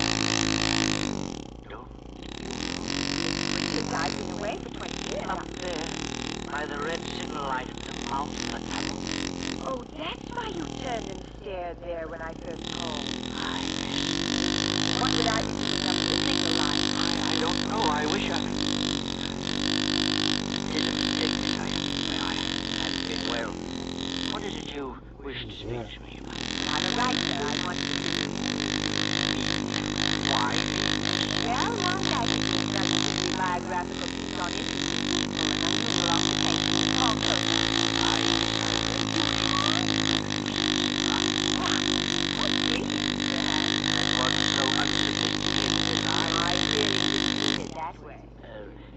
There's a bit of a fire in my shack. More comfortable for you there. Yes, thank you. Why, this is a lonely post. Visitors must be rare. Hi, miss. The branch superintendent makes an annual inspection. That's all, except... Yes? Come in, please. Oh, how snug and comfortable. Most of my waking life is spent here. I've tried to make it pleasant. And you've succeeded. You were speaking of visitors just as we came in. I'll put this chair near the fireplace. One chills out there. I say, you have a fine collection of books. They've given me much companionship in the long nights. Pretty weighty companions. Gibbon's Decline and Fall. Burton's Anatomy of the Melancholy. Darwin's... Do they surprise you again, miss? May I be frank? I'll have to be if I'm to succeed with the article. My editor is only interested, you know, in the odd, the unusual. And the level of my reading seems above the level of my station. Not many people in any station these days. Oh, come, miss, 'twas you called for frankness. Thank you, sir. Why would a man with a mind capable of absorbing these subjects stay on a desolate job like this? Good, miss. And I take no offense. You see, I had when young been very interested in the natural philosophies. Oh. I set my course, I studied hard, planned the future. Then I ran wild, misused my opportunities, went down, I've never risen again. I have no complaint. I've made my bed, it's too late to make another. Maybe you gave up too soon? No, miss. There are forces beyond us that shape us. One must know when not to resist. I might have bloodied myself a while longer, but I knew I took this position 34 years ago. And you never regretted? No, not until... Won't you please tell me? You first tell me what brought you here. But I have. You said nothing of what made you think of this place specifically. There are many places and people. Well, I told you I used to come here as a child. The trains frightened and fascinated me. I always remembered it vividly through the years. I promised myself that one day I would come back and do a story on it. Good subjects aren't easy to find, you know. Why did you choose just now to come? Oh, these ideas germinate in the writer's mind for a while, and then an impulse. And you were drawn here? You say that as though mystic forces were involved. It was much simpler, I assure you. I've been working hard. I decided that a few days in the country would do me good. I planned to use them profitably by doing a story on you. You might have come to that decision last month or last year. Well, that's true, but I can't see why you attach such special significance to the fact that I...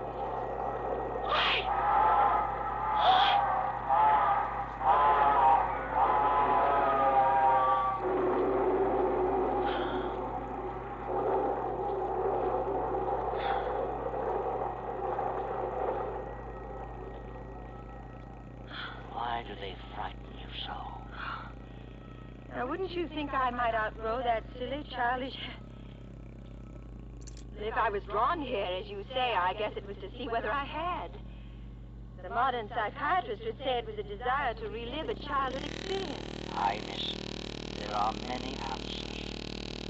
Why are you staring at me, sir? Oh, was I staring at you? Please, you promised something is playing on your mind. Can't you tell me? It's very difficult to impart, miss. Very difficult to speak of. If you ever make another trip, I would try to tell you. Yes, of course. And I will have to make several trips before the story takes shape. When may I come again? Tomorrow? Oh, I miss if you wish. I'll come at 11. You, won't have difficulty getting up? No, it was only that first trip down. I'll show my white light till you reach the top. Thank you. Well, say good night now, miss. Good night, sir. I wish you a pleasant one. I regret I... Yes, I understand. I miss. I think you do. May I ask, then, when you get to the top, don't call out to me. I beg you, don't call out. I won't. And when you come tomorrow night, please, don't call out. Of course not. Good night. And may I ask one parting question? When you came down the path earlier tonight, your eyes like this, as though to shut out some dreadful sight. Why? It was that uncontrollable childish reaction. I felt as though the train would draw me down. I covered my eyes like a child not to see it. You had no feeling the action was conveyed to you for some reason? No. Why should it seem otherwise? Because there has been someone at the red light at the mouth of the tunnel each night for a week now, holding its hands up to its eyes like that, as though to shut out some terrible sight. And you have actually seen it? Every night. Was it there tonight when you went to the door? Yes, I saw it quite clearly. Who was it? You.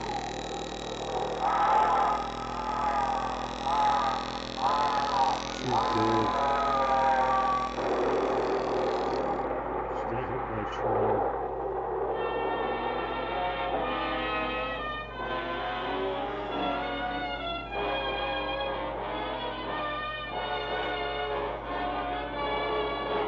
Autolite is bringing you Miss Agnes Moorehead with Joseph Kearns in The Signal Man. Tonight's presentation in radio's outstanding theater of thrills, Suspense.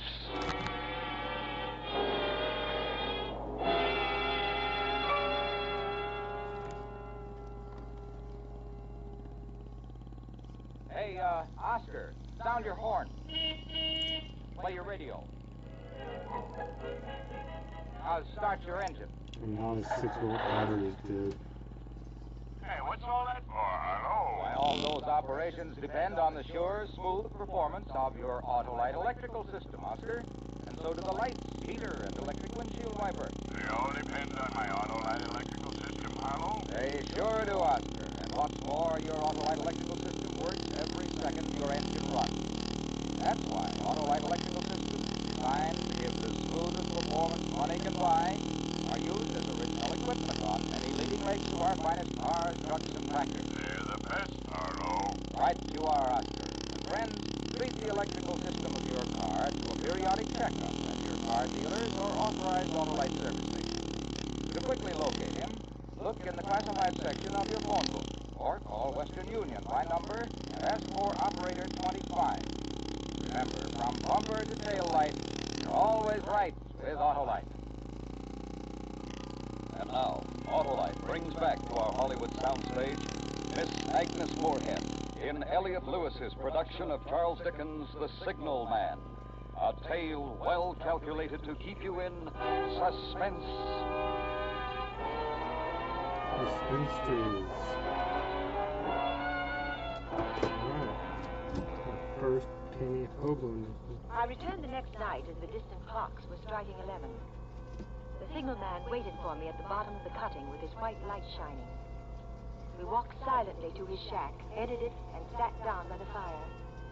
I didn't wish to press him, so I said nothing. He stared at the burning embers for a moment. Then he turned to me. I'm going to tell you, miss, as best I can, what troubles me. I'm glad. I mistook you for someone else last night. That troubles me. The mistake? The someone else. Who is it then? I don't know. What does it do? This time it stands with its left arm across its face. The right arm is waved violently this way, as though to say, for God's sake, clear the way, clear the way. You've heard those words? Not certain, not about these specific words, but I've heard it call before. When? One moonlight night about a year ago. I was sitting here when I heard a voice cry, "Hello, below there." Oh, that's why you were so startled when I used the same words. Hi, miss. I ran to the door and looked out and saw this someone else standing up there by the red light near the tunnel, waving its arm as I just showed you. The voice was hoarse with shouting, and it cried, "Hello, below there! Look out, look out!" I caught up my lamp and ran toward the figure, calling, "What's wrong? What's happened? Where?" When I got to the light, it was gone. Did you see where?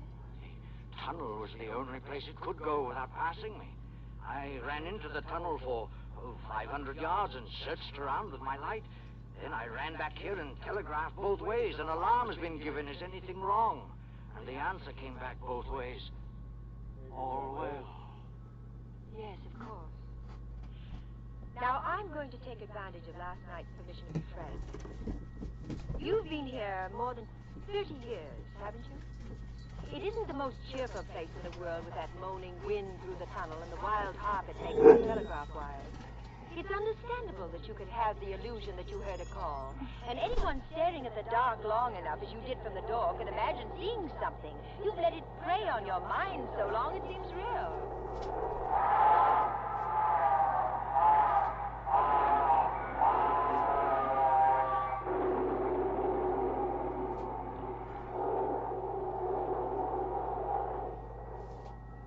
It was not finished, Miss. Oh, I'm sorry. Within 6 hours after it first appeared, the main line flyer crashed and derailed at the far end of the tunnel. Within 10 hours, the dead and the wounded were being brought through the tunnel over the spot where the figure stood. Coincidence. A tragic, remarkable coincidence. But I can't... There is more, Miss. Oh, please forgive me. 6 or 7 months passed. I had recovered from the surprise and shock when one morning, just as daylight was breaking, I looked toward the red light and saw it again. Did it cry out? No, it was silent. It didn't wave its arm? No, miss. No, it leaned against the post with both hands covering the eyes like this, as though to blot out some terrible sight. And that's why you asked me why I had put my hands to my eyes? As I came down the path? You called out the words it used the first time. You covered your eyes as it did the next time. Go on, please. That very day, as a train came out of the tunnel, I noticed a confusion of hands and heads at one of the coach platforms, and something waved. I saw it in time to flag down the engineer. He applied his brake, but the train drifted past here about 100 yards. As I ran up to it, I heard terrible screams and cries. A beautiful young woman had fallen between the cars. Oh. She was brought in here. She died on this very spot between us. Oh, horrible. But I still don't see... One final word, miss, and you will judge how my mind is troubled. It came back a week ago. Ever since, it has been here. At the light? Aye. It covers its eyes. It waves its arm. It shouts, for God's sake, clear the way, clear the way. I have no rest or peace for it. It calls to me many minutes together in an agonized manner. Below there, look out, look out. It stands waving at me. It sounds the telegraph ticker. Did it sound the ticker last night while I was here? Twice. Oh, I assure you it did not sound. It was your imagination. I have never made a mistake as to that, miss. I don't wonder that you failed to hear it, but I heard it. Do you hear it now? Aye. What is it saying?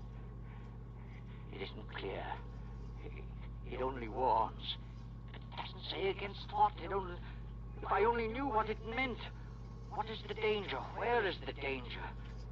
There is danger overhanging somewhere on the line. Some terrible calamity will happen. Now, you must set reason to... If I telegraph danger on either side of me or on both, I can give no reason for it.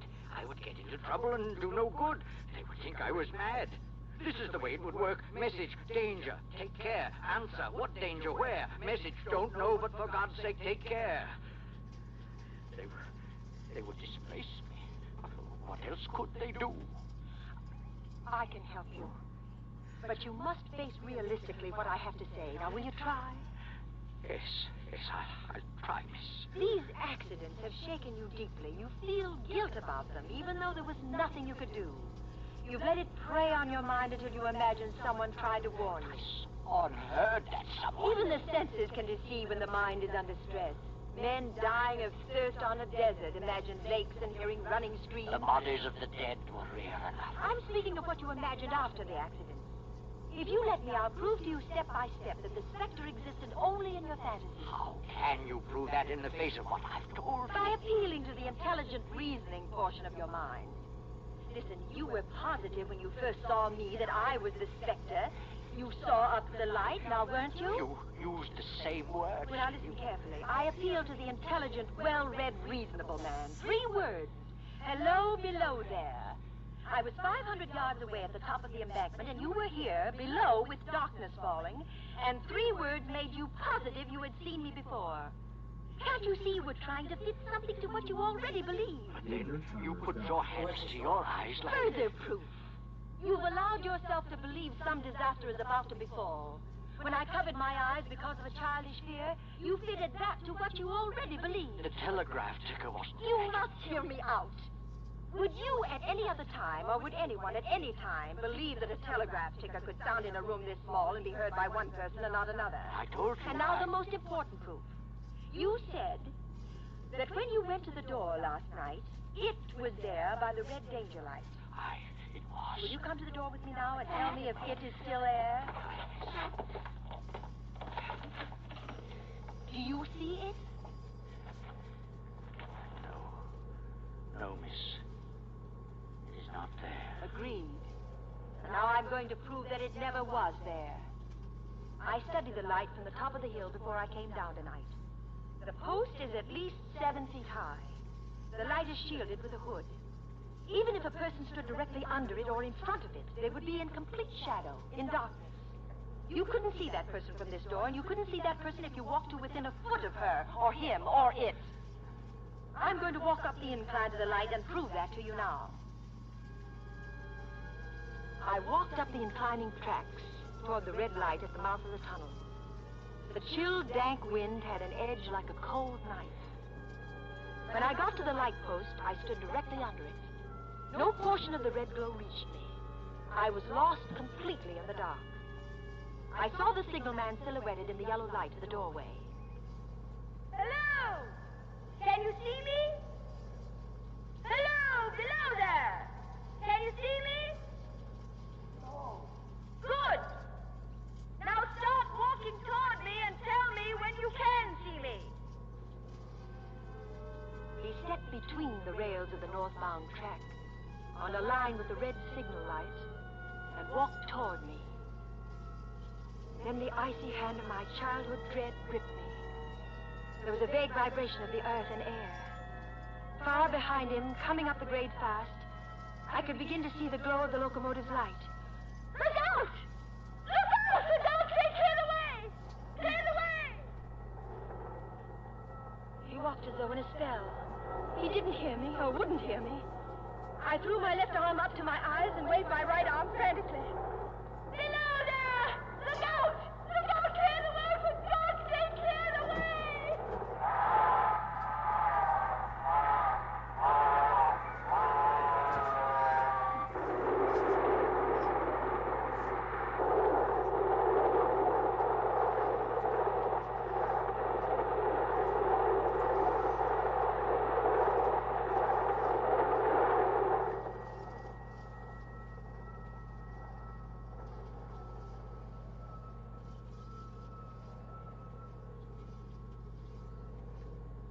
Long after it was over, they found me, still standing there, both of my hands up to my eyes to shut out the terrible sight.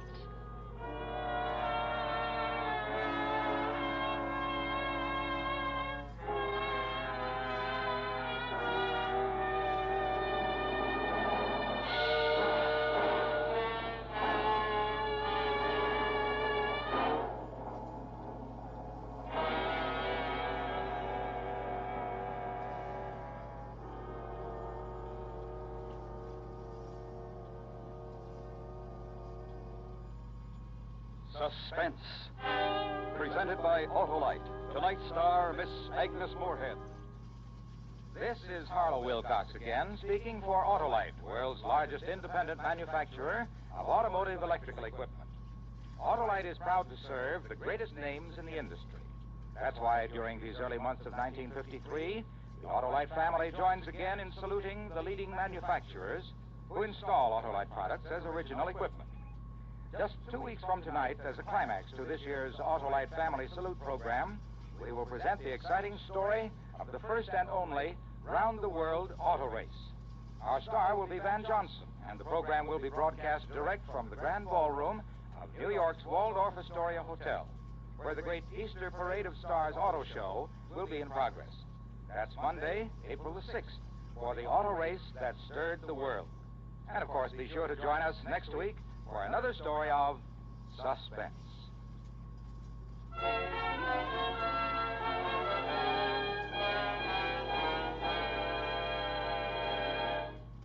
next week, an American legend, as we recreate the cruel murder of Laura Foster by the bitter Tom Dooley. Our star, Mr. Joseph Cotton. That's next week on Suspense.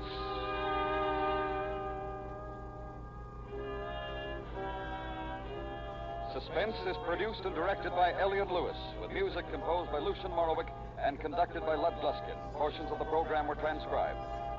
The Signal Man was adapted for Suspense by Irving Reese from the short story by Charles Dickens. In tonight's story, Joseph Kearns played the Signal Man.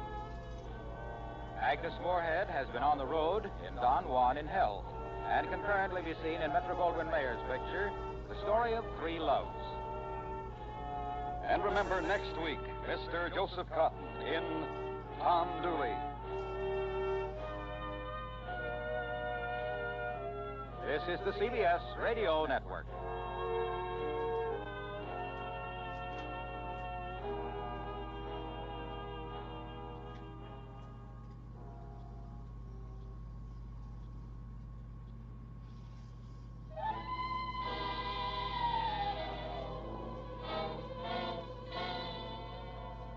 My name is Russell. I'm the man whose adventures you will hear about in the Mystery Theater, which follows right away.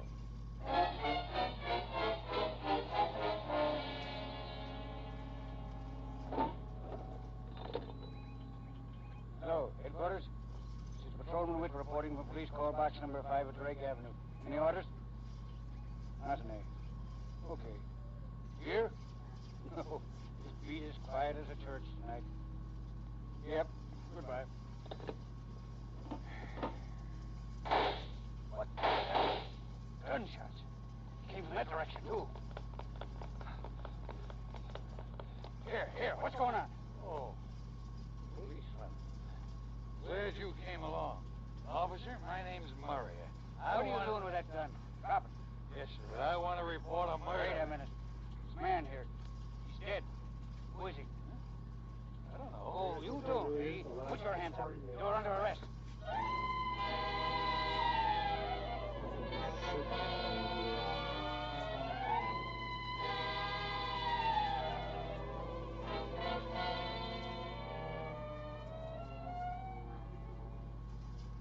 Good evening, ladies and gentlemen. This is Jeffrey Barnes welcoming you to the program that presents the best in mystery and detective fiction. You have just heard the opening scene of tonight's exciting story. It is entitled The 11th Juror, written by Vincent Starrett and presents one of the most unusual court trials in mystery fiction. You have just heard the committing of the murder and the arrest of the accused, James Murray. But on with the trial.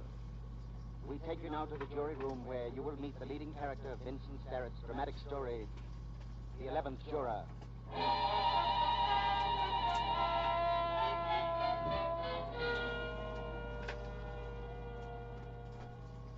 Yes, my name is Russell.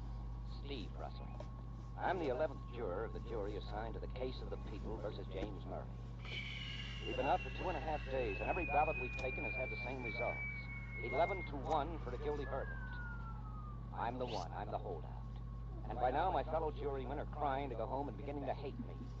Hate me because I won't go along with them and hang an innocent man. Now, wait a minute, please. Now, wait a minute. Quiet down. Now, look here, Mr. Dean. Being foreman of this jury doesn't give you the privilege of riding roughshod. I demand that we take another ballot. Riding roughshod? Huh? Look who's talking. Mr. Russell. As you well know, we've had 27 ballots now. And unless you're ready to change... Hold on. How do you know some of the others won't change their vote? Now, let him have his ballot, Dean. Maybe it'll make him see the light. Okay. So we'll have another ballot. Get out the pencils, boys. Well, I got writer's cramp. Can't we just have a voice vote? Okay. Voice vote it is. And Russell, if you lose this time, I hope you'll get over your pig-headedness and come along with us. I'm not half as pig-headed as you are, Dean. Oh, you're not, eh? Well, let me tell you. Are we going to vote or aren't we? Knock it off, dang it. All right. Quick. It's... All who vote guilty say aye. Hey. All opposed? Nay. 11-1. Same old song Whatever and it is, dance. it's stupid. Come on. Sorry, boys, but like I've said before, Unless one of you can prove to me that James Murray had some motive to kill Howard Blessing. Oh, to be hanged. Murray was drunk. He shot Blessing in a drunken rage. Oh, don't waste your breath arguing with him. In 2 hours, the judge will be calling this a mistrial. And then some other jury can put the noose around Murray's neck.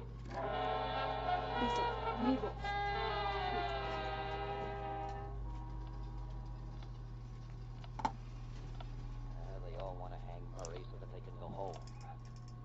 Who doesn't want to go home? I dare say my business suffers from my absence more than theirs does. You know, if it wasn't for Dean, I think my argument about James Murray having no motive for this killing would carry more weight. Because Murray didn't have any motive. He didn't have any at all. Let me tell you about the trial. Just the highlights. First, there was the testimony of Patrolman Witt. He was a policeman.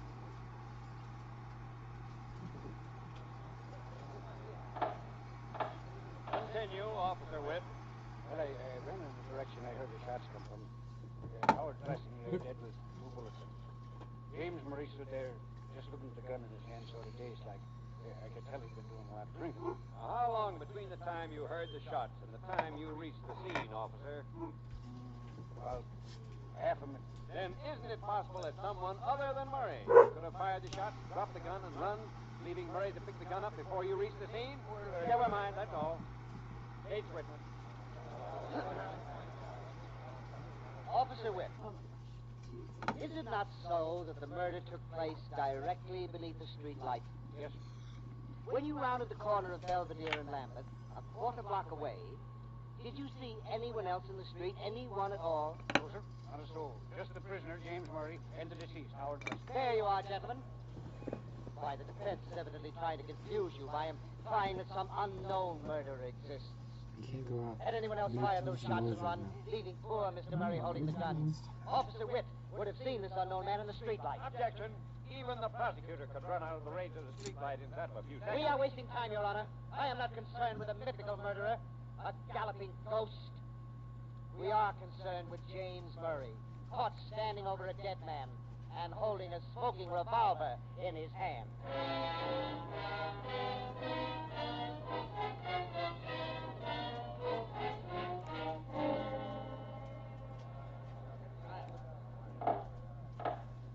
Mrs. Pearson, you live on the ground floor apartment on Lambeth Avenue near Belvedere? Yes, sir. Tell the court what you heard about 2 o'clock on the night of the murder. Well, I was sitting by the window when I heard 2 men pass by. They were arguing. You heard the prisoner speak. Was either of the voices his? I beg your pardon? I said, was either of the voices you heard that of the prisoner? Certainly not. One man had a kind of whiny voice. The other was deep and rumbly-like. Gentlemen, Howard Blessing, the murdered man, had a whiny voice. We can prove that. James Murray is far from having a deep one. That's all, Mrs. Pearson. Thank you. Your witness, Mr. Prosecutor. Mrs. Pearson, you didn't see these men, did you? What was that? I say you didn't see the men? Oh, no, it was too dark. You heard them plainly. How? But you heard them. Yes, sir.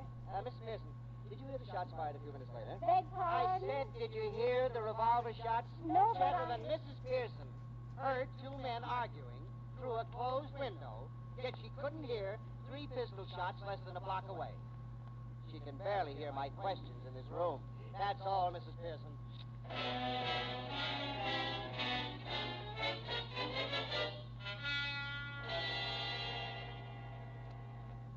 Mr. Trapp, you've known the deceased, Howard Blessing, for some time? About 5 years. We were pretty good friends. And you knew Blessing was a widower, Mr. Trapp, whose wife died some years back? Yes. Did Howard Blessing ever show you a small framed miniature of his wife? Oh, yes. Many times. He always carried it with him. Did he show it to you the night he was killed? Yes. Did you see him put it back on his person? Yes. What is the point of this line of questioning? I'm trying to establish, Your Honor, that this miniature disappeared. That it was taken from the murdered man by some unknown person. That's all, Mr. Trapp. Prosecution's witness. No questions.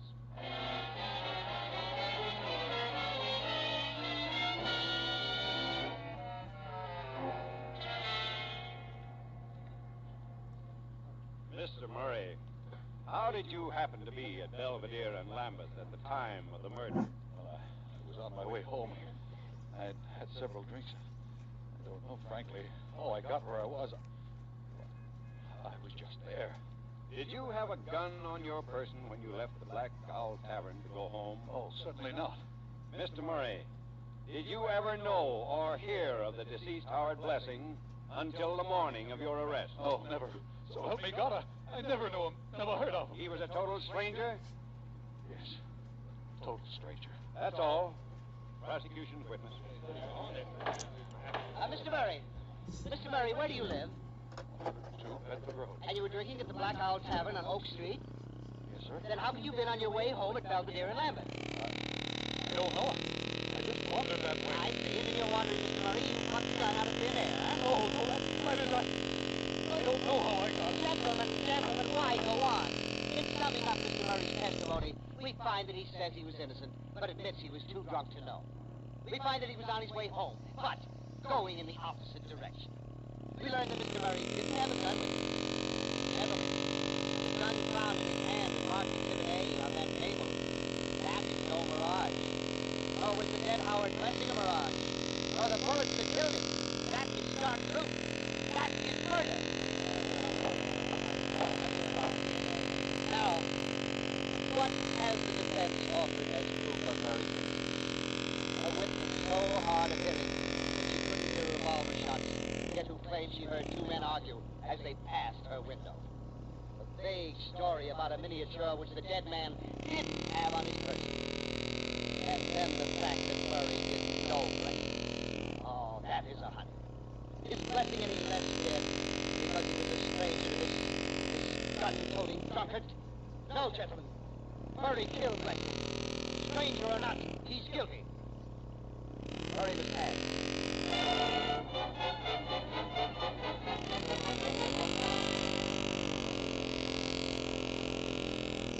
Those were the highlights of the trial. Oh, I admit the circumstantial evidence against James Murray is pretty strong. But the judge said if there was any reasonable doubt in our minds whether Murray killed Howard Blessing, we should find Murray innocent. But there's plenty of reasonable doubt in my mind. Oh, that must be the bailiff who asked the police decision. Yeah, the 2 hours have passed. Well, now it looks like we have to admit this trial. All right, we're good. Now let him in.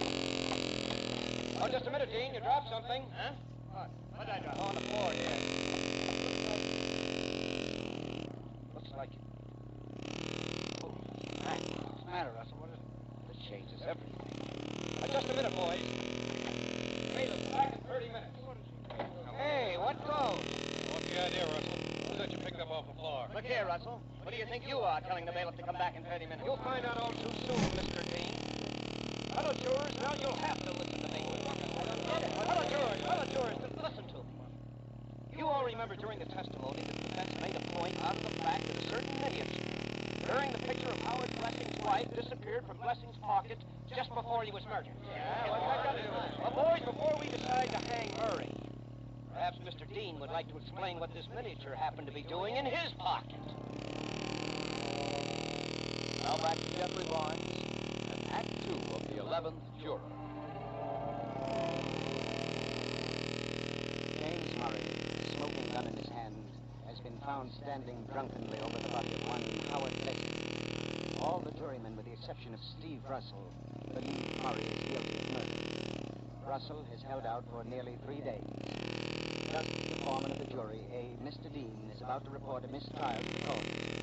Russell electrifies the jury room by demanding to know how a mysterious miniature, supposedly belonging to the murdered man, has found its way into Dean's pocket.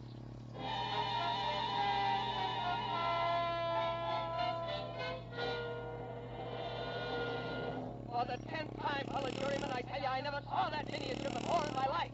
And I don't know how it could have gotten into my pocket. And Dean's the man, my friends, who wouldn't believe James Murray when he said he didn't know how that gun got in his hand. How about that, Dean? That story doesn't hold water, Dean. Take it easy, you fellas. All right, boys, just a minute, please. Just a minute. I think this thing has gone far enough now. I've made my point. Huh? Here's what Dean dropped out of his pocket. Well, that's my watch fob. Hey, What goes here? What is this, Russell? The boy when Dean accidentally dropped that watch fob on the floor, I saw my chance to call it to I picked it up and said it was a finish. I slipped in my pocket and watched the fellas swarming all over Dean, ready to hang him at the top of the hat. On circumstantial evidence, mind you. Now, don't exact same thing to James Murray. No one actually saw him shoot Howard Blessing, and Murray was too drunk to know what happened. I claim somebody else could have shot Blessing, shoved his head in the Murray's hand, and... Now, wait a minute, Russell. I think you made us all look like fools over this watch fob. But there's nothing to prove your story about an unknown killer. Not for my money, it doesn't. Oh, why not? Perhaps a hold-up man, a thug killed Blessing. Oh, why wasn't his money taken? Yeah. Okay, so it wasn't a hold-up man. You don't have to do some man. Why, there could have been 100 different people who killed Blessing. Oh, yeah? Name one. Name one? I can give you a dozen right here and now. I did. What's the matter, Russell? Did you call your bluff? Now, wait a minute. I understand you fellows say that if I can make up a story showing how Blessing was killed, you'll admit there's a reasonable doubt of Murray's guilt? Why not? Well, anyhow. The rest of it. Yes, he can give a big story. Okay, sit tight and hold your hands. As I said, I can make up a dozen different stories. So this is just one way the murder might have happened. Now let's say about 10 years ago, in all the higher towns, a guy named Smith. Let's call him George. 10 years ago. Some start. Quiet. Smith's standing on the station platform with a girl. We'll call her Elf. She's crying a little and he's talking. He says, Want to marry me, don't you, dear? and she says, And I know you're right. I know Father will not like that. But it might take so long to hang up. and you get the picture? Smith is leaving for the big city to make lots of money. The old man will okay to marry Elf. Well, the train's about to go and they kiss. And Smith off the board shouting, Wait. and she says, oh, yes. She doesn't wait. No, it's not her fault. Another guy comes on the scene. That's a guy with flashy clothes and a fast line of pack. And he works on him. Real slow and smooth. And the rat says, Hi, Elsie. Was talking to Tommy in the barber shop today. Said he heard George was doing well in Chicago. He says his father saw George at one of the hot spots there when he was in Chicago last month. yeah, you see? This home base robber starts slow, but let's say in about a year he's got Elsie so he won't anything. Now, Russell, I don't see what this corny story of yours has to do with the case. Dean, let me finish. Okay, shoot. By the way, Russell, who is this rat? Suppose we say his name's Howard Blessing. Blessing? Murder man? What are you getting at? Shut up, let him talk. What happened then? Well, Smith had no way of figuring out why when the Blessing went out. He stays on in the city and finally the wedding out. Just the wedding.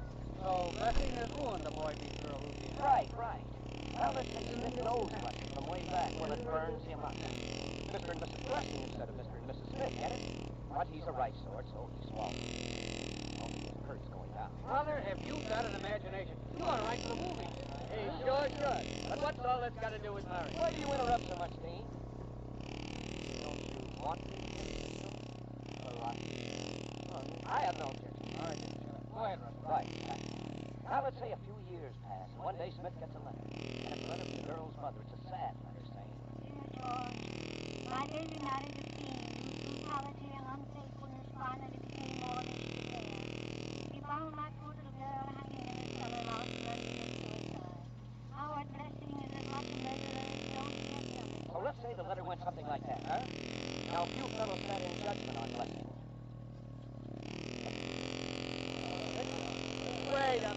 Wait a minute. Are you guys going to let him go on with his third-rate version of East Lynn? No skin off your nose. Now, look, the first time you interrupt. You haven't some reason why Russell couldn't finish the story? I know. Go ahead. Yeah, go ahead. All right. Well, let's imagine Blessing caught sight of Smith in town one day. Might make a guy like Blessing carry a gun from then on, mightn't it? Might. Well, we suppose so. Fine. Now comes the night of the murder. Smith runs into Blessing on Lambeth Avenue. Smith says he's going to beat Blessing's head off. They go up the street arguing. And that's when the Jersey woman heard they were with. They get to the corner, and Blessing begins to whine. He takes out the mini dead white girl, and he shows it to Blessing says, Look, I want to show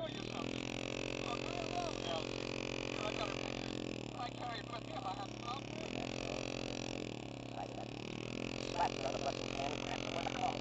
Blessing pulls a gun out of his pocket. Smith grabs his hand and says, "I'm trying to idiot, Blessing pulls the trigger once." And Smith grabs Blessing's wrist. Smith wants to protect himself from Hayden. All right. The men struggle. Blessing's gun goes off. Twice. He's down. Right there is where Murray comes up, staggers up, drunk as a hoot owl. And then Smith scoops up the signature and sees it, leaving Murray standing over the dead man. Then the cop rushes up, sees Murray, and Murray's on the way to the gallows. Exactly, absolutely right. And that, boys, is one story of how it might have happened.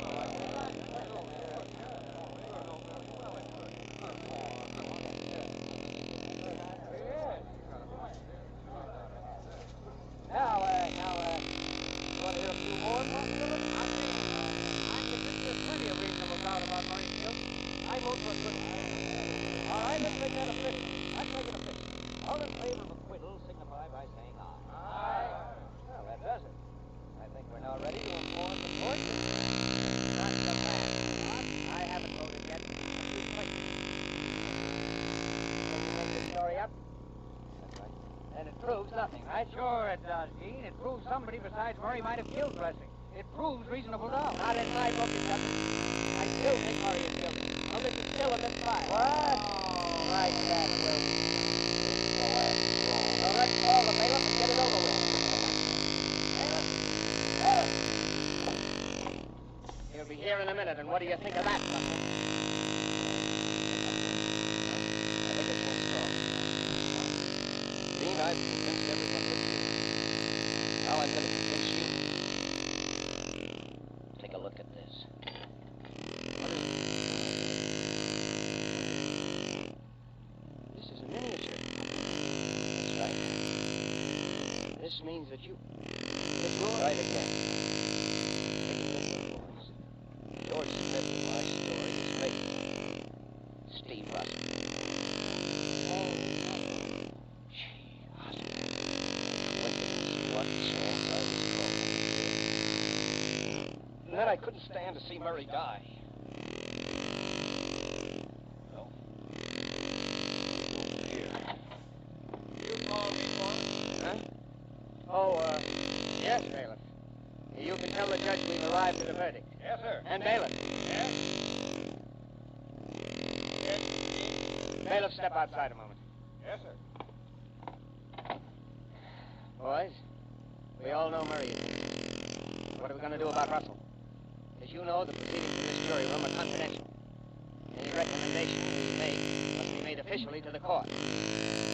Now, will you turn Russell over for trial or not? Well? Foreman, I... Yes? Well,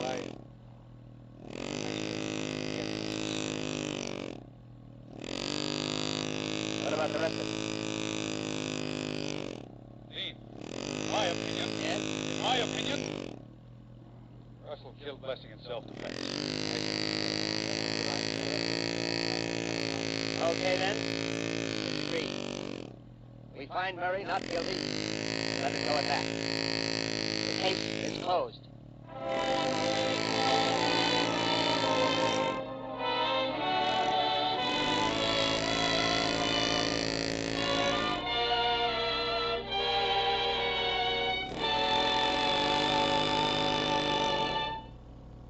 There is an epilogue to tonight's story. Steve Russell eventually, of his own volition, stood trial and was acquitted. Yes, Mr. Evans, I think we can call the 11th juror's attempt to save an innocent man a complete success.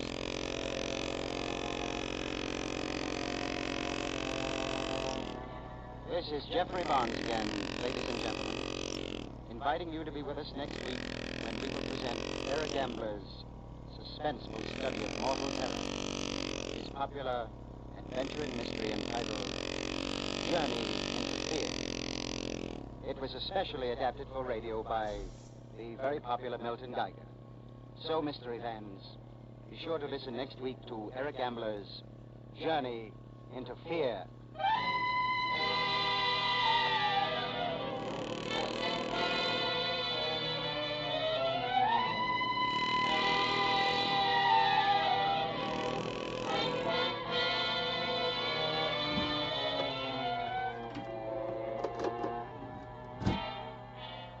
original music is composed and conducted by Jack Miller.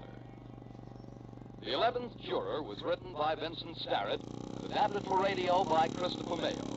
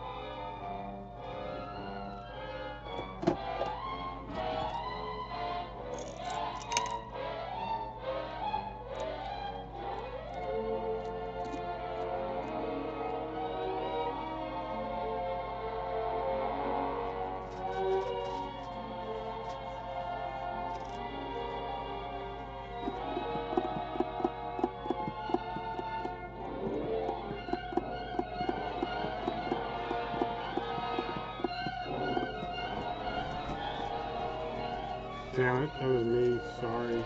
Shit.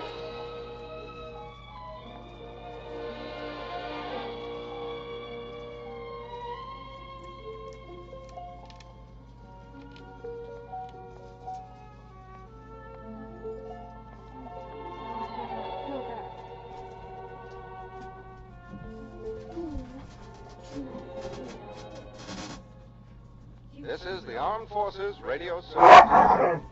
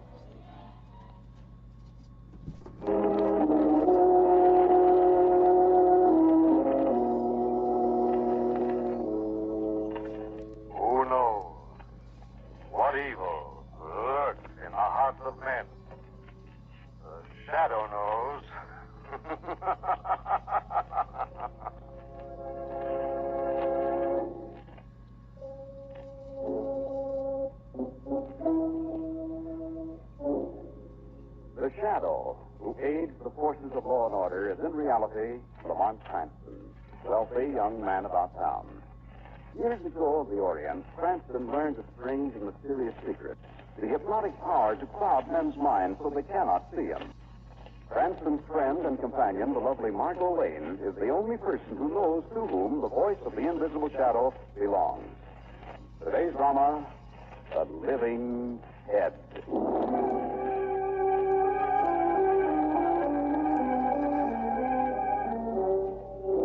As our story opens, a large black sedan rolls down a back road leading into town.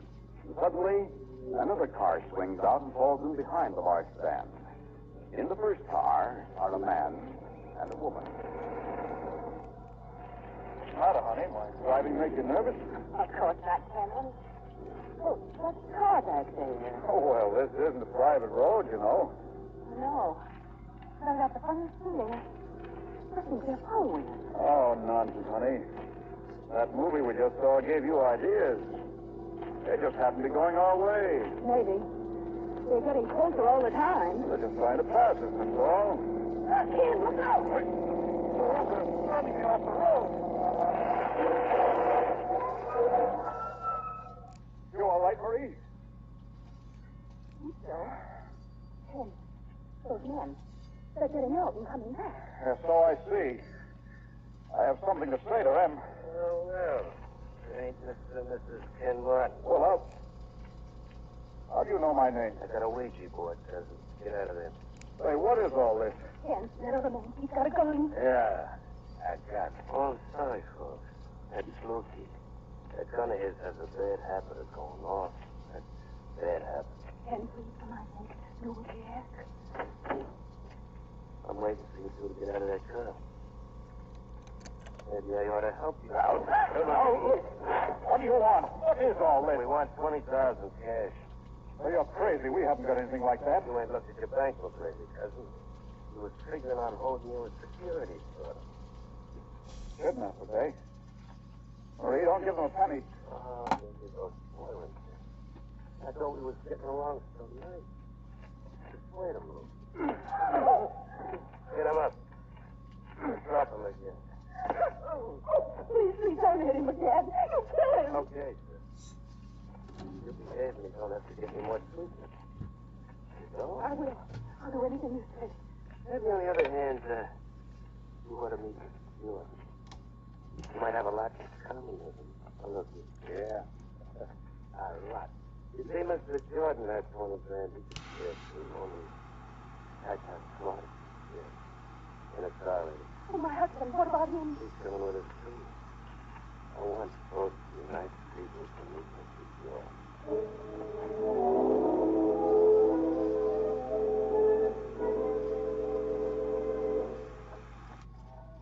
You got company, Mr. Jordan. Good. I'm getting lonely, Mr. Bad. That isn't fun. I didn't do it that time. Yeah. We got our husband out in the car. He'll be staying with us for a while. Oh, good. Thanks. Mr. Jordan's little room, Mrs. Martin. Not funny, Don't be too annoyed. He doesn't stand up when you answer. Light the candles, Professor.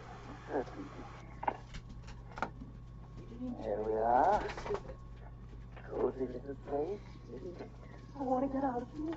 Martin, we ain't even seen Mr. Jordan yet. Certainly. That's Mr. Jordan on the table. Let's step up and meet him. Oh, that ain't very polite, Mrs. Martin. Mr. Jordan gets mighty lonesome. Take his cover off, Professor. There you are. Poor Mr. Jordan. You're not very handsome, You'll be hurting Mr. Jordan's feelings, Mrs. Martin. You see, Mr. Jordan is alive. Therefore, he's never No, it can't be. It's a little experiment of mine, Mrs. Martin. Mr. Jordan is kept alive by means of a mechanical pump. Professor. You're on life. Think of it. No. Jordan. Jordan, wake up. You got company. It's impossible. I won't believe it. I won't believe it. Unfortunately, my experiment is not reached the stage where Mr. Jordan can articulate it.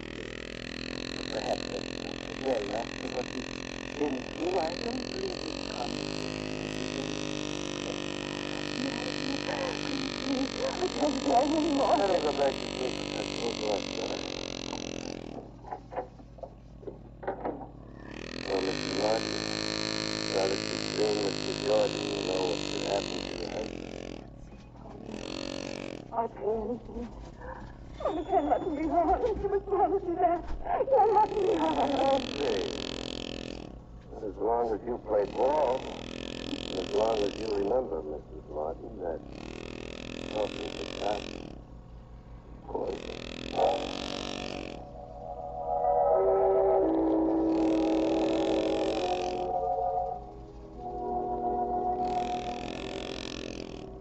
Commissioner Ken Martin was only an acquaintance of ours, but I just wanted you to know there's any way I can help in breaking up this rotten kidnapping racket, I'll do it. I think any decent citizen would. Well, there's nothing I'd like more than to bust this kidnapping gang wide open, but right now our hands are tied. Well, do you have any idea who the gang might be? We've had every creep and stool and mug in the city into the lineup, and we haven't had a lead yet. What about the families of the victims? Well, they won't tell us a thing. Somehow this gang has put something that must be even worse than the fear of death into these people. Have you talked to Mrs. Martin? And she won't say a thing. If their husband's missing, sure. We can't get another peep out of them. Yeah? Lawton? Yeah, I know. Send him in. Here's another example, Cranston. This fellow Lawton was in a car with his partner Marcus, and Marcus was murdered. But Lawton won't say a word. Come in, Mr. Lawton. You wanted to see me again, Commissioner? Yes, Mr. Lawton. We need your help to break up this filthy racket. You saw the man who killed your partner. You must have. You can help free the city from their terror if you'll go. I'm sorry, Commissioner. I can't help But you must, man. We'll give you protection. Could you protect Marcus? Did you protect any of the others? You're afraid. You'd rather let those rats go scot-free than risk your own eyes. Sorry, Commissioner. I can't help you. That final, Mr. Lawton? Sorry, yes. Okay, that's all. See what I'm up against, Cranston? I see, Commissioner. This racket has to be smashed, and the citizens themselves have to turn over every stone in town and crush what runs out from under it. Yes, but how? How? I don't know. But we'll help any way we can, Commissioner. Anyway. Well, thank you, Lamont. I'll let you know if there's any reason. Darling, you ought to go. Yes, well. Goodbye, Commissioner. Goodbye. I've never seen you so wrought up about a case, Lamont. Not just the case. This whole business of kidnapping, Margot. The vilest crime in the book. Yes, it is. There's only something you could do. I think the first thing is to have a talk with Marie Martin. She didn't talk to the police, and she may not talk to us. She just might give us some kind of a lead.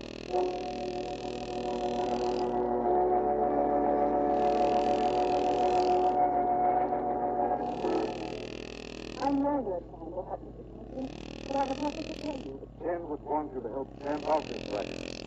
Leave me alone. You can't help. Oh, Lamont, you know this. The police will protect you. Protect against being true to me. There are worse things you die. Worse than dying? Yes. Wanting to die and not being able to. You don't have to do that. You do it. Stop it.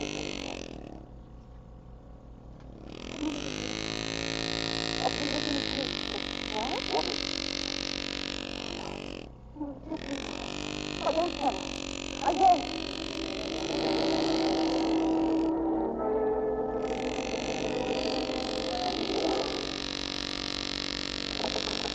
Yeah? This is Loki, boss. You're supposed to be watching the Martindale place, Luke. I am, boss. But something's happened. What's that? Mrs. Martin and some guy in a safe visited today. They tried to meet a person. You think? Not a jerk. Who's the company? Name of Marco Lane. Got an apartment in the Dexter Arms. Nice work, Luke. Now what, boss? You pay a social call on this lane, don't you? When, boss? Tonight. You'll see me in the back way and be waiting in her apartment when she gets home. When she opens the door, maybe we can discourage him from being too nosy.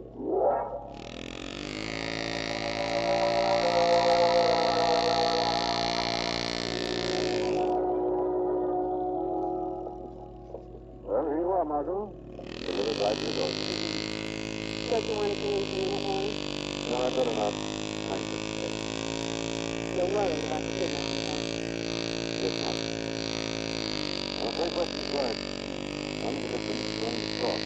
Mrs. Martin sounded mortally afraid. Yes. Afraid of something worse than death. So let me get you that. Oh. Here. Probably she was more afraid for her husband than for herself. Let's kidnap the strongest weapon. Back the people who do anything to protect the loved ones from harm.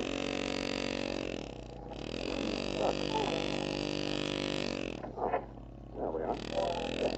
Come on in for a minute. It'll help me if you talk to me out. I'll make you feel comfortable. No, I shouldn't, but I guess a few minutes won't hurt a bit. Of course it won't. It's good. What I heard from Oh, it's silly down here. Nobody home. it's probably just my imagination. No, Margot, I've been... Chuck it up. Protect your boyfriend's cover. You kick up when he gets it. Ain't fair, but that's life. What do you want? That's funny, Susan, because me and my friend Lucy here wanted to ask you the same question. What are you talking about? You and the Sleeping Beauty have been trying to pump the Martin name. Why? What's it to you? I don't know what you mean. You keep a score on your boyfriend. Pick him up, Lucy. No! No, no, please, you'll kill him. Stir him up a little with your toe. Yeah. No! Get up, mister. Grab that dame, Luke. You got two hands, ain't you? Look, I said hold the dame, not strength. She keeps wiggling. Yeah. Now she's pretty quiet.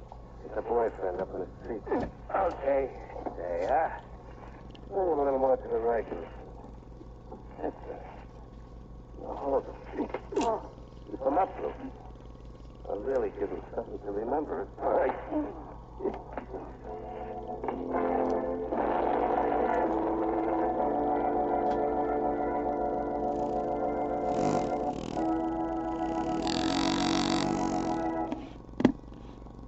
They say that misery loves company, but wouldn't misery a lot rather have some honest-to-goodness relief?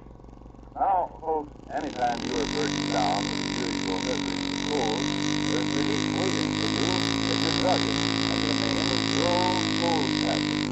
What a medicine it is. A portable medicine compounded like a doctor's prescription. Here's no mere headache tablet, but a combination of 8 active ingredients. Yes, 8 medicinal ingredients that take right hold and work internally on all these usual cold miseries at once. I mean, they help reduce fever, relieve headaches, alleviate body aches, pain, reduce nasal stuffing. It's no wonder that millions of cold sufferers have turned to Grow for cold relief for 51 years. Of course, rest and avoid exposure, but be sure you insist on the genuine Grow Cold Tablet and take exactly as directed. Look for the Grow signature on the box because Grove spells relief from cold miseries. And now, back to the shadows.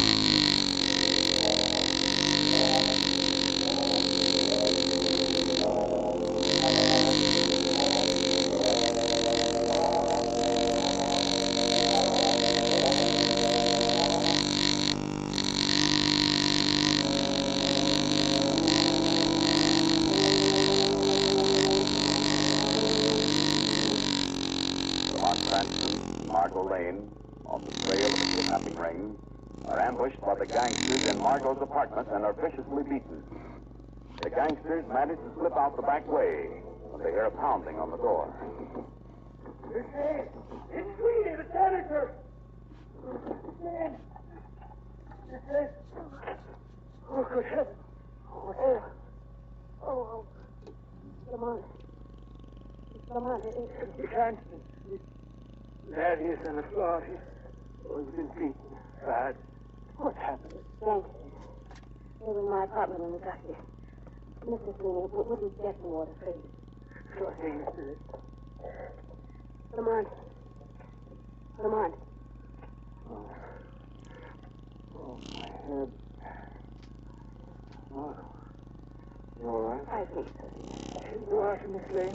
Mr. Carter, there's thanks to you, Mr. Tony. You must scare them off from you now. Sit down. Cold water, Mr. No, I think we'd better get things done. That's more business, Mr. Marlowe. Okay, if there's anything else I can do, let me know. We will. Thanks again. Thanks. This did it, Marlowe. A personal matter, no? And I told you, Mr. Stein, you better rest. No, I'm going to track that gang down. This is the last thing I do. I think the Shadow can get the information, Margaret. Going back to see Mrs. Martin? No. If we look at Mrs. Martin now, might jeopardize her husband's life. Lawson, the man we saw in Commissioner Weston's office today is the one I want to see now. But you won't talk either, darling. We saw that ourselves. He'll talk to me, Margot. He's afraid of his own life. If I can protect him, he'll tell plenty to the Shadow.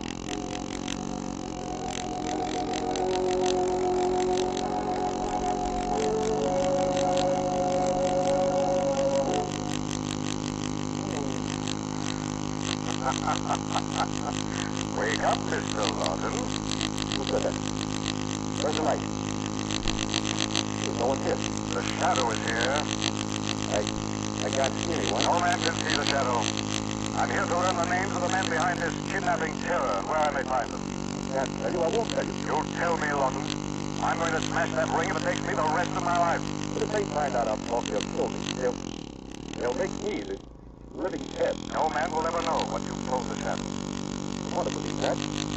I'd like to help. What is this living head you talk about? Oh, it's horrible. They keep it alive somehow. But there, the one time. Shadow will see there is no more living head, Lawton. If you'll give me the information I need, how can I contact these kidnappers? Who are they? Where are they? Don't know. I'm supposed to meet them tomorrow night. To pay them $5,000 they can manage the rest of the live. Tomorrow night? Where? At the old country road. Midnight. You keep your appointment, Lawton. Tell them you haven't the money. No, I must give. The Shadow will protect you, Lawton. You must do as I say. Eat them as you plan, but do not give them the money, you understand? I understand. I'll do it. I'll do as you say, Shadow.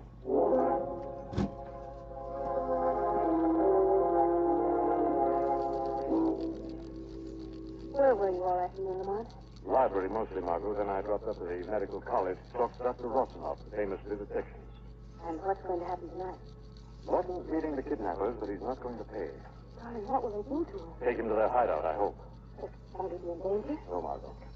I'm going to follow as the Shadow when they take Lawton to their hideout. Then the Shadow will go in. You go for the police. But give me 10 minutes in there before you call Weston.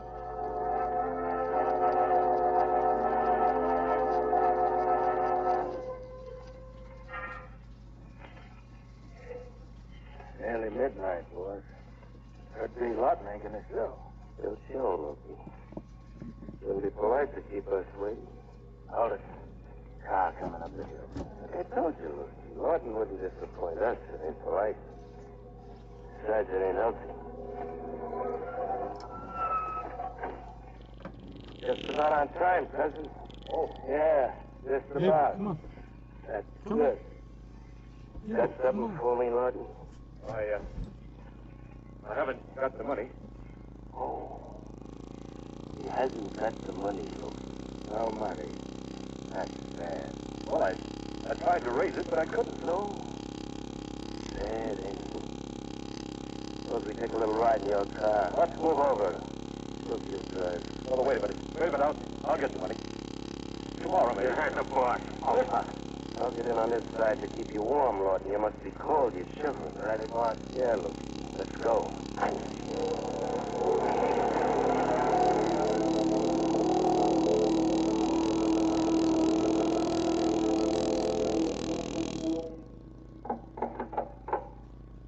Open up, Professor. It's us. Just a minute. Well, what's this? New material, Professor. Here's a boy going to the head of his class. That's pretty good, boy. Get him in stride. Oh, let me alone.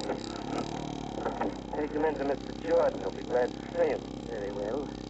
Jordan, you know, really. Take the cover off, Professor. Very well. There. Oh, let me out of here. Let me out. I can't. Look, I can't. Don't mark up his face, Luke. He will be needing it. Mr. Jordan will be back soon. This is Morton, Mr. Jordan. He's come to relieve you. Tonight you can arrest. You hear that, Mr. Jordan? Poor Mr. Jordan is waiting so long to die. So long. Let me out of here. Hold them, Loki. I thought I told you to close the door when you came in, Loki. I did, boss. The wind must know. Well, Professor, how do you like the new subject? Ed, very interesting to work with. When do we perform the operation? Oh, let me go now, Professor. I'll tell. I've got the money. Don't worry, Lawton. They're not going to take your head. Boss, listen to Mr. Jordan. He's talking. What's the idea, Professor? I didn't have anything to do with that, Rocco. Maybe it's time for me to have my revenge on you, Rocco. Shut the head up, Professor. I can't. I'll shut it up. You should know you can't kill the living head, Rocco. Incredible. Rocco, I'm getting out of here. Nobody gets out of here, Lukey. Who are you? You're not the head. Who are you? I'm the Shadow. I've come to take vengeance. Put up that gun, Rocco. I'll kill you, Professor. This is a frame. No, Rocco, don't. I said put up that gun, Rocco. Who's that? Something knocked the gun out of my hand. Hoppers, let's get out of here. Don't move. Grab that gun on the floor, Lawton. Keep them here till the police arrive. It wouldn't do to have the police find the Shadow here. Whatever it was, it's gone. What are you waiting for, Luke? Huh? What do you mean? You need a blueprint, you got a rod. Take him. Shut up, you. Don't move your hand any closer to that pocket, Lukey. Take him, I told you. Keep away from that gun, Luke. Now, you've just talked your gunsman into suicide, Rocco. Now, maybe you'd like to try something. All right, take it down, Will.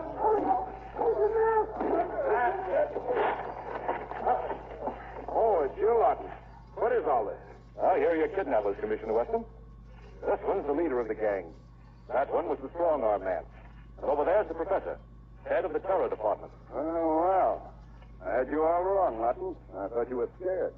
Breaking up this gang single-handed took plenty of courage. To tell you the truth, Commissioner, it wasn't exactly single-handed.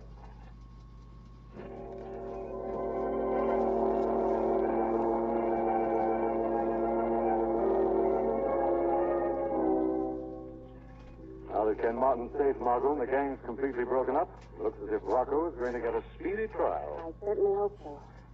But you know, Lamont, there's still one thing you've never explained. That horrible living head. What was that? The kidnappers preyed on the minds of their victims with a hoax that was based on scientific facts. They made them believe they'd been able to keep the head of one of their victims alive. How awful. Of course, Russian scientists have been able to keep a dog's head alive. But after my talk with Dr. Rushinoff, I knew they couldn't do it with a human head. But, darling, they saw it move. They said it was alive. A half light of the hideout, it did look alive, Margot. It was actually only a very realistic wax imitation, adroitly manipulated by the man known as the Professor. What a cruel, terrible trick. It's typical of the kind of men who kidnap. But fate isn't going to give much clemency to killers like that. And when Rocco and his gang do come to trial, Margot, you and I are going to be right in the front row of that courtroom.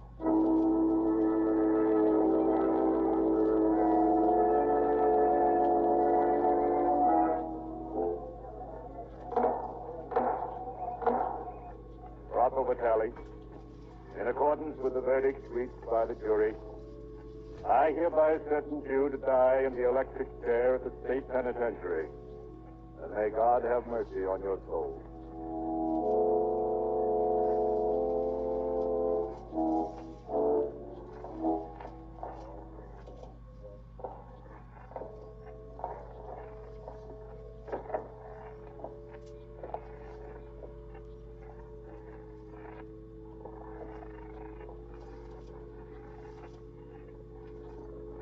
Rocco, my son, you have anything to say before you die? No, Father. I ain't got nothing to say. Unto Dios, say your own mistake. Yes,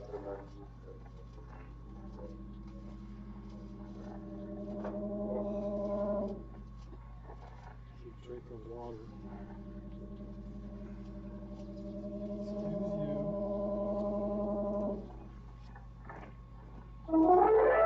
you.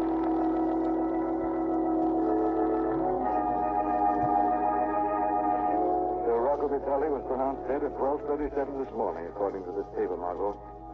And I just hope that every rotten, murdering gangster who even contemplates kidnapping will get the same kind of swift, sure justice.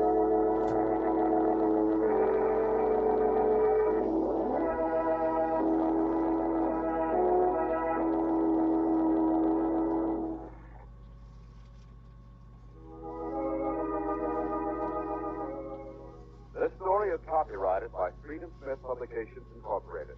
The characters, names, places, and plot are fictitious. Any similarity to persons living or dead is purely coincidental. Again, next week, The Shadow will demonstrate that the weed of crime bears bitter fruit. Crime does not pay. The Shadow knows.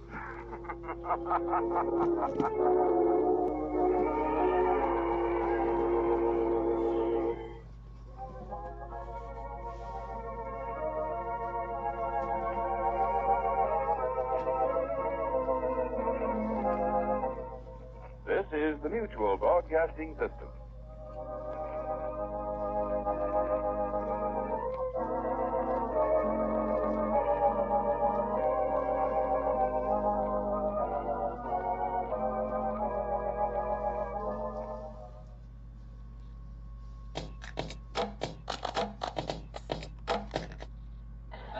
The Johnson Wax Program with Fibber McGee and Molly.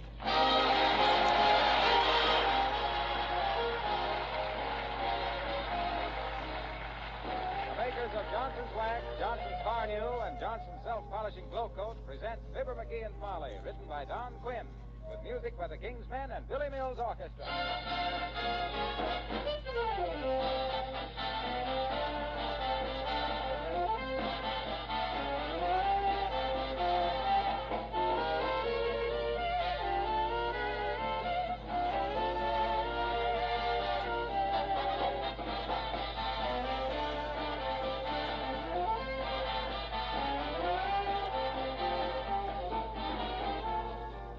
One of the really important extra uses for Johnson's Wax is the protection of leather.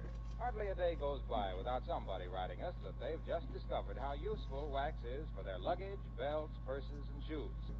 We get this same story today from war workers and from men in service.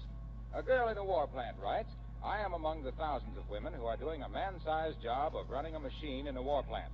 Our leather shoes protect us against foot injury, and to protect the shoe leather against wear, we wax our shoes with Johnson's Wax. Another letter from 3 members of a glider crew reads as follows. The boys in our outfit have had trouble keeping their GI shoes shined and water repellent. One day, we put a coat of your Johnson's paste wax on our shoes.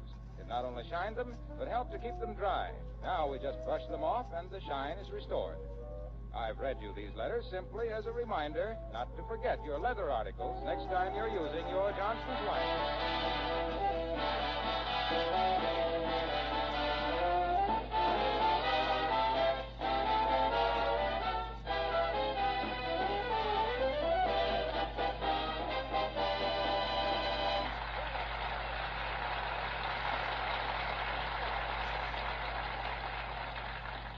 Well, October 19th, 1943 has finally arrived, and the squire of 79 Wistful Vista is wild with joy. Ah, happy day, the ecstasy of it all, the happiness, the cheer, and the jolly old gladness of it. To think that for 7 whole years now. Oh, but listen to Fibber McGee and Molly.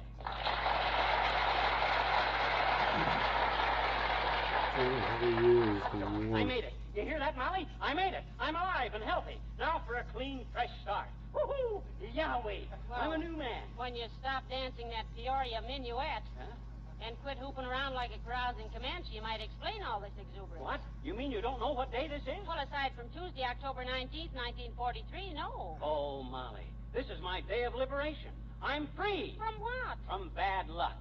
Don't you remember what happened on October 19th, 1936? No. That's the day I busted the mirror. Oh, dear. My 7 years bad luck are over. Oh, boy, oh, boy, oh, boy. This calls for a drink. This calls for a drink. We got any root beer? I says, we got any root beer? Molly, what do you look at me like that for? I never drink a whole bottle. Well, I wasn't worried about that, dearie. I was just going to ask you to do something for me, but now... Oh, come on. Ask me anything. You've been through this 7 years, too, and you've been a good kid about it, too. I'll do anything. Anything. Really? Absolutely. Why, I'm so darn happy I was even content with the world when I finished reading Pegler this morning. Come on, baby. What do you want me to do? Well, you won't like it. I'll love it, whatever it is. From now on, I fear nothing. Finish the mirror. Fearless Fibber, finally freed from a fate fraught with foul and fiendish phantoms, finally finished with fanciful fretting over fantastic. What do you want me to do? Carry the hall mirror downtown, have it resilvered. Carry the mirror? Oh, Molly. My wife. On this of all days. Oh, listen, don't be so superstitious. People don't believe in that 7 years bad luck business. There's nothing to it. Oh, they don't, isn't there? Well, I know that. Besides, the hall mirror don't need to be reslivered. Resilvered. And yes, it does now. Hmm? You know, you were asking me just the other day why it was you always had freckles in the hall that went away in the bathroom.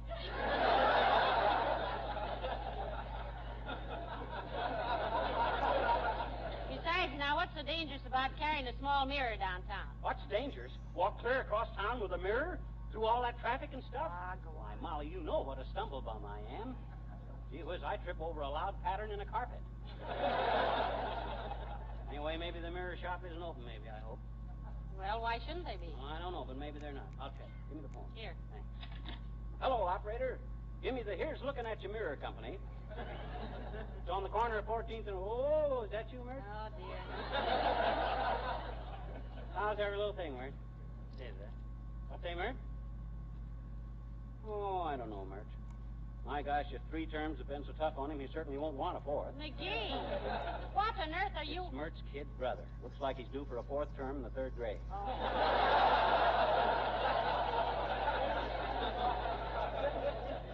What's that, Mert? Oh, thanks, Mert. Line's busy.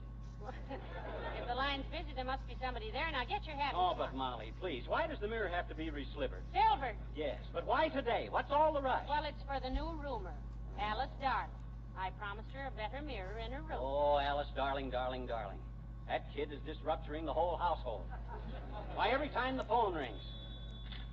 Hello, she's asleep. Who is it? Okay, Buzz. See what I mean?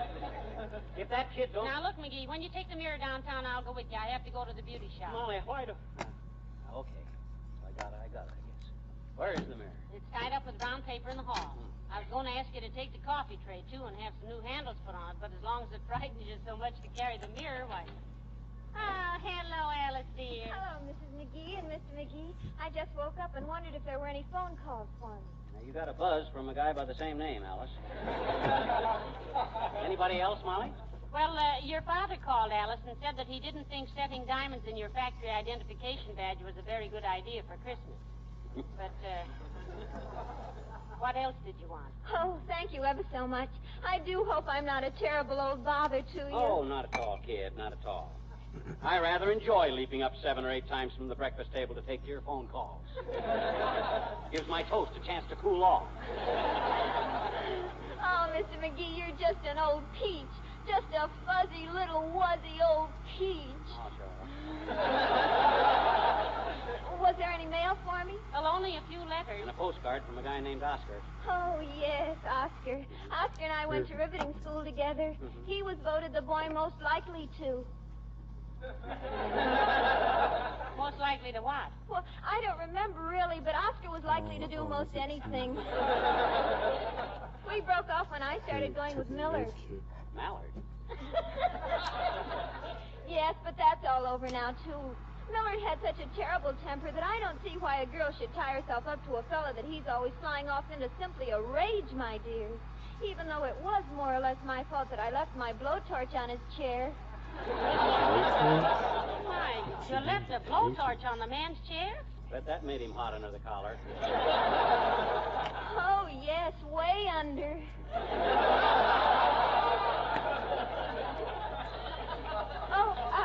Did I show you my silver cup that I won at the plant last week? Oh, isn't that lovely? How'd you win it, Alice? Oh, the boys in the welding section voted me the girl they'd most like to be welded into a self-sealing gas tank with of 1943. Wasn't that sweet? Carl, he's the foreman. He presented it to me before he got transferred to the riveting department. He must have a tough time keeping up with you with the bow and arrow. What he needs is a Tommy gun. Oh, I never see Tommy anymore. He got fired out of the riveting department on account of too many bombers were coming off the line with I Love Alice spelled out in rivets on the wing. How romantic. You know, the best McGee ever did was to carve our names in the heart on the bandstand at the fire. And even then he gave himself top billing.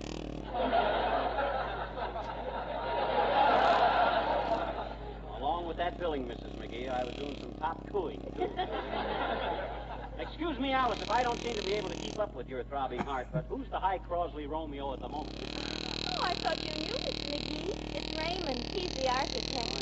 So I don't think I'll be seeing much more of him. On account of he's an older man, and he keeps saying he feels like a father to me. And whenever a man says he feels like a father to a girl, she better check up and see if the powder room has an outside exit.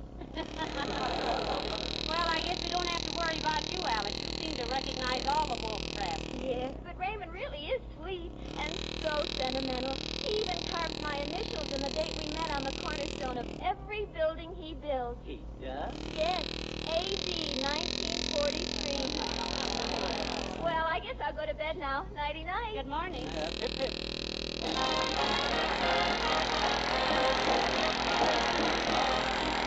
Billy Mills and the orchestra play They're Either Too Young or Too Old.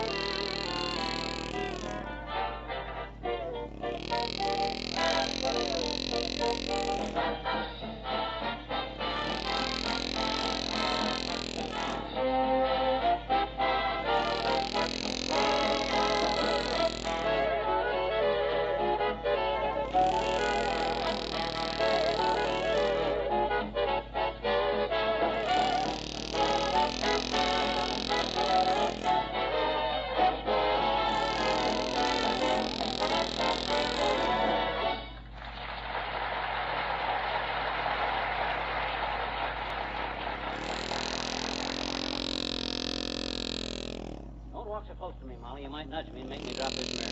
Oh, don't be such a scaredy cat. I never realized before what a superstitious man you were, dearie. No, I'm not superstitious. I'm just careful. Don't give me that, McGee. You knock wood so often you've got knuckles like a third-rate prize fighter. I never knew a man who... Well, hello there, McGee. Hello, Mrs. McGee. Hello, Dr. Gamble. Now, don't get too close to me, Doc. I got a mirror here, and I don't want to drop it. I don't know why a mirror should be so precious to you, McGee. I've seen better-looking faces than yours peering in my window on Halloween. Well, it isn't that he's vain, Doctor. He's afraid he'll break it and have 7 years bad luck. Yeah, I broke one once just 7 years ago today, Doc, and I don't want to start things all over again. Superstitions like that are pure ignorance, my boy. It's a wonder to me you don't carry the left hind foot of a graveyard rabbit. What's the matter? He does. Well, my gosh, I can't help it if I'm cynical about things. I got no illusions. I had some great sorrow. Starting when I was 9 years old. What terrible grief did you have at the age of 9, if you could dare to tell it? It was terrible, Doctor. I worked enslaved, selling Larkin products from door to door. Mowing lawns and carrying papers and taking care of horses until I had enough to buy an English bulldog. And after I got him, you know what broke my heart? What? He couldn't speak a word of English. You just went to the wrong pet shop, McGee. I had an Irish setter once that barked with a brogue. Don't worry about a broken mirror bringing you bad luck. If you believe that, you get the mental rating of an underprivileged Hottentot.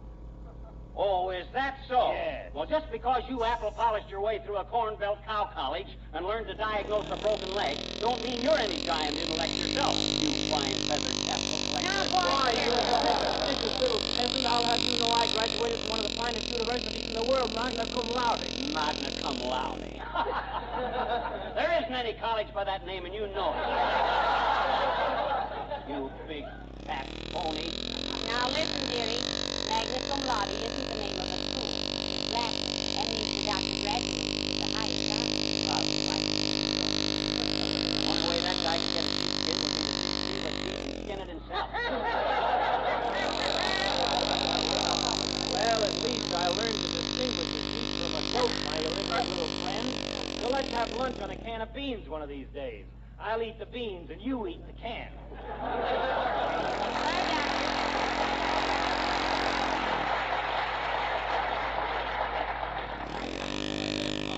Bone bender. I got a good notion. Oh, now stop it. I don't know why you always have to fight with everybody. Didn't you ever have a friend you got along with? Sure I did.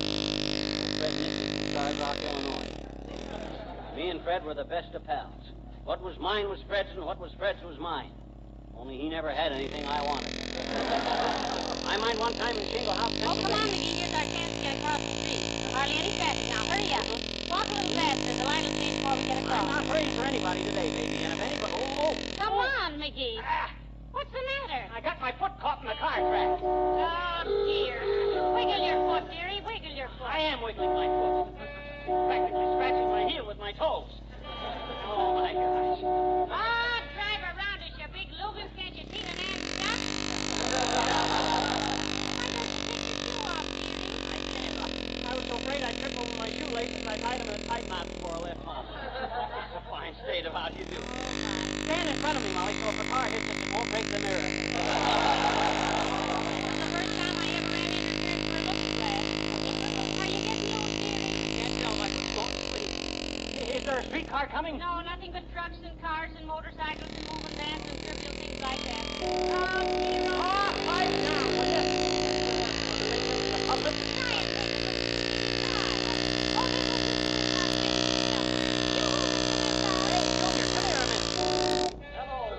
Hello, pal. What are you doing? Well, believe it or not, we're waiting for a streetcar to run over McGee. Don't stand there like a mug, Junior. Do something. I got my foot caught in the car track. Been wiggling it? Why, certainly he's been wiggling it. He's invented some steps that would make Fred Astaire cry in his buttermilk.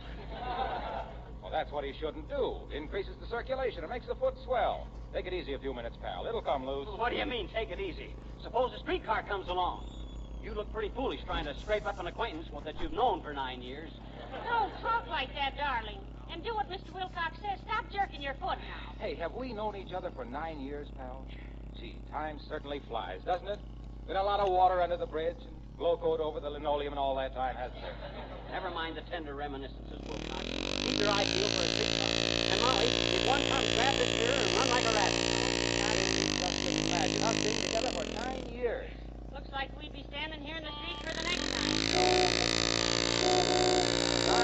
years of telling people how beautified linoleum surfaces. Imagine that. Look, Junior, here I am up to my hips in car tracks. 9 years telling the public about immaculate housekeeping. Why, just think of the thousands, tens of thousands of housewives who have learned that glow coat brings out the original pattern and luster of linoleum. My ankle's all swollen up now. How it makes it so easy to wipe spots and spatters off with a damp cloth. Try sliding your foot along the track, McGee. If we're lucky, we'll wind up at the car barn.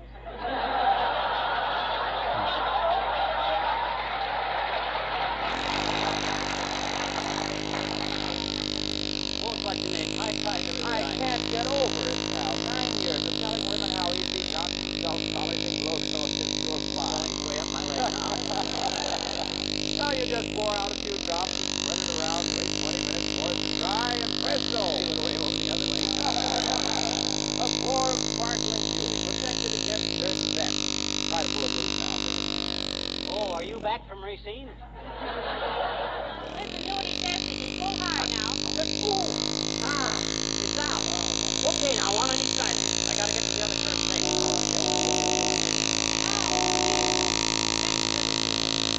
Okay, now, pal. Thanks, Junior. me getting run over by a streetcar. It was only my good luck that one didn't come along. Your good luck. Plus the fact that this car line was abandoned 4 years ago.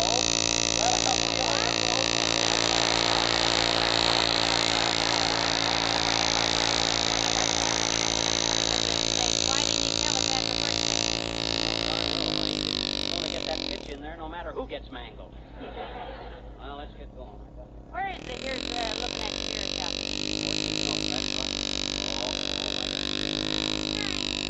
Hi, sis. I haven't got time to stop and punch the bag now. I gotta get this mirror down to the mirror shop. Yes, it's almost closing time. Right. What are you doing wandering around the street like this? Well, I went to the library. I just took a book back and see what's in every issue in a bit. You quite a reader, sis?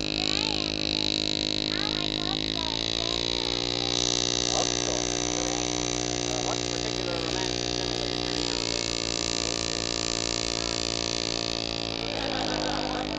I said, what Gypsy Bell opera has knocked you for a week lately? Well, I guess Joey likes the new bears, I guess. You call that a love story? Sure. Joy eventually loves me. First she ate the Papa Bear soup, and then she ate the Mama Bear soup. Yes. Yeah, we know the story. Got to be going. Yeah, we gotta take this mirror down. Oh, I gotta be going too, I guess. Mama says if I get home early, I can help cook the dinner. You help cook dinner? Didn't you let the child your age fuss around the stove? Why, that's not a very good thing. I'm gonna get used to cooking when I grow up to it. I made a dance. I guess you did. I know it. I took a big camisole. Casserole. Skip it.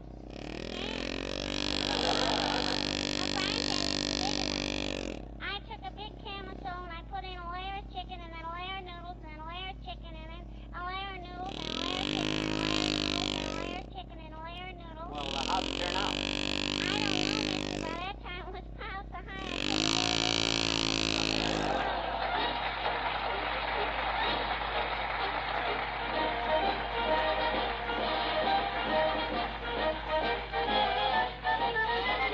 The King's Men and the Infantry Song.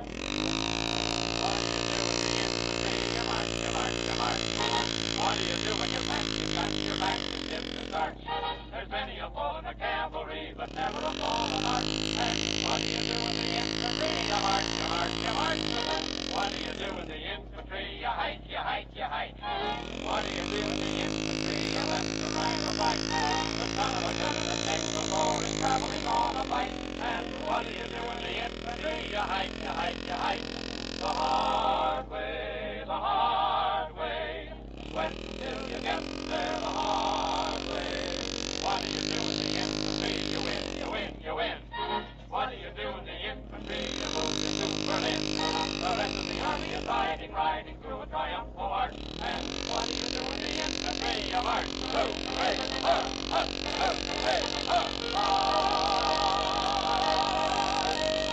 What do you do in the infantry, brother? You make a lot of tracks. Finding or waiting, you're always parading, you never can relax. You're always starting from somewhere else, and nobody knows where you're starting for. Left about pace, right about pace. What the hell are we marching for? What do you do in the infantry? You win, you win, you win.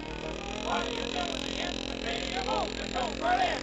The rest of the army is riding, riding through a triumphal march. But what do you do in the infantry, brother? You keep right on doing the same as you're doing. You march. 2, 3, 4, 1, 2, 3, 4. You march, march, march, march, march.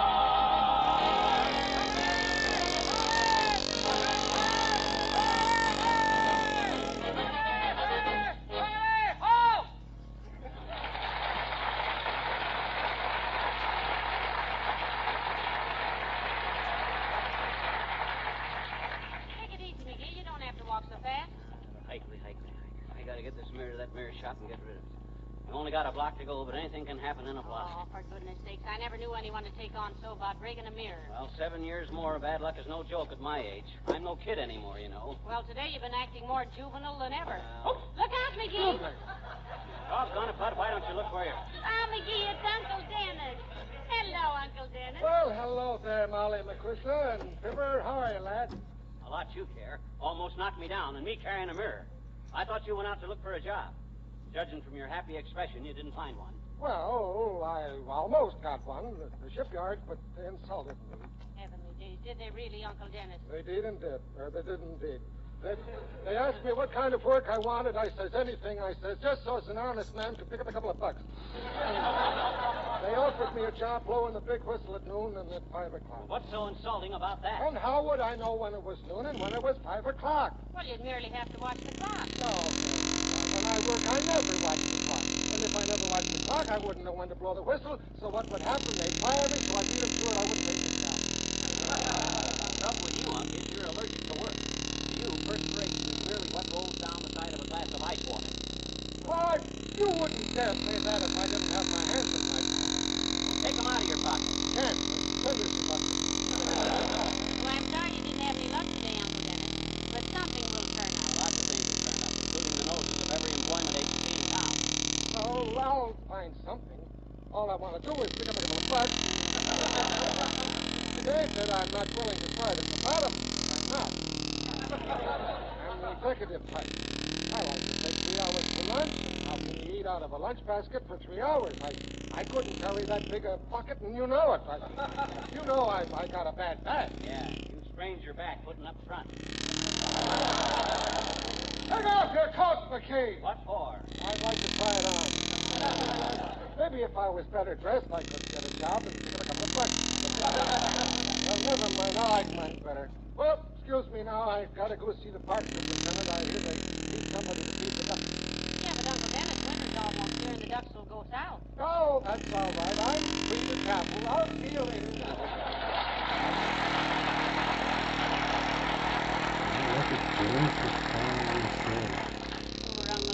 Poor Uncle Dennis, my class.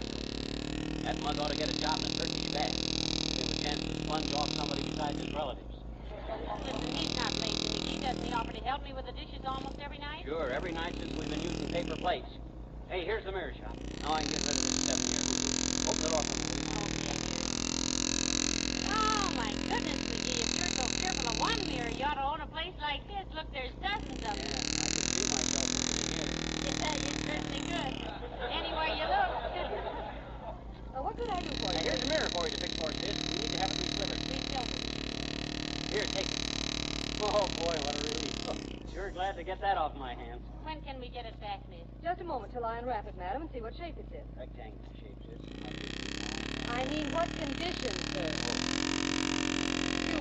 You want this re-silvered? Haven't you made some mistake? No, I don't. Why, McGee, this isn't the mirror. This is the coffee tray. You picked up the wrong package in the hall. You mean I risked my life and limb and worried myself? And you mean I wasn't... Oh, my gosh. Oh, my gosh. Let me read against something. No, don't read against that.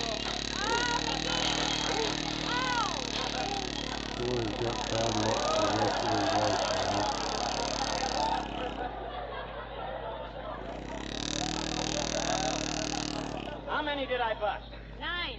9 mirrors. 7 times 9 is 63. 63 years of bad luck. Oh, boy, is that it. I fail to see anything amusing in the situation, sir. Yeah, what's so funny, McGee? 63 years of bad luck. It's impossible. I won't even live that long.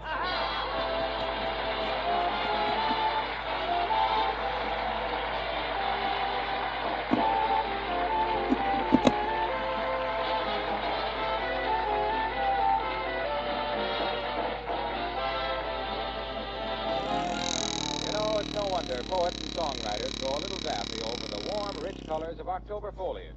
Wouldn't it be nice if we could preserve these beautiful colors over the winter? Well, you can capture some of that beauty if you'll keep your linoleum floors protected regularly with Johnson's Glow Coat. I've seen old pieces of linoleum that had lost their brightness brought back to life with Glow Coat. And lots of other kitchen floors that look just as fresh and new today as the day they were put down. When you protect your linoleum with Glow Coat, you not only keep the colors bright, you make the linoleum last 6 to 10 times longer. And you save yourself hours of work in the bargain because Glow Coat is so easy to use. Its self-polishing needs no rubbing or buffing. You simply apply and let dry. If you have any floors made of asphalt tile or rubber tile, you'll find Johnson's Glow Coat is the ideal floor polish for them, too.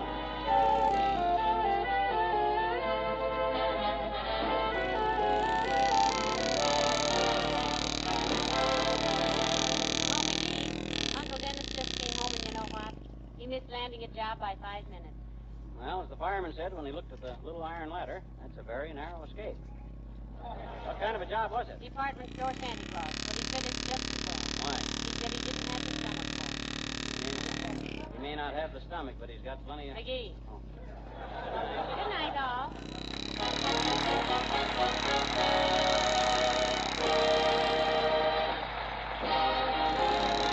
This is Harlow Wilcox speaking for the makers of Johnson Wax products for home and industry, inviting you all to join us again next week at this same time. Good night.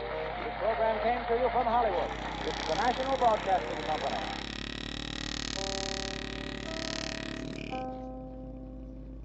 This is Chicago, WMAQ. This is Chicago, WMAQ. Johnson's Wax Program with Fibber McGee and Molly.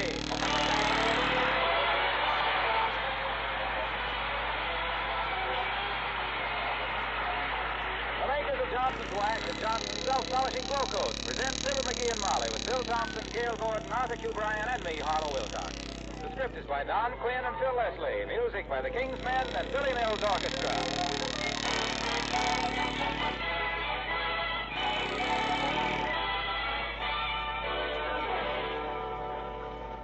I guess it's true that men as well as women like to walk into a kitchen that has bright colors, fresh curtains, and a gleaming linoleum. Well, as far as the linoleum is concerned, Johnson's Self-Polishing Glow Coat will take care of the job for you. And take care of it far better than ever before. Yes, better than ever before because there's a new glow in Johnson's Self-Polishing Glow Coat. A brighter luster that shows clearly on every surface that Glow Coat touches. Best part of all is you get that new glow without doing a bit of polishing yourself. You just apply Glow Coat to the kitchen linoleum and forget about it. It shines itself as it dries. Produces its own sparkling luster without any help from you. Of course, new Glow Coat protects your linoleum as it always has. And, as always, makes your linoleum easy to keep clean. Why not try Johnson's Glow Coat tomorrow? When you see it bring a new, brighter beauty to your linoleum, you'll know what we mean when we say there's a new glow in Glow Coat. Glocoat.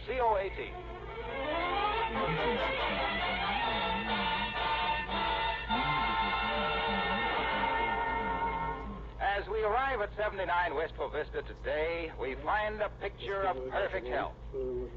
And the question naturally arises, where shall we hang him? As we join Fibber McGee and Molly.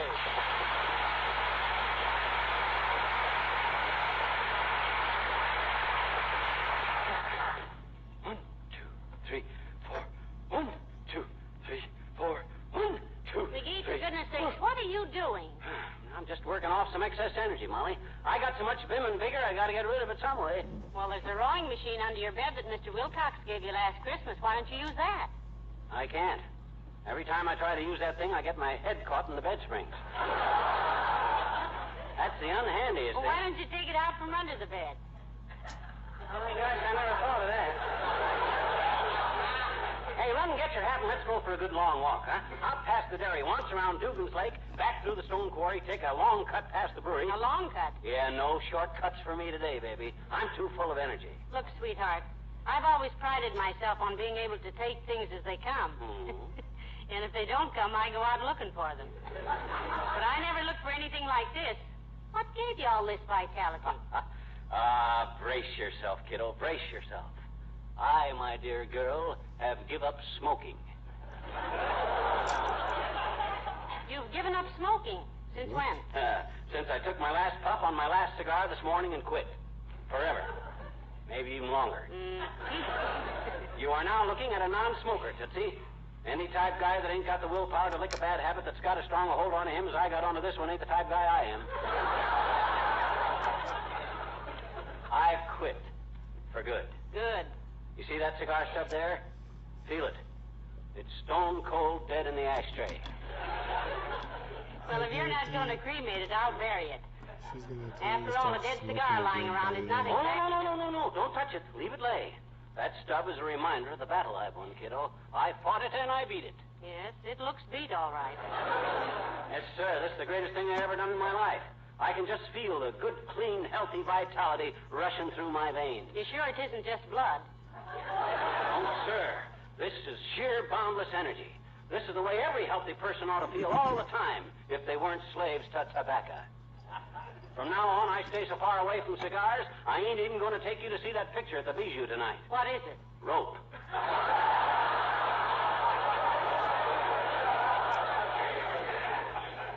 I'm telling you, kiddo, I ain't had this much pep in years. And if I feel this good this quick, how'll I feel in 6 months? Let's not borrow trouble. Boy, do I feel great. I'll bet within 2 weeks I can throw out my chest so far I'll have to send a boy after it. On a bicycle. Why, the way I feel now... Oh, do come in. Oh, it's Mr. Wimple, McGee. Hello, Mr. Wimple. Hi, Wimp, old man, old kid, old boy. Hey, run on home and get into some old clothes and let's have a scrimmage in the backyard. Molly will lend you the shin guard she used to wear when I took her dancing. We'll have a couple of hours of good, clean exercise. What do you say, kiddo? Hello, folks. Himself here has just joined Ashtrays Anonymous, Mr. Wimple. He has given up smoking. And if you're smart, you'll follow my example, Wimp. Takes a lot of willpower, but it's worth it. Since I quit cigars, I feel like a new man. My hand is steadier. I got more muscle tone. My ears have quit ringing. And if I can do it, Wimp, you can do it. Come on, boy. Join up. That person missed it. I just couldn't do it, Mr. McGee. Why, of course you can, Mr. Wimple. Anybody can if they really want to. Not me. Why not? I don't smoke.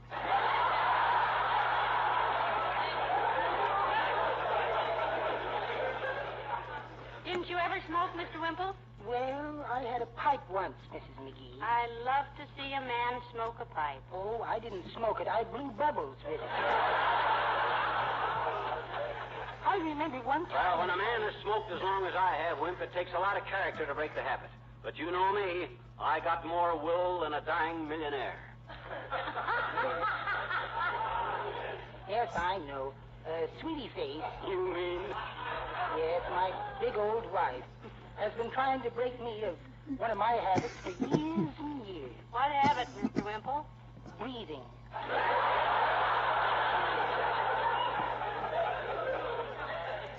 What's Sweetie Face doing these days, Wimp? Well, she isn't going out much these days. She's staying pretty much around home. She really looks rather sweet, sitting there working on those tiny garments. Tiny garments. Oh, why, Mr. Wimple, how wonderful. When is the happy event? Well, she goes on the road with it in February. On the road? With what, Wimp? Her flea circus. Bye, folks. So long.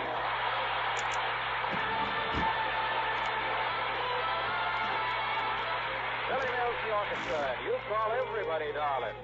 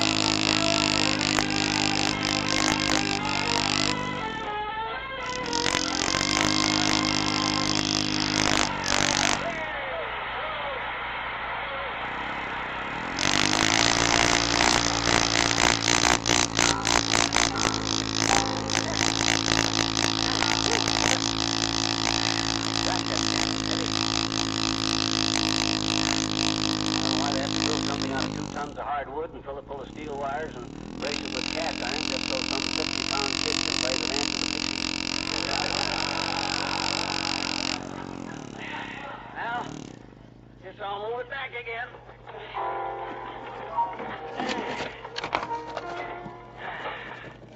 Boy, that takes power. That was the word I left out a while ago. That sure uses the old biceps.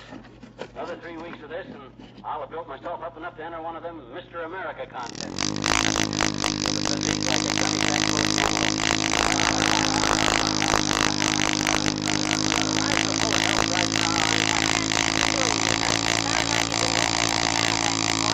No better.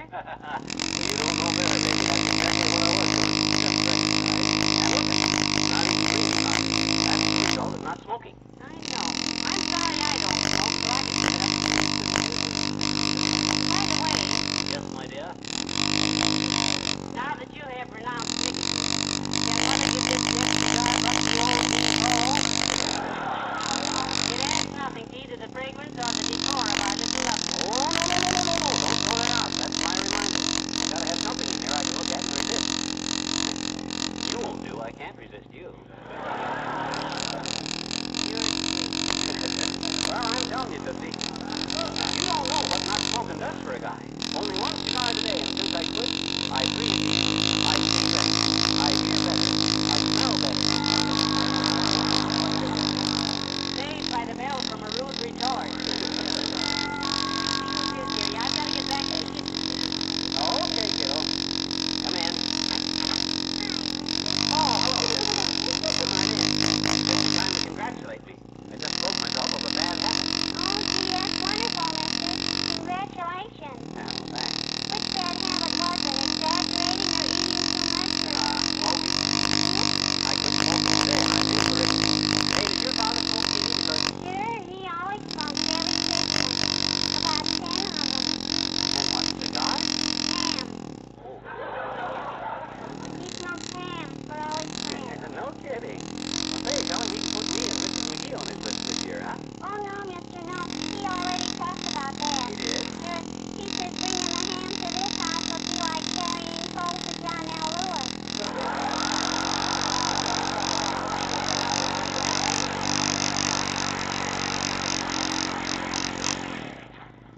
What does that mean, mister? That means that your father... I don't know what the hell that meant either. Hey, is that one of your school books you got there? Oh, sure. It's all about mythology. We got mythology in the third grade this year. Mythology, eh? We had this tradition when I was in the third grade. She was a tall, freckle-faced woman with a... No, Mr. McGee, no. This is Greek mythology. Oh, that's mythology. Pluto and Hermes and Venus and Mercury and Ulysses and stuff. And Atlas, huh? Atlas? Oh, you mean the giant that's always standing there with the whole world on his shoulders? That's the guy. Remember him? Sure, but I don't understand about him, though, I betcha. What do you mean you don't understand about him? Just standing there with the whole world on his shoulders. Then what's he standing on?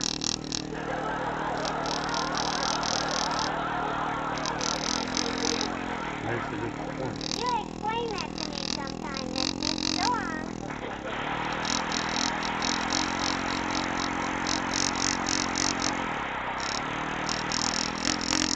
Thought of that. I wonder what he was standing on. Oh, my gosh, I know. He probably just gave up smoking and was walking on air. Boy, oh boy, I'm just going to help him. Hey, Molly, when do we eat? Very shortly now, dearie. I have some biscuits in the oven, and they... Well, with the energy and vitality I got now, kiddo, I'm going to need a lot of fuel. Look at this chest expansion. Oh. Well, I hope your lungs know how to handle all that stuff there. Up till now, they've only had cigar smoke to work with. Imagine what a fool I've been all the time. I'll never smoke another stogie as long as I... Oh, Molly, hiya, pal. Hey, my brother's wife just had a new baby last night. I'm an uncle. Have a cigar. Go on, take it. I've got a whole box up to give out. Oh, no. You think it's loaded or something? Well, watch, I'll smoke one myself. And when you get a whiff of that mellow fragrance, that deep down, satisfying sweetness of pure Havana... Heavenly days, we must have a new sponsor.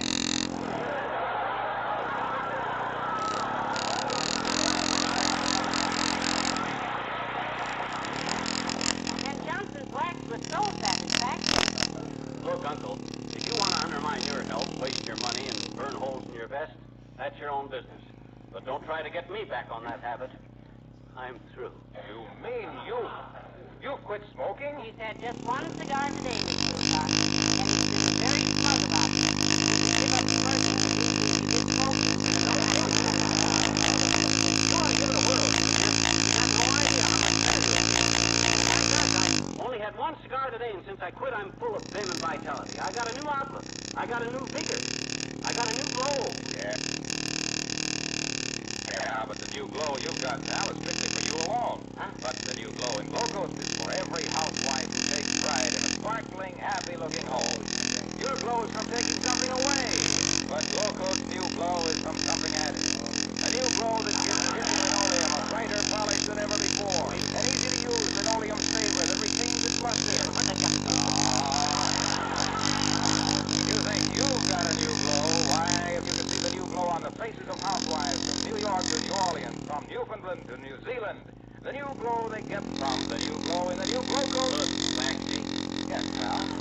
What were we discussing before you got off on your favorite topic? The subject of our conversation was my sister-in-law's baby. You know where I'm going now? Where, Mr. Woodcock? I'm going home to change the subject.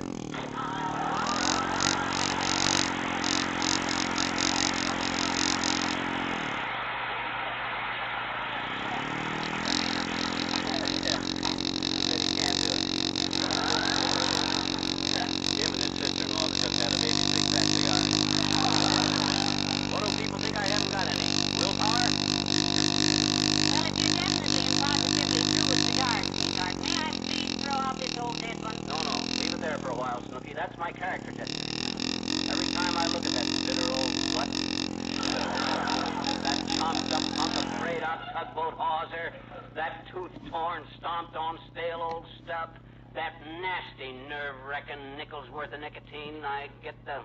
what did I start out to say? You quit smoking. Yes, and I'm glad. Glad, I tell you. Glad, glad, glad. Hey, watch me do a double rolling somersault and a twisting backflip over the Davenport. Oh, no, McGee, please, that's too strenuous. It is? Well, how'd you like to see a jackknife from the top of the piano? That I'd like to see. Smoker Okay, hand for it a few here. hours. It's right there on top of the music rack. It's the one Doc Gamble lost when I borrowed it to clean a bluegill out of Dugan's Lake in the bluegill. Oh, dear, more visitors than me that ought to be getting back to the kitchen. But come in. Well, I'll be in. Hi, Olivia. Good day, Mr. Mayor. Nice to see you. Hello, Mrs. McGee. Good day, McGee. I was just... You may not know it, Sid, but you're looking at a guy that gave up smoking. Only one cigar today, and then I quit. Again? Yep.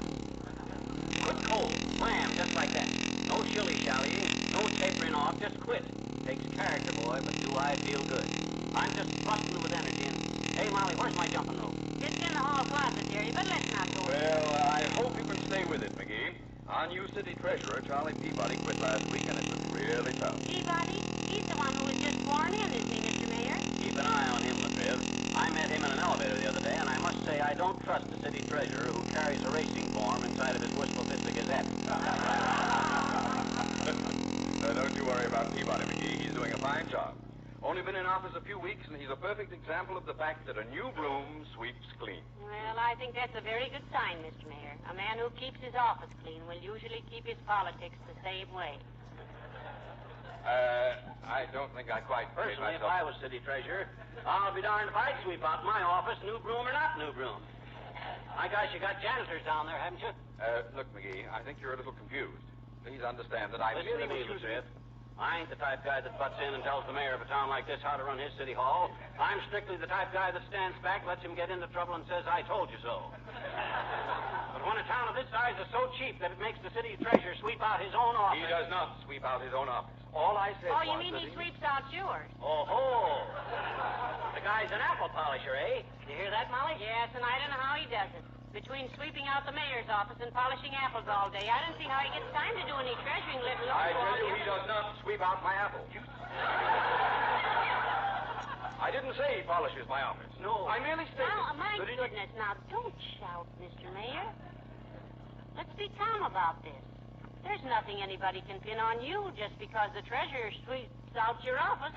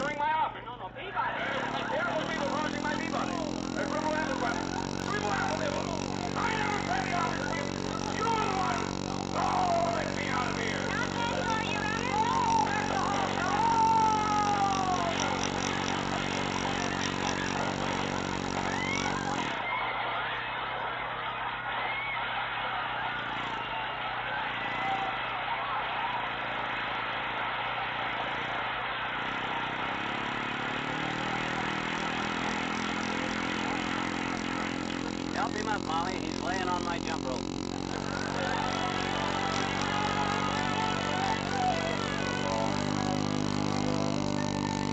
The King's Men, and it's a most unusual day.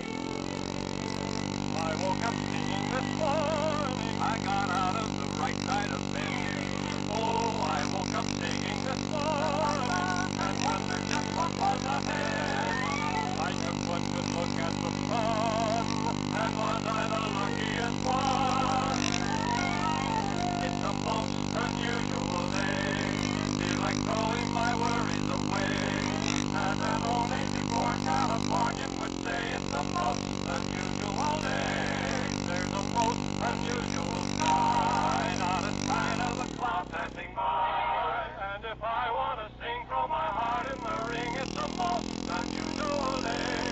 There are people who keep meeting people, there is sunshine everywhere. There are people who keep greeting people, there's a feeling of fall in the air. It's the most unusual time. I keep feeling my temperature climb. If my heart won't behave in the usual way, then there's just one thing left to say. It's the most unusual day. It may be raining or snowing, hurricaning and blowing. The sun may be shining or a tidal wave coming. It's so I would know. But there are people, hello, greeting people. Hello, there is sunshine everywhere. There are people meeting people, and a feeling of fall in the air. Now it's the most unusual time. I keep feeling my temperature climb. If my heart won't behave in the usual way, there is only one thing to say. It's the most emphatically most unusual day.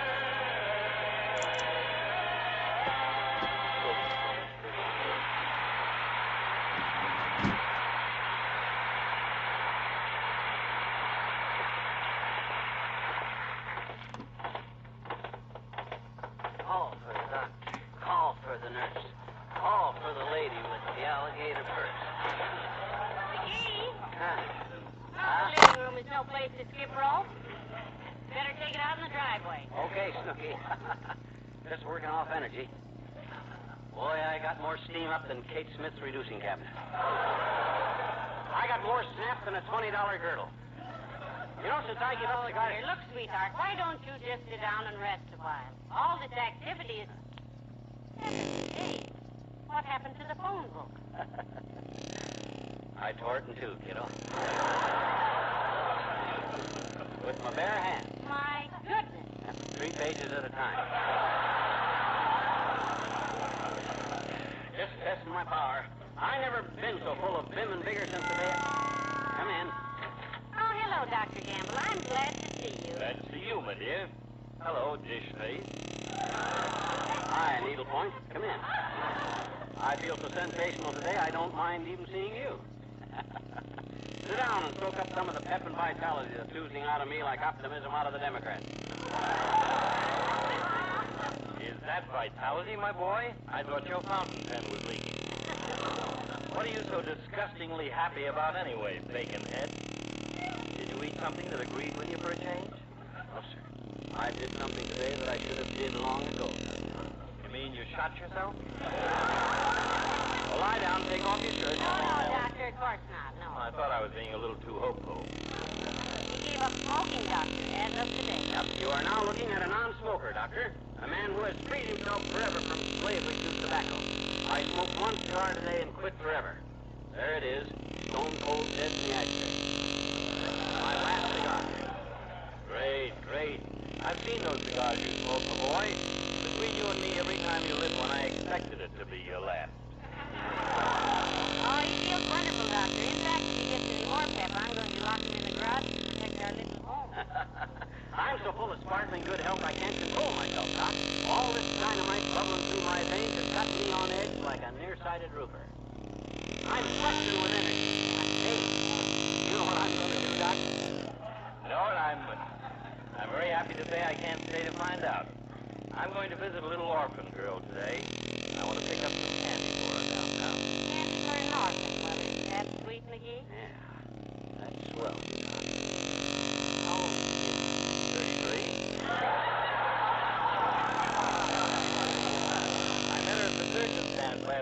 been seeing a few shows and getting... I'll get it. I'm the one. I got it. McGee's residence, Campbell speaking. Oh, yes, Mrs. Clatterhat. Oh, hurry. How's that, Mrs. Clatterhat? Your husband? Tell him to quit smoking. I'll give you as much as You what? Really? How long has he had it? Oh, this is a very rare case, Mrs. Clatterhat. I'll pick up a specialist friend of mine and be right over. He's just the man for it. Goodbye. What do you got, Doc? A house for rent. Go on, please.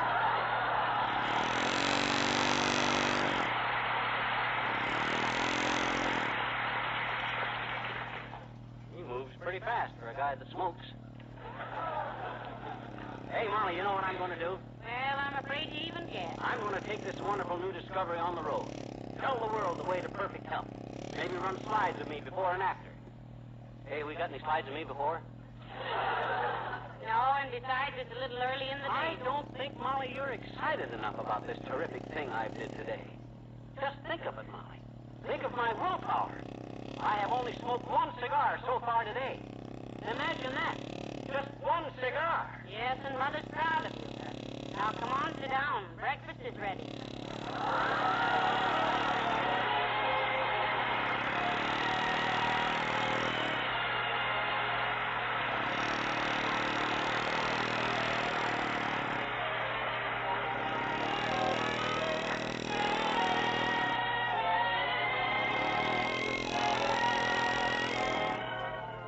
Fibber and Molly will be back in a moment. But first, I'd like to remind you of that new glow in Johnson's self-polishing glow coat. It's a glow that, well, really outglows the old glow. And as a result, when you use new glow coat, your kitchen linoleum will have a higher, brighter polish than ever before. Of course, you know that your linoleum flashes that new glow, that higher, brighter luster, without any rubbing or buffing. Just apply the new glow coat to your linoleum and forget about it. As it dries, it produces its own shine without any help from you. Now, Johnson's Glow Coat protects your linoleum, too. Liquid dirt from getting through. And it's easy to clean. You can zip dirt off with a damp cloth. So ask your dealer for Johnson's self-polishing Glow Coat tomorrow. See your linoleum take on a beautiful wax luster. A polish that's far brighter and makes your kitchen prettier than ever before.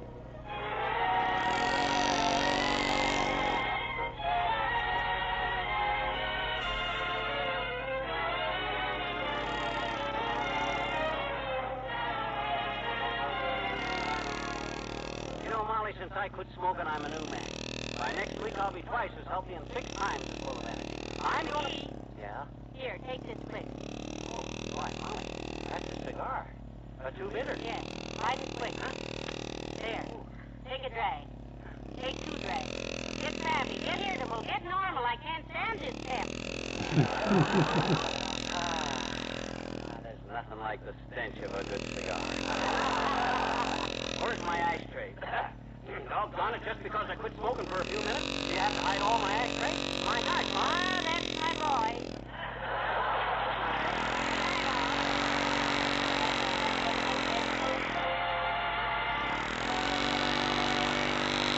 Makers of Johnson's Wax and Johnson's Self-Polishing Glow Coat, Tracy, Wisconsin, and Brentwood, Canada, bring you Fibber McGee and Molly each week at this time, and Fred Waring on Monday and Wednesday morning. Be with us again next Tuesday night, won't you? Good night.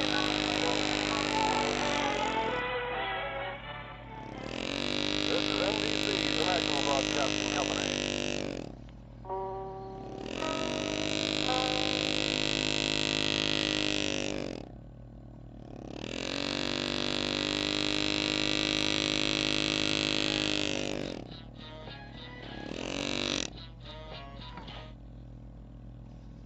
The CBS Radio Mystery Theater presents...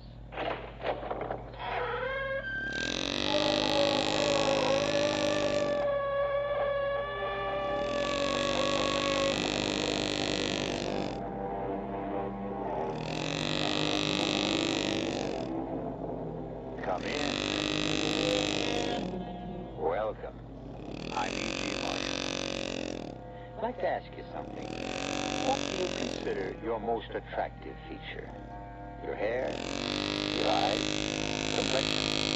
Your figure?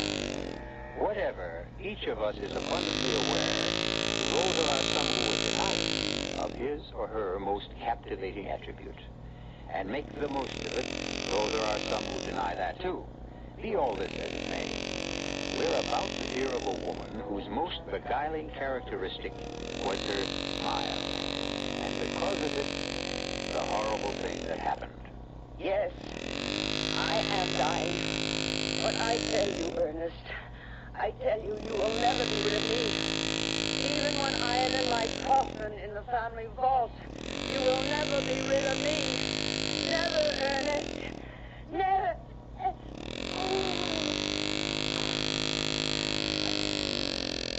Yes, she's gone. Berenice is dead. No. No. Ernest, don't sit on now, don't. Her mouth. Those lips there. Her teeth. She is staring at me with her teeth, Anthony. Anthony, in heaven's name, close her mouth. Close her mouth!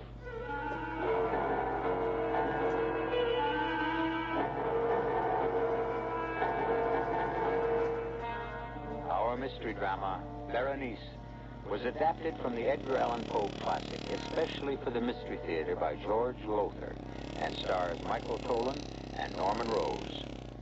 It is sponsored in part by Contact, the 12-hour cold capsule, and Anheuser-Busch Incorporated, brewers of Budweiser. I'll be back shortly with Act One.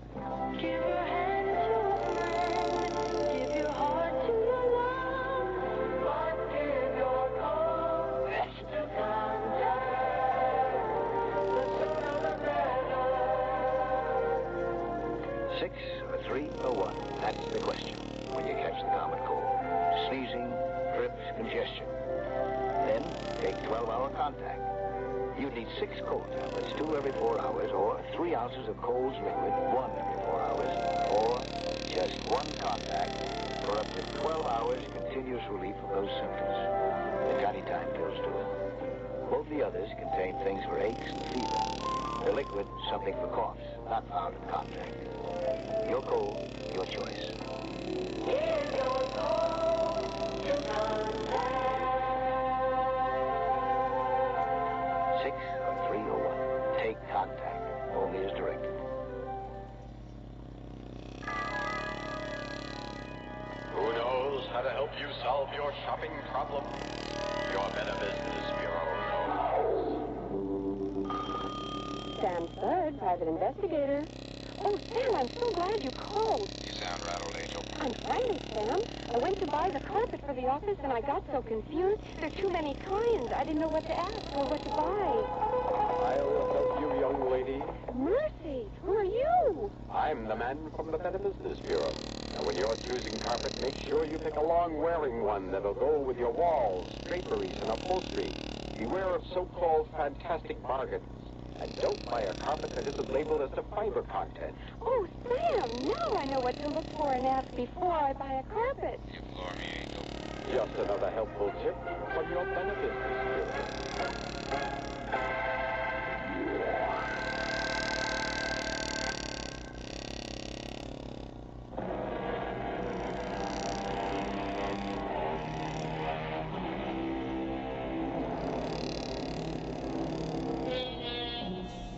What we call a fixation, an idée fixe, is one of the most extraordinary and mystifying aspects of the human mind. For example, love. Young love, at least, is a fixation. For the lover cannot get the loved one out of his thoughts. He thinks of her night and day, or she of him. And there is, I need scarcely say, no more wondrous person in all the world. What cure can be found for a fixation? Well, when it comes to love, and I don't mean to sound cynical, I suppose marriage. But when it came to Ernest Montresor and his wife Berenice, well, that's our story. Do not tell me, Anthony, what I must do or must not do. Ernest, please. You are my friend. You are my attorney. You have come here to Mangrove Manor to straighten out whatever legal matters attend Berenice's death, and that is all. Ernest, I didn't mean to offend you. I am not offended. I am irritated. You can sit there and say, Ernest, your wife is dying. Try not to hate her as you do. Let me tell you something, my good friend.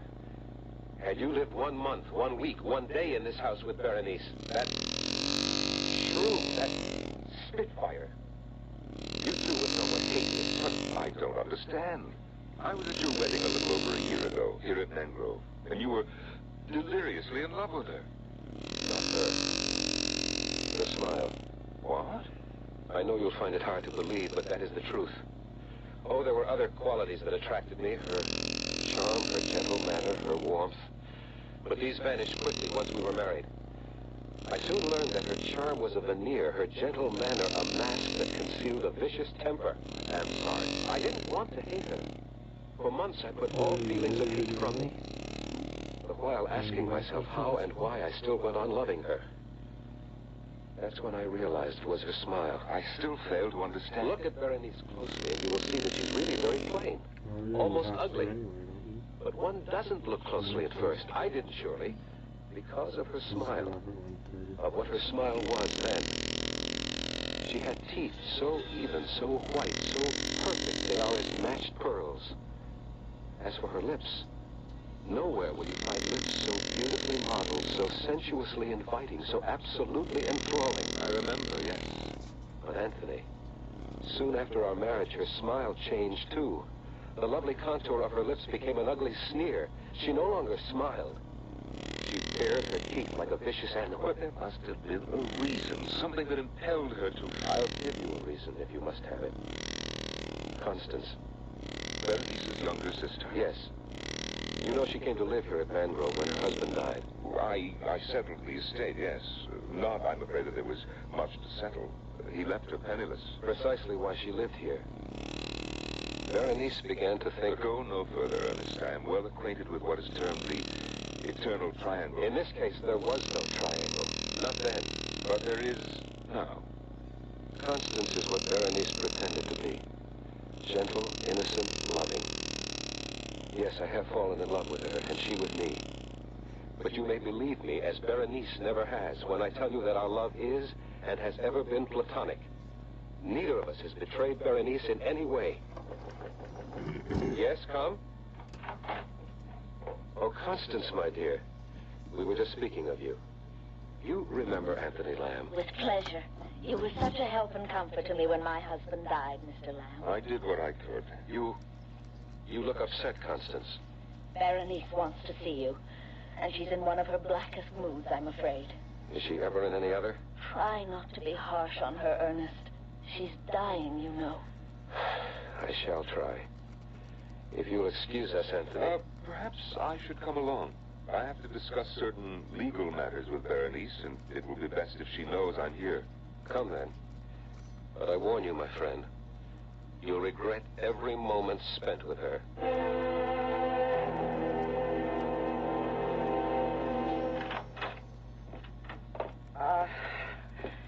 It's you. You wanted to see me, Berenice. You. Not this army you brought with you. Get out of here, Constance. Of course. And who are you? I've seen you somewhere. I remember you. I'm Anthony Lamb, Berenice. I don't blame you for not recognizing me. It's been over a year. Oh, yes. Yes, I remember you now. Ernest's friend, the pettifogging lawyer, the shyster. Why are you here? Well, now Yes, yes? Ernest asked me to come because... Well, Berenice, I'm told you're quite ill, and at such times it's best To make sure that all will be legally neat and tidy when I'm cold in my coffin. Oh, you put it much... The only way it can be put. I'm dying, and I know I'm dying, and so do you. If you don't, you must be blind. And if you want proof of it, look. Once my smile was the most ravishing smile on earth. Look at it now. Yes, the color leaves your face, Mr. Lawyer. You all but shrink away because it's no longer the beautiful smile of the living Berenice, but the ghastly grin of the Berenice who will soon be cold in death. Stop it. Stop smiling. Dear husband, what is it? You used to tell me my smile captivated you, enslaved you. I see that it now repels you. Oh, don't turn away. I won't look at you, not when you smile. Don't look then for all the good it'll do you. You'll remember. Soon I shall be dead. But my smile will never die. It will live on in your brain, Ernest. Wherever you go, whatever you do, it will be with you. No.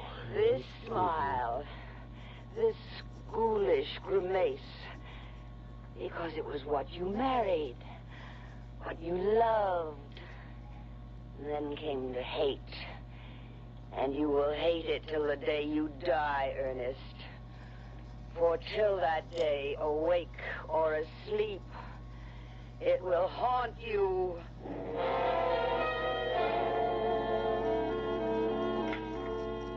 Would you care for more of the shrimp, Mr. Lamb? Well, thank you, no, Constance. Oh, and do call me Anthony, won't you? It'll make me feel so much younger. If you wish. Ernest, won't you eat? You haven't touched a morsel. Not hungry.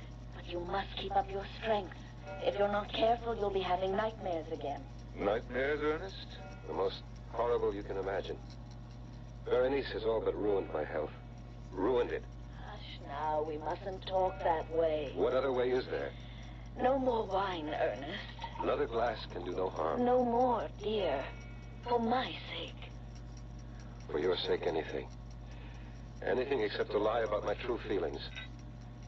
You, Constance, you have lived in this house for nearly a year. You know the hell she has made of my life. You know that I could not mourn her passing.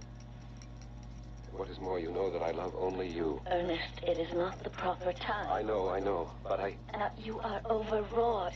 It is not you speaking, but your nerves. Listen to me. Constance. My sister lies upstairs dying. Whatever you think of her, in these last days of her life, though we cannot in truth love her, we can, in all dignity and honor, try at least not to hate her. You must try, Ernest. You must. Yes. And with your help, I shall. But you will not succeed. Berenice. How did you get here, out of bed? I rang my bell, but no one came. I called, but you did not answer. We didn't hear. And so I found the strength, what strength remains, to come down and tell you I am about to die. No. When death is near, you know it. Full well you know it. I have little time left now. Perhaps only minutes. A glass of wine. Of course. He hurries to assist me, to comfort me, when in his heart he would kill me. No, Berenice, I would not. Liar. Berenice, You hate me. Say it, you hate me. Say it. We all hate you, Berenice. The glass of wine you asked for. That's your glass of wine. Sniveling, nightmare-ridden fool. I had hoped I'd at last found a man when I married you. You were like all the others. Berenice, let me help you back to your And bed. as for you, did you think I wasn't on to you and your little tricks? Did you think me blind, that I couldn't see what went on between you and my husband? Nothing. Before heaven, I swear that... Liar! I saw, I know. Little Constance. Innocent, saintly little sister. Sinking her claws deeper and deeper into the man who was mine. Madam. You address me? Madam, you are ill. Yet there is in you a kind of strength I have recognized before. In, I say to you, the worst kind of criminal. Go on. I don't know that I can. I have never understood what made these people what they were, but this I know. There are angels on this earth and there are devils. And you, madam, I say it to you, even in your dying moments, you are a devil. I don't blame you for looking at me like that. I spoke on impulse. I'm ashamed. Ashamed? You are the first man who has ever dared to... Berenice. Stay away. Stand back. Don't touch me. Only listen. You will be haunted by the magnet that drew you to me. The weapon with which I ruined your life and will destroy you. My smile, Ernest. My smile. No. Look at me. Oh. Sensuous Did she lips just bearing die milk already? white, perfectly matched teeth. Look. She's falling across the table. I think... Yes. She's gone. Berenice is dead. No. Ernest, don't. Her mouth. She's staring at me with her teeth. Anthony, in heaven's name, close her mouth. Stop making her... Close her mouth!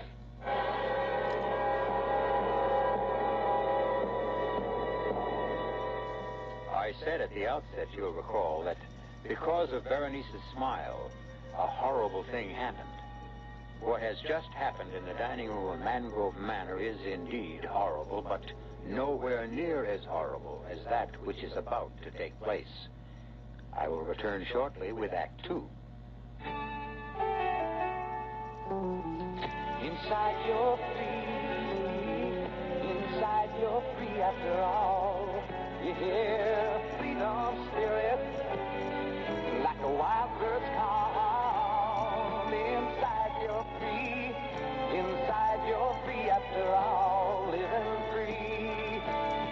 Living free. You're driving a car you knew you were going to buy the minute you saw it. Skyhawk. Buick Skyhawk. You just knew a car this streamlined would be easy on gas. And you were right. In published EPA mileage test results, Skyhawk got 25 miles per gallon on the open road and 16 in the city. Buick Skyhawk. Dynamite. Inside you're free. Inside you're free after all. Living free. Living free. Living free.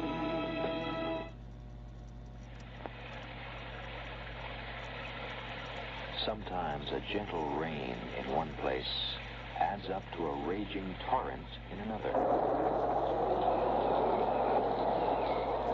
A torrent that can uproot lives as well as trees. To remedy the things that can be remedied in a disaster, America has a unique emergency force, the American Red Cross, America's good neighbor. Red Cross is on call 24 hours a day, every day, to cope with emergencies, whether they're on the next block or a continent away. Most of the help that's given is from volunteers. The money's from volunteers, too. Volunteers like you. If you need help, join us. If you can give help, join us. The American Red Cross. Help us help people just like you.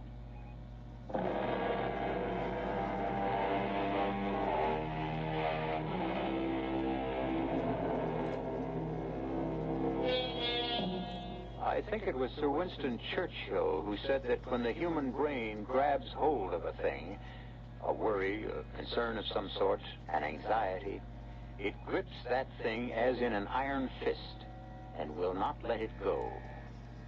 Clearly, then, this is what has happened to Ernest Montresor, who, even while she was alive, could not get his wife's sneering smile out of his head.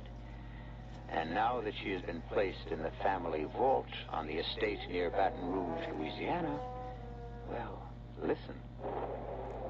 Ernest. Ernest. Yes, Anthony, what? It's more than half an hour since everyone left. Constance and I are getting chilled to the bone here in the vault. Let's go back to the house. Not till I'm sure the lid of Berenice's casket is nailed tight. But you are sure. It's madness, I know, Anthony. But I have the fear that somehow, in some way, she'll get out of her coffin and haunt me. You're letting your imagination run away with you, Ernest. You're tired, overwrought. My sister is dead.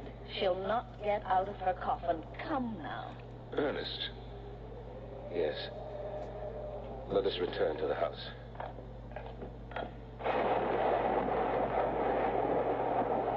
I'll close and lock the gate. No, I will. There. She's well nailed down in her coffin. Well locked in, too. Yes. Now let's... No, wait. Good Lord, man, what now? I must make sure the lock is strong.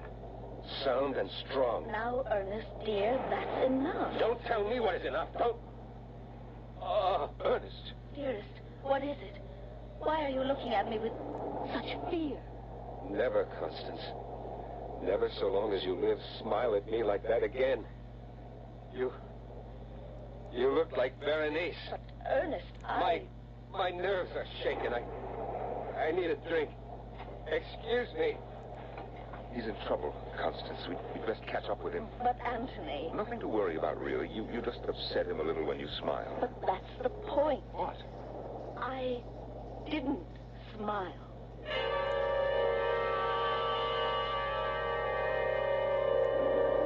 Will you take another brandy, Anthony? Thank you, no, Constance. As they say, one is as good as more. I wish Ernest thought so. He is drinking a bit too much, though he doesn't show it. His nerves burn up the spirits quickly. I have never seen him in such a nervous condition, never so exhausted. Let's hope he's having a good, deep, restful sleep. Speaking of what is good for Ernest, I hope you'll be able to stay with us a while, Anthony. I should like to, but I have pressing business in Baton Rouge. A few days? It will be such a comfort to Ernest. I'm sure, but the comfort he really needs is what you can give him. Constance, may I speak frankly? Of course. In ordinary circumstances, by which I mean had Ernest and Berenice still loved each other, I'd not suggest anything of this sort, but for all things considered, Constance, I should like to see you marry Ernest as soon as possible. Berenice not yet cold in her grave, and you? I do, yes. Constance, you alone can give him the love and the warmth he so desperately needs. I know, but... Oh, Anthony, whatever she was, Berenice was my sister. How can I, in all conscience, marry her husband within so short a time? It would be an act of indecency. Oh, no, an act of charity and of love. My dear, no immediate decision is needed. Think about it and... No! What? In the name of heaven? It's Ernest! No! Come, quick! No! Ernest, merciful Lord, what is it? Oh, it's you. You, good friend, and Constance. Then it was a dream. What was, my dear? I dreamed that I was awake, that I'd awakened from a sound sleep that was also real. I heard the storm outside and saw lightning brighten the room and thought, well, good, I did manage to sleep and get some rest, and now I've awakened, and... Yes, and?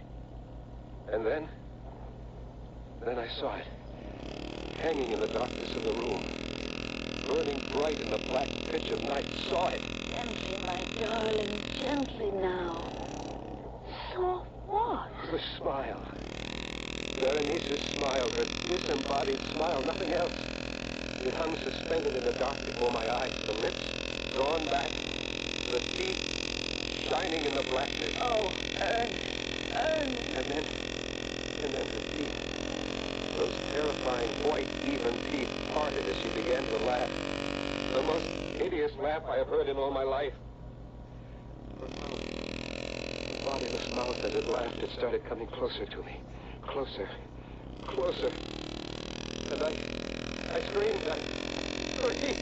Anthony, what's to be done? We must fetch the doctor, and at once.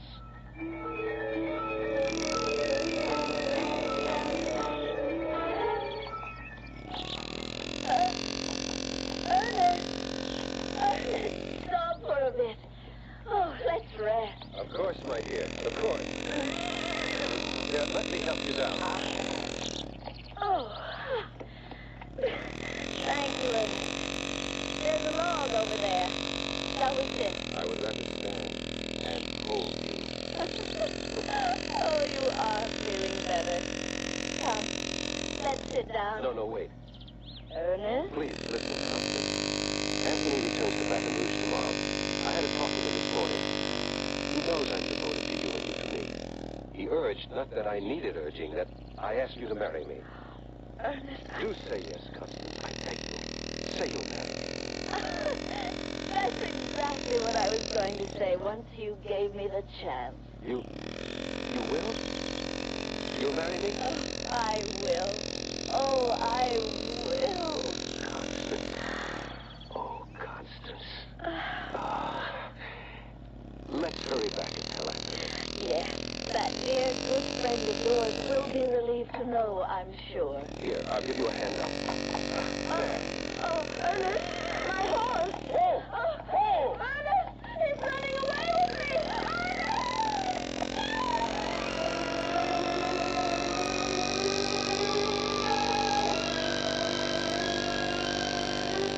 Anthony, I must go up. Patience, good friend. The doctor should be down any moment. But he's been with her for more than an hour. I knew she was seriously injured. I knew at the instant I picked her up. The way you described it, it was a bad fall. The horse running away, for what reason God alone knows, tried to leap a high fence, failed to make it, and came down rolling on Constance as she lay beneath him.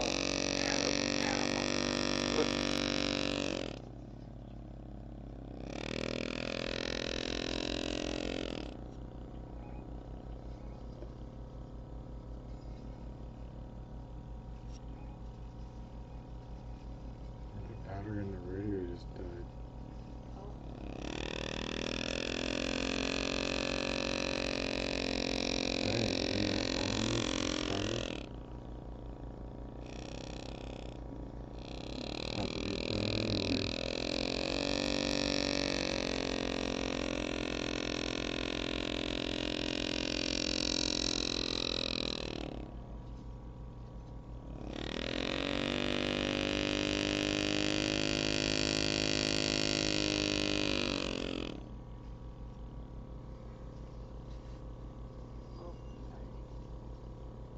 What?